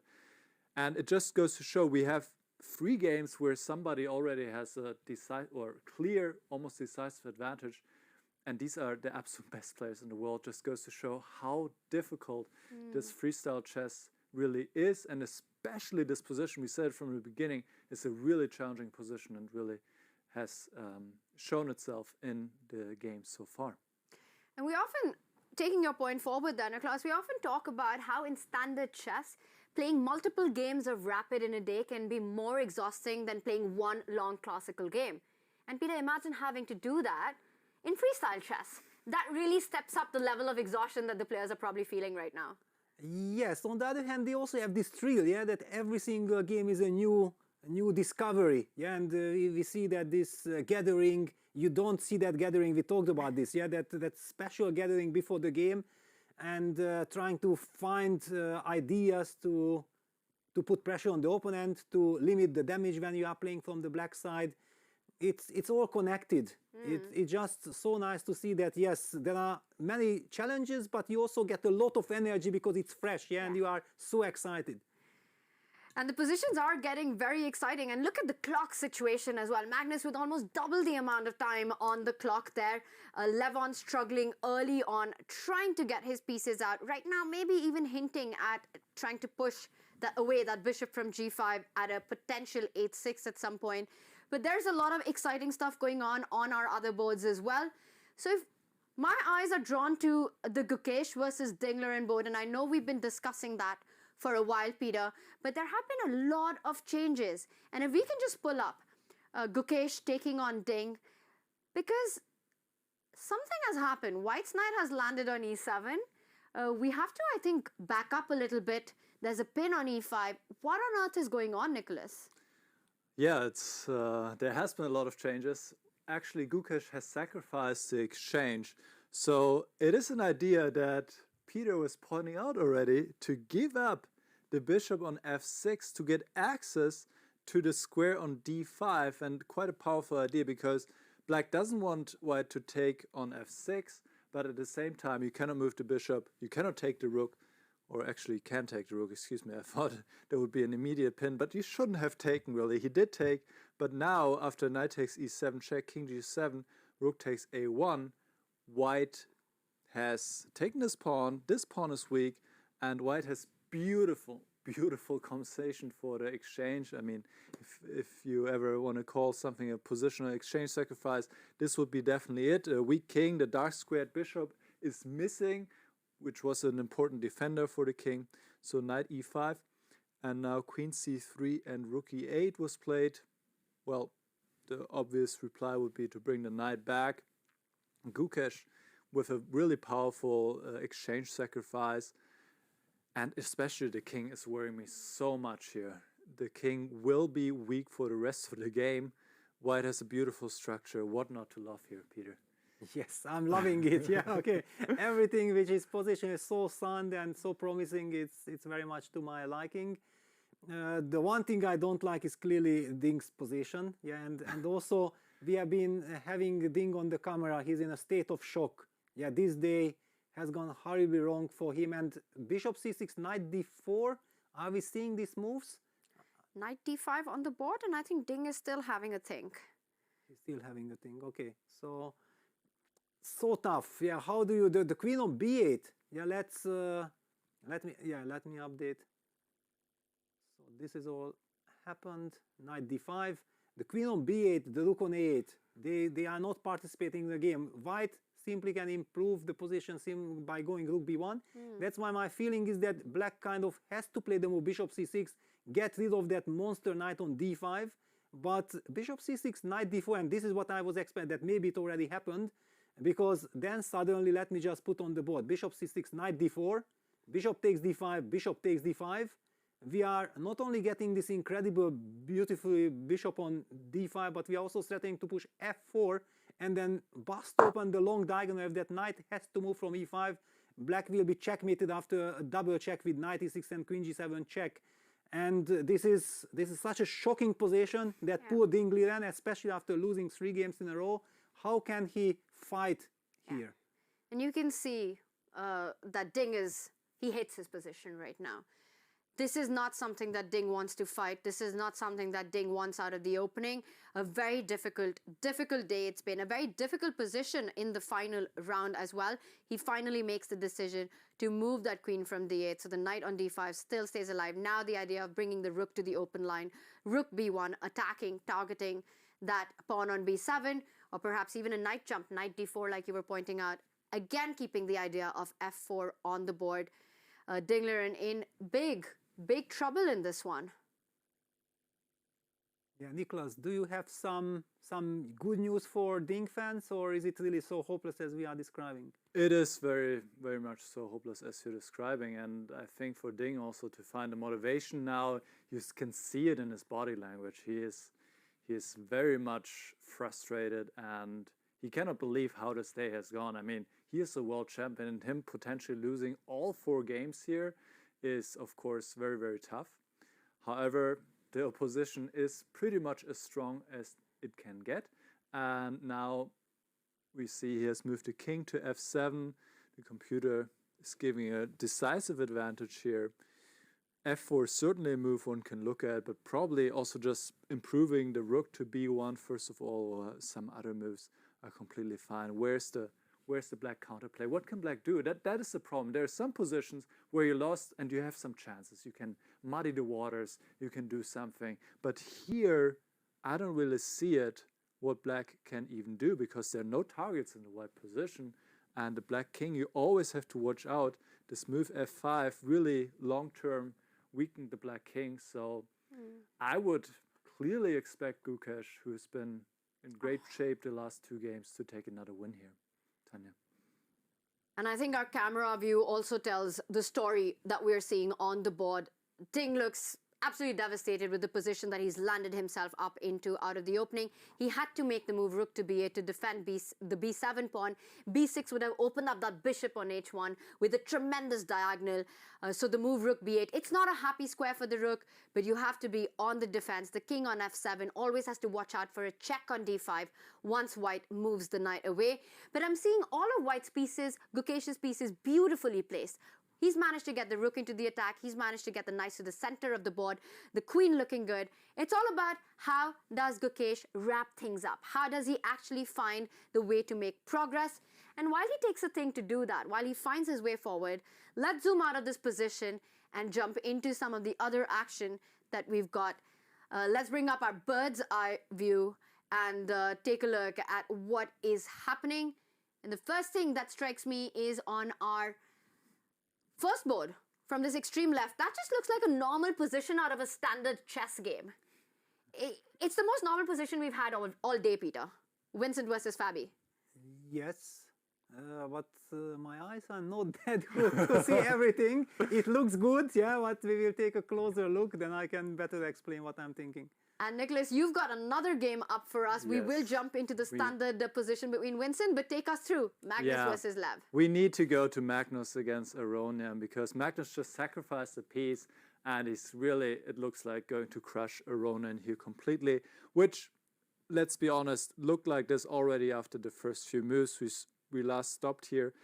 Bishop f4 hitting the queen, provoking d6, and now Carlsen simply took the pawn on c6. Of course, this is something that Aronian anticipated. Now deflecting the bishop from pinning the pawn. However, this is costing some additional pawns. And now queen to d3.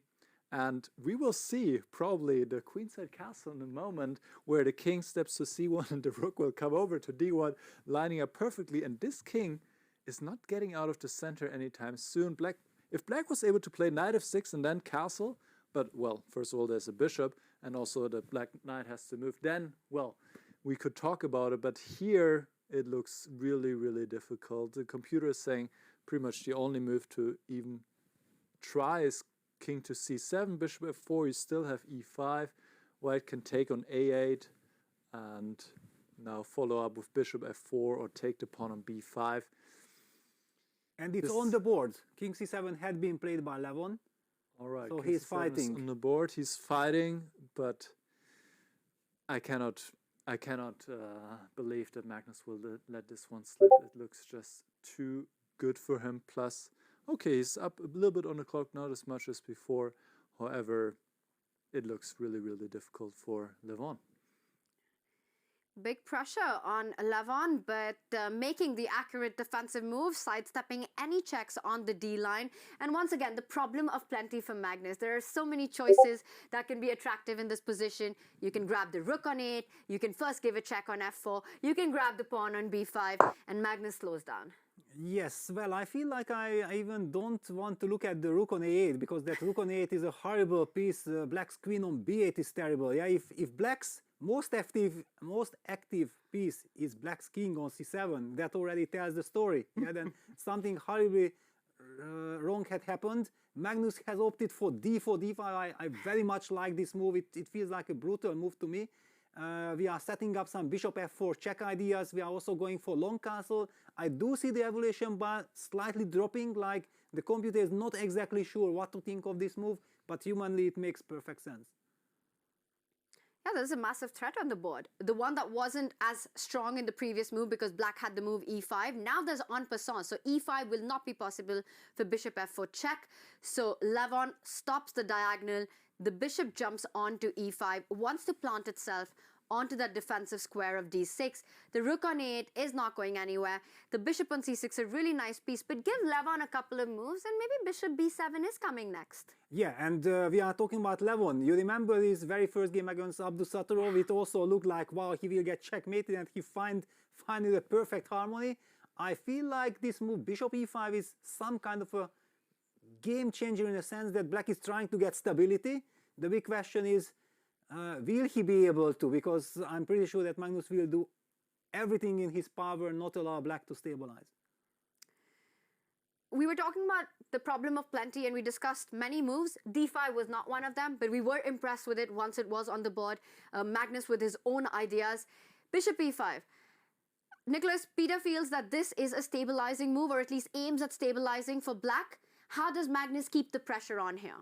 Yeah, bishop e5 was very necessary to stop bishop f4, and Aronian also played this move rather quickly.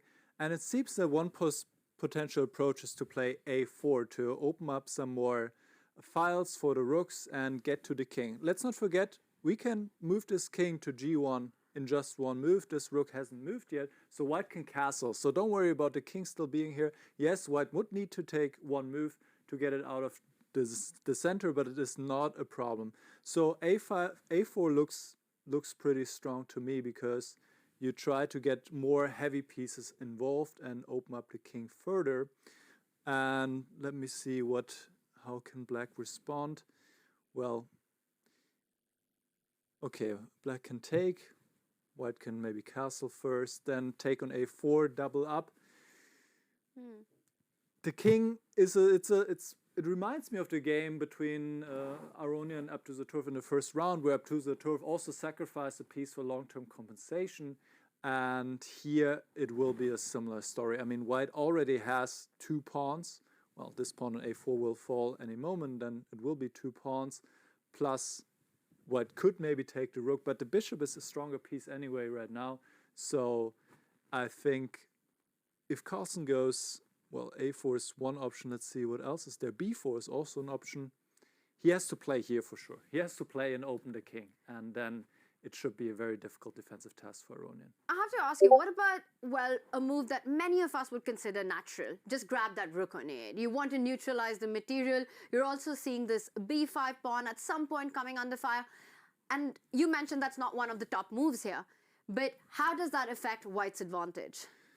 White still has an advantage, but it's not as big, and especially it becomes easier for black to play because suddenly you feel a bit safer with the king. You have the bishops, you have some more room, you have some more squares for your pieces, and you don't have this bishop right inside of your position. So I think that helps black, and that goes to show sometimes we shouldn't focus so much on the material, but rather how well are the pieces placed. And if we compare the Nicholas, pieces... just the breaking news, yes. a4 on the board. a4 on the board, all right, well, that was one of the choices by the engine.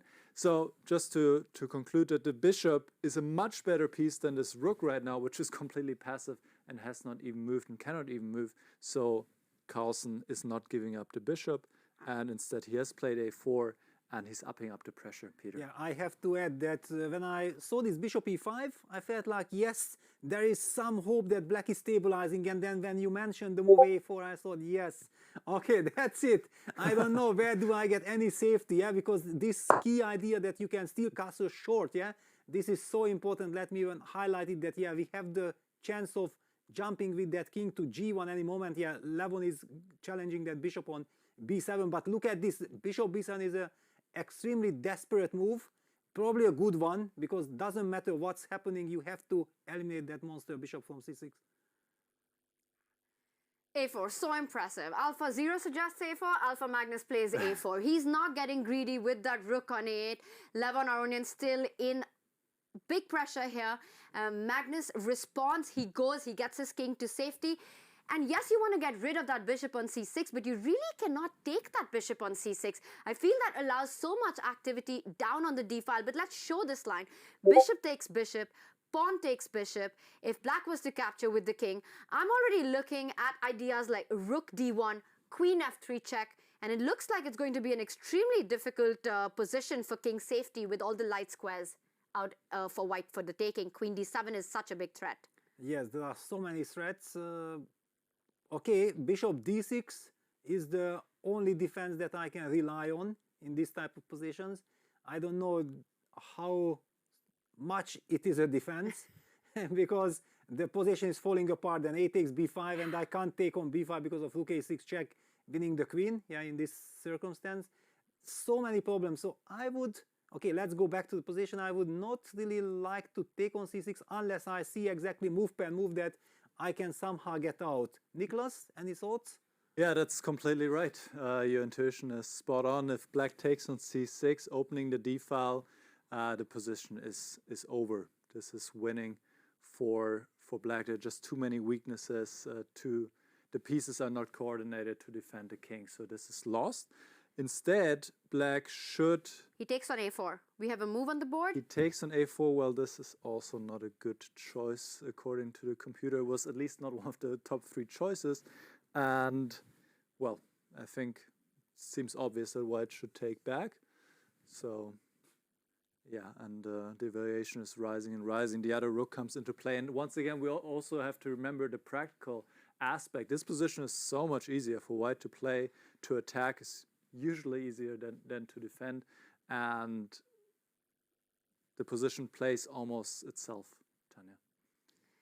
Really nicely pointed out there by you that with this trade, black's pawns get even weaker. There's another open file for the final piece to join the party, the rook from f1 to come to a1. Let's also point out there's a c5 weakness. We can sometimes imagine, and I think Magnus has made the move rook takes pawn if we update our analysis board right here. After Levon went pawn takes pawn, the rook has jumped into the attack. There are ideas of even rook c4, b4, opening up the c file, maybe directly b4. Levon's king is going to be in big danger for a long amount of time in this one. And maybe this is as this game heats up, let's just zoom out for just a moment, get a quick update on all our 4 other boards that are in action. And of course, we'll jump straight back. There we have it. We see on our extreme left, the position that we thought was the most standard chess position. Vincent continues to put the pressure on Fabiano Caruana, but there's more space on the king side. Look at that nicely planted knight on the e5 square. The rook's in the center. Vincent with a pleasant position here. Meanwhile, Ali Reza in big trouble. Nodebek has the bishop pair, but Ali Reza's down a pawn. Why is this so bad? The rook on d1 is not hanging. What's going on there? Well, the dark squared bishop. I think that's the key. The dark squares, the knight on f2 is far away of trying to control the d4 square. Let me just highlight that this knight on f2 a part of defending the rook on d1 and protecting the d3 pawn. Doesn't do anything. Black is also threatening simply to invade with the rook to c2. Then already some tactics like rook takes f2, queen takes d1 will be in the air. It just feels like without the dark squared bishop, if that bishop would be on e3, we would be talking that, okay, white has more or less a stable position, but the knight on f2 is just dead. Bishop on g2 is doing absolutely nothing. Black has an overwhelming position. We talked about this, that Ali Reza's aggressive approach of pushing those pawns forward heavily backfired, and we are seeing some incredible masterclass by Nodebek Abdusattorov here. Yeah, how to play against overextended pawns, playing on the weaknesses and a big threat on the board. The rook comes to the second round. Rook takes knight, taking away the defender of that rook on d1. A threat that Ali Reza counters by attacking Nodebek's queen on h5. What's a good square? I'm thinking about queen all the way to the other end of the board, starting to target the a2 pawn. Yeah, it's a very good possibility. I was even thinking like the position is so good that queen c5 is also a tempting option. Yeah, just to highlight that, of course, white will not take, but if white takes, then after d takes c5, the black bishop lands on d4 and it cuts everything off. White's position is falling apart despite being an endgame. So I would expect that after the move queen c5, white has to push d3, d4 no matter what. But it just shows the superiority of Black's position, that he can even afford to play a move like Queen c5. Being pawn done, he can trade queens. The two bishops and the active rook are just controlling everything. Nadibek Abdusattorov is down a pawn, but looks like a dominating position. Nicholas, what is the actual evaluation here? And is it as bad as we think it is for Alireza? Whoa! Bishop to d4. Whoa, bishop d4. Wow. Powerful, and yeah, what a crushing move. We didn't see that coming at all. But that's why we're here, there, down there. Bishop d4. Amazing resource. This just game over pretty much. So the idea is if white takes the queen, then black takes the queen on e3, hits the knight on f2, the bishop is attacked. Black's winning material and winning the game.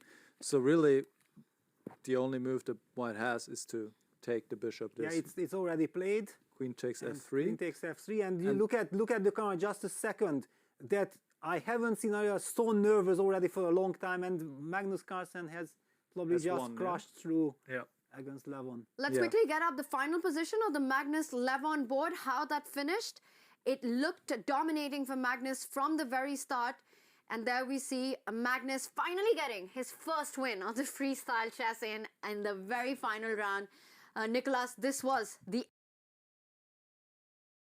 Yes, let's see the last few moves to understand what happened. But as we said, it was just too difficult to defend practically.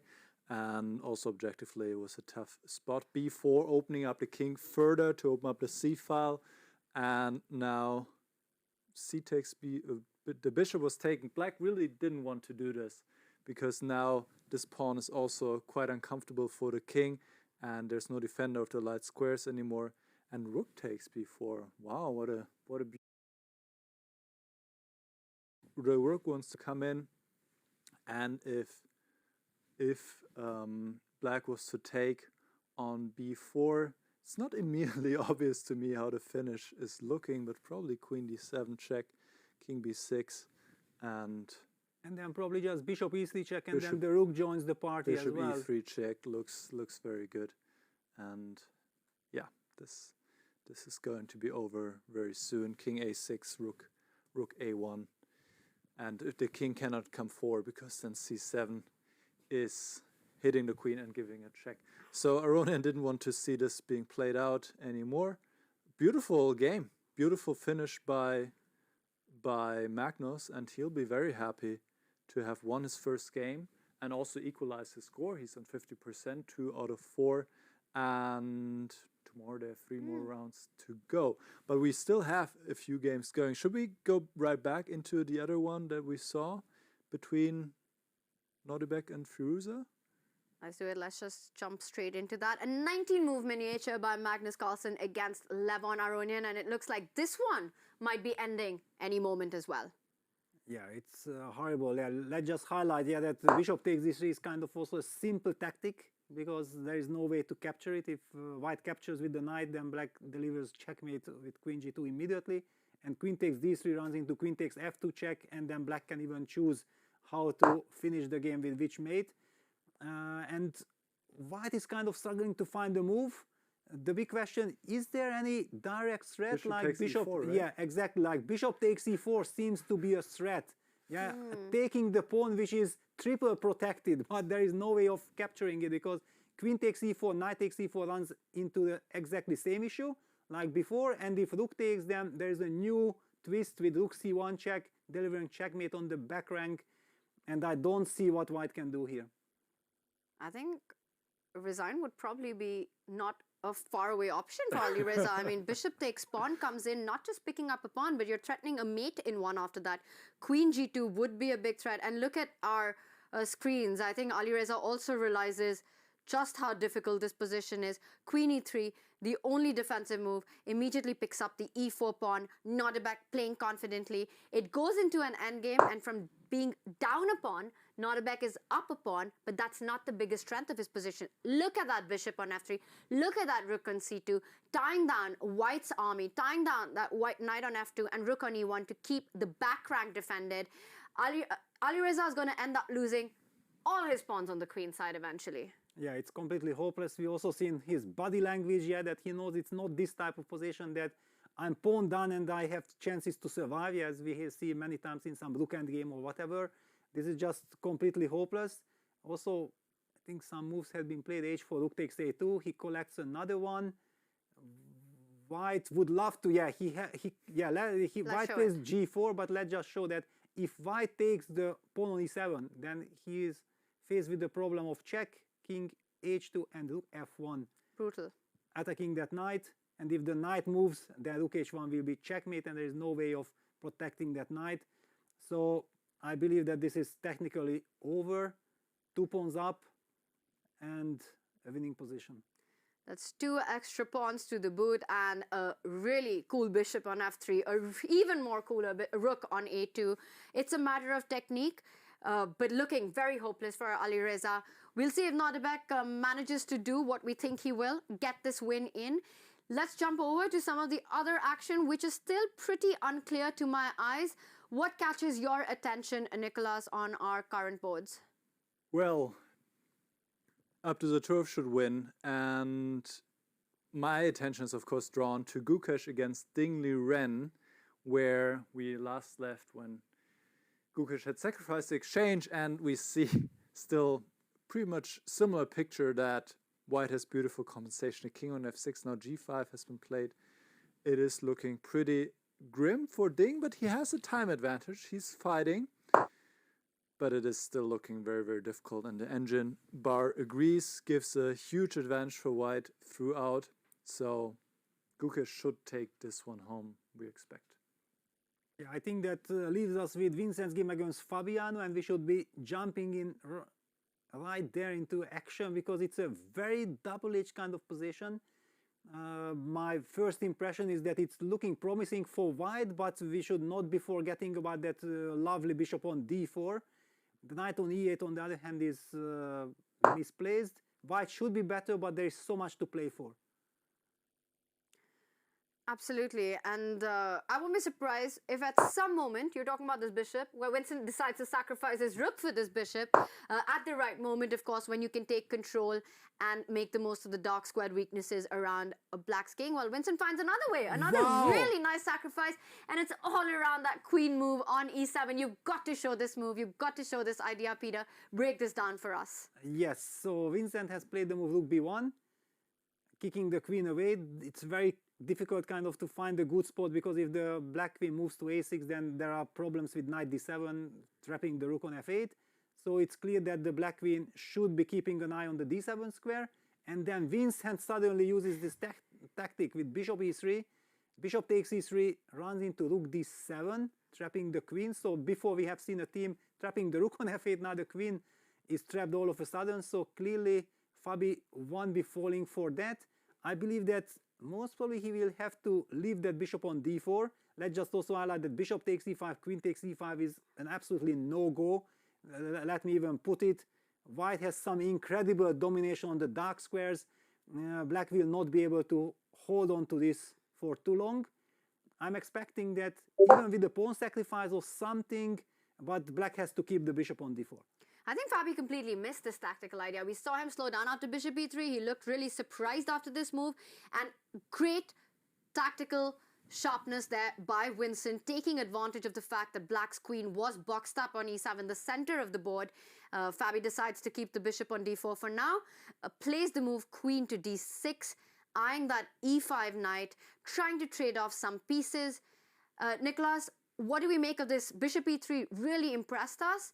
Has Fabi managed to keep things under control with queen d6? Queen d6 was absolutely necessary to protect the bishop, because otherwise you're just going to lose a pawn on d4, and as Peter pointed out, you cannot take the bishop since your queen is trapped. So queen d6 was strong, and now the question is if Vincent has a strong follow-up. He has some different options here. He can take the pawn, he can take the bishop on d4, and now after c takes d4, maybe invade with the rook. That would be one possibility, or just play rook to b3. In general, to double on the d-file and win the pawn in this way. In general, the big problem is this knight on e8. It's just horribly placed, and even if it went to g7 or c7, it really doesn't hasn't improved all that much. And this knight on e5, on the other hand, is very well placed. So queen d6 is the last move that we see, I believe, right? So no, he has taken on d4, Vincent has, and the question is, how can he continue? There are several options. I think for him it's important to keep control of the time, because he is getting low on time.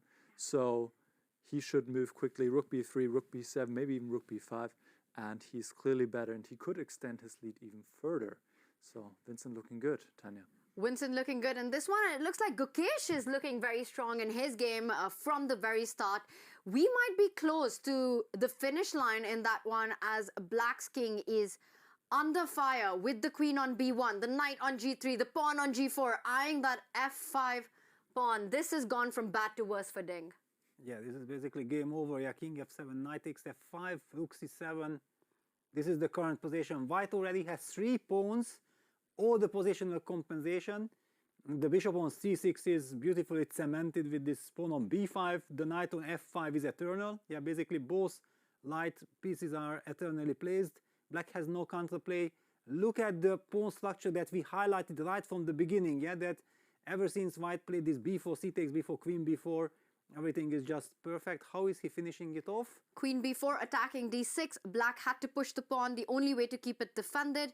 He goes d5, the queen penetrates further after d5, queen a5, and Black's pieces are just overloaded trying to keep that king defended. You can't move the rook from the 7th rank, and Ding Liren has had enough. He loses his 4th game in a row of the day. It's been an absolute nightmare for the world champion today, G.O.A.T, with his 2nd win in a row.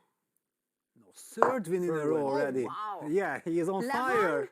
Yes. He beat Levon in the previous Magnus, round. yeah, Magnus first, then Levon and nothing. Yeah, that's G.O.A.T. He beat the world number 1 and the world champion in the same day. Yeah, and the legend, And Levon Aranyan. Just an incredible start for the 17-year-old youngster, and we see him on our screen as he, very much in G.O.A.T trademark, sits, arranges the pieces, calmly gets up, nerves of steel there. Of course, the action is continuing on the other boards. A great start for the Indian youngster. We will quickly move over to the Vincent Fabi board. We saw quite that move bishop e3 that I'm still thinking about. And this last little move, this little rook left, it eyes to double up on the d file. The d4 pawn is weak. You want to start targeting it, Nicholas. Yeah, absolutely. Let's also point out that up to the Turf, as we expected, also won his game with the black pieces also being in great shape. And now we have one final game remaining here, Vincent against Fabiano. And rook b2, similar ideas. We talked about rook b3, doubling on the d file. And I don't think that black can really hold this pawn. He can go after the knight on e5 by going rook c5, but white just cements it, rook d2 next, going after this pawn, and this pawn should drop. So Vincent is in a good spot. However, his time situation, 1 minute 13 against almost 5 minutes by Caruana, is the only thing that is worrying me. But so far, Vincent has shown that even with little time on the clock, he is able to play good chess, and maybe he can continue to do so. However, Fabiano is also a very tricky player, Peter. Yeah, absolutely. Yeah, Fabiano will be fighting like a lion. And these are tricky moments, yeah, that you have the better position. But if something goes wrong, yeah, then you are stuck with your little time and you get very nervous. So yeah, Fabi will be looking how to create chances. On the other hand, I know Vincent that if he feels that he's in control, then he doesn't really mind going down on the clock, yeah, because he knows that there is the increment. As long as I know what's going on and I'm on the right side of action, then I'm going to handle any kind of time management. And it feels like the kind of position where white's moves are flowing. You've just played rook b2. Almost regardless of what black plays next, I think the next move is rook d2 for white. And then it's Fabi who needs to think, how is he planning to defend the move, the pawn on d4? And you're pointing out the one move for which white shouldn't play rook d2. Rook c5 would put pressure on that knight on e5. And the more I look at it, the more I like it. Because if the knight moves, the c4 pawn is hanging. Would rook c5 force Vincent to either go for f4 or rook b5? How does he keep the balance then? Yeah, that's a question. I think that's also the reason why he spent quite some time for rook b2. Yeah, he had to have the answer ready after rook c5. And if he has to play a move f4, that would be kind of scary with little time on the clock, because then you soften your structure.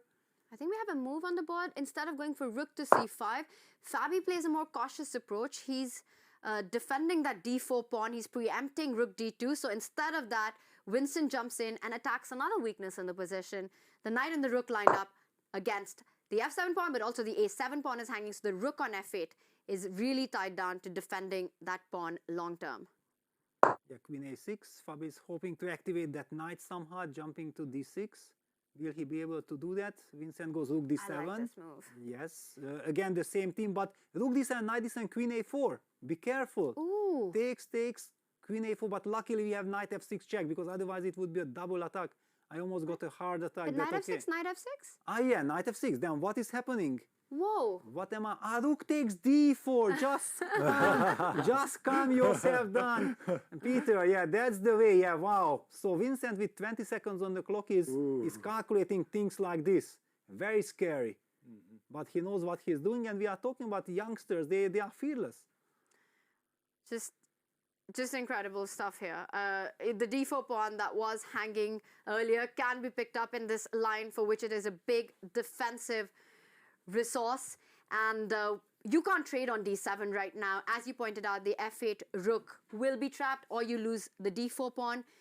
Fabi thinking right now, and as he does so, as he tries to defend this very difficult position, one of the jacks, one of the young players who's had quite the phenomenal day here, taking down the world #1 Magnus Carlsen, defeating Levon Aronian, and then winning the final game against world champion. Well, he's joining us in the studio with Nicholas. G.O.A.T, congratulations on quite a start. Yeah, thank you very much for joining us after this long game. First of all, congratulations on a really great performance. I think after the first game, you came back with 3 wins in a row. Is that right? And probably the turning point was your game against Magnus, I could imagine. Yeah, the first game, yeah, I guess I wasn't warmed up and I played a really bad game. But after that, the Magnus game was quite a good confidence boost for me. Especially because you were coming back from a lost position, if we can go there maybe briefly. So Magnus was sacrificing pawns left and right against you, and you're really on the defense. And then he decided, so this was maybe one of the critical moments, he decided to trade queens. Did that surprise you? I actually thought I wasn't losing at any point, but okay, now I see the engine, and it's quite clear that my king is quite weak. But during the game, I thought he has to trade and just try to defend this endgame. Ah, okay, so So I you thought really you just- were ahead.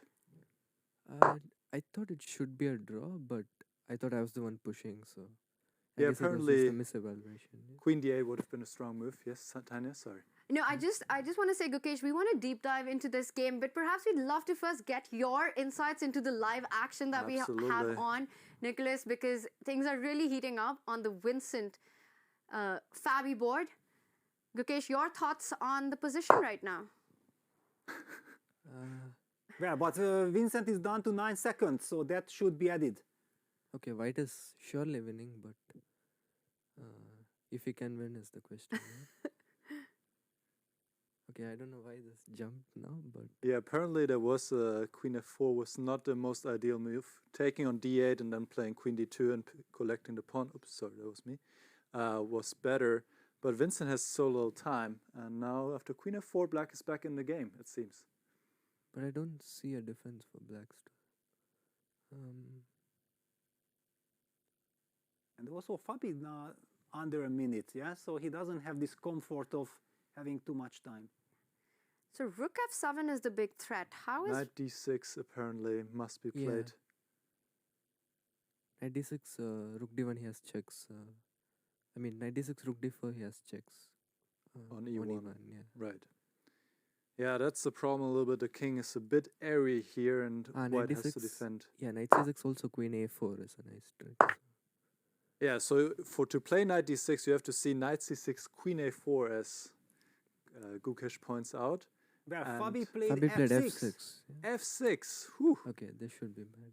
G takes f6. f7 is coming Yeah, in? this is completely lost. And rook f6.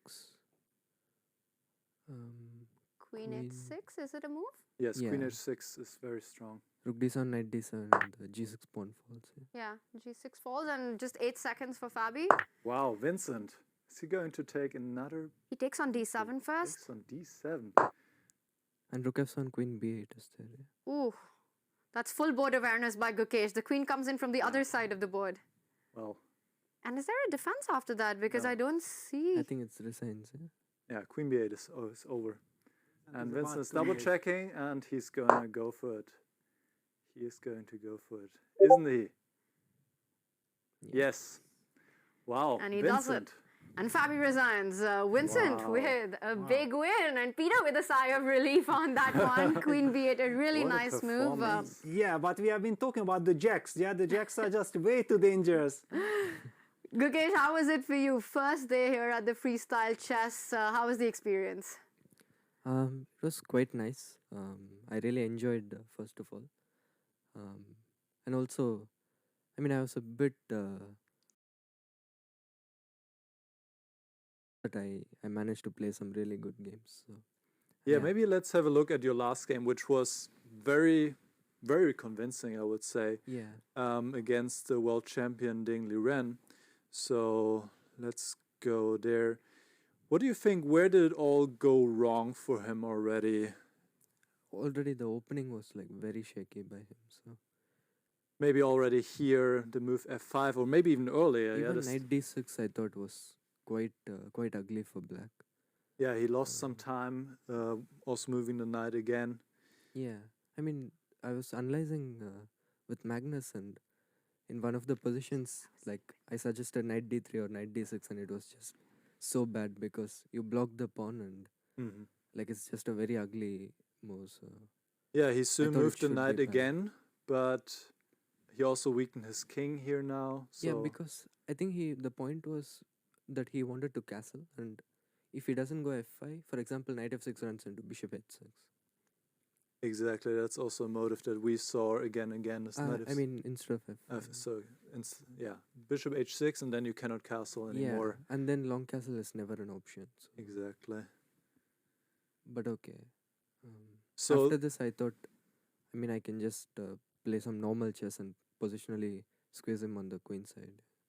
yeah, we were saying this pretty much looks like an English completely gone wrong for Yeah. black, and then this was a very nice transformation of advantages going for this knight d5, the exchange sacrifice. Yeah, in standard chess, like this is every English player's dream, I guess. So, yeah.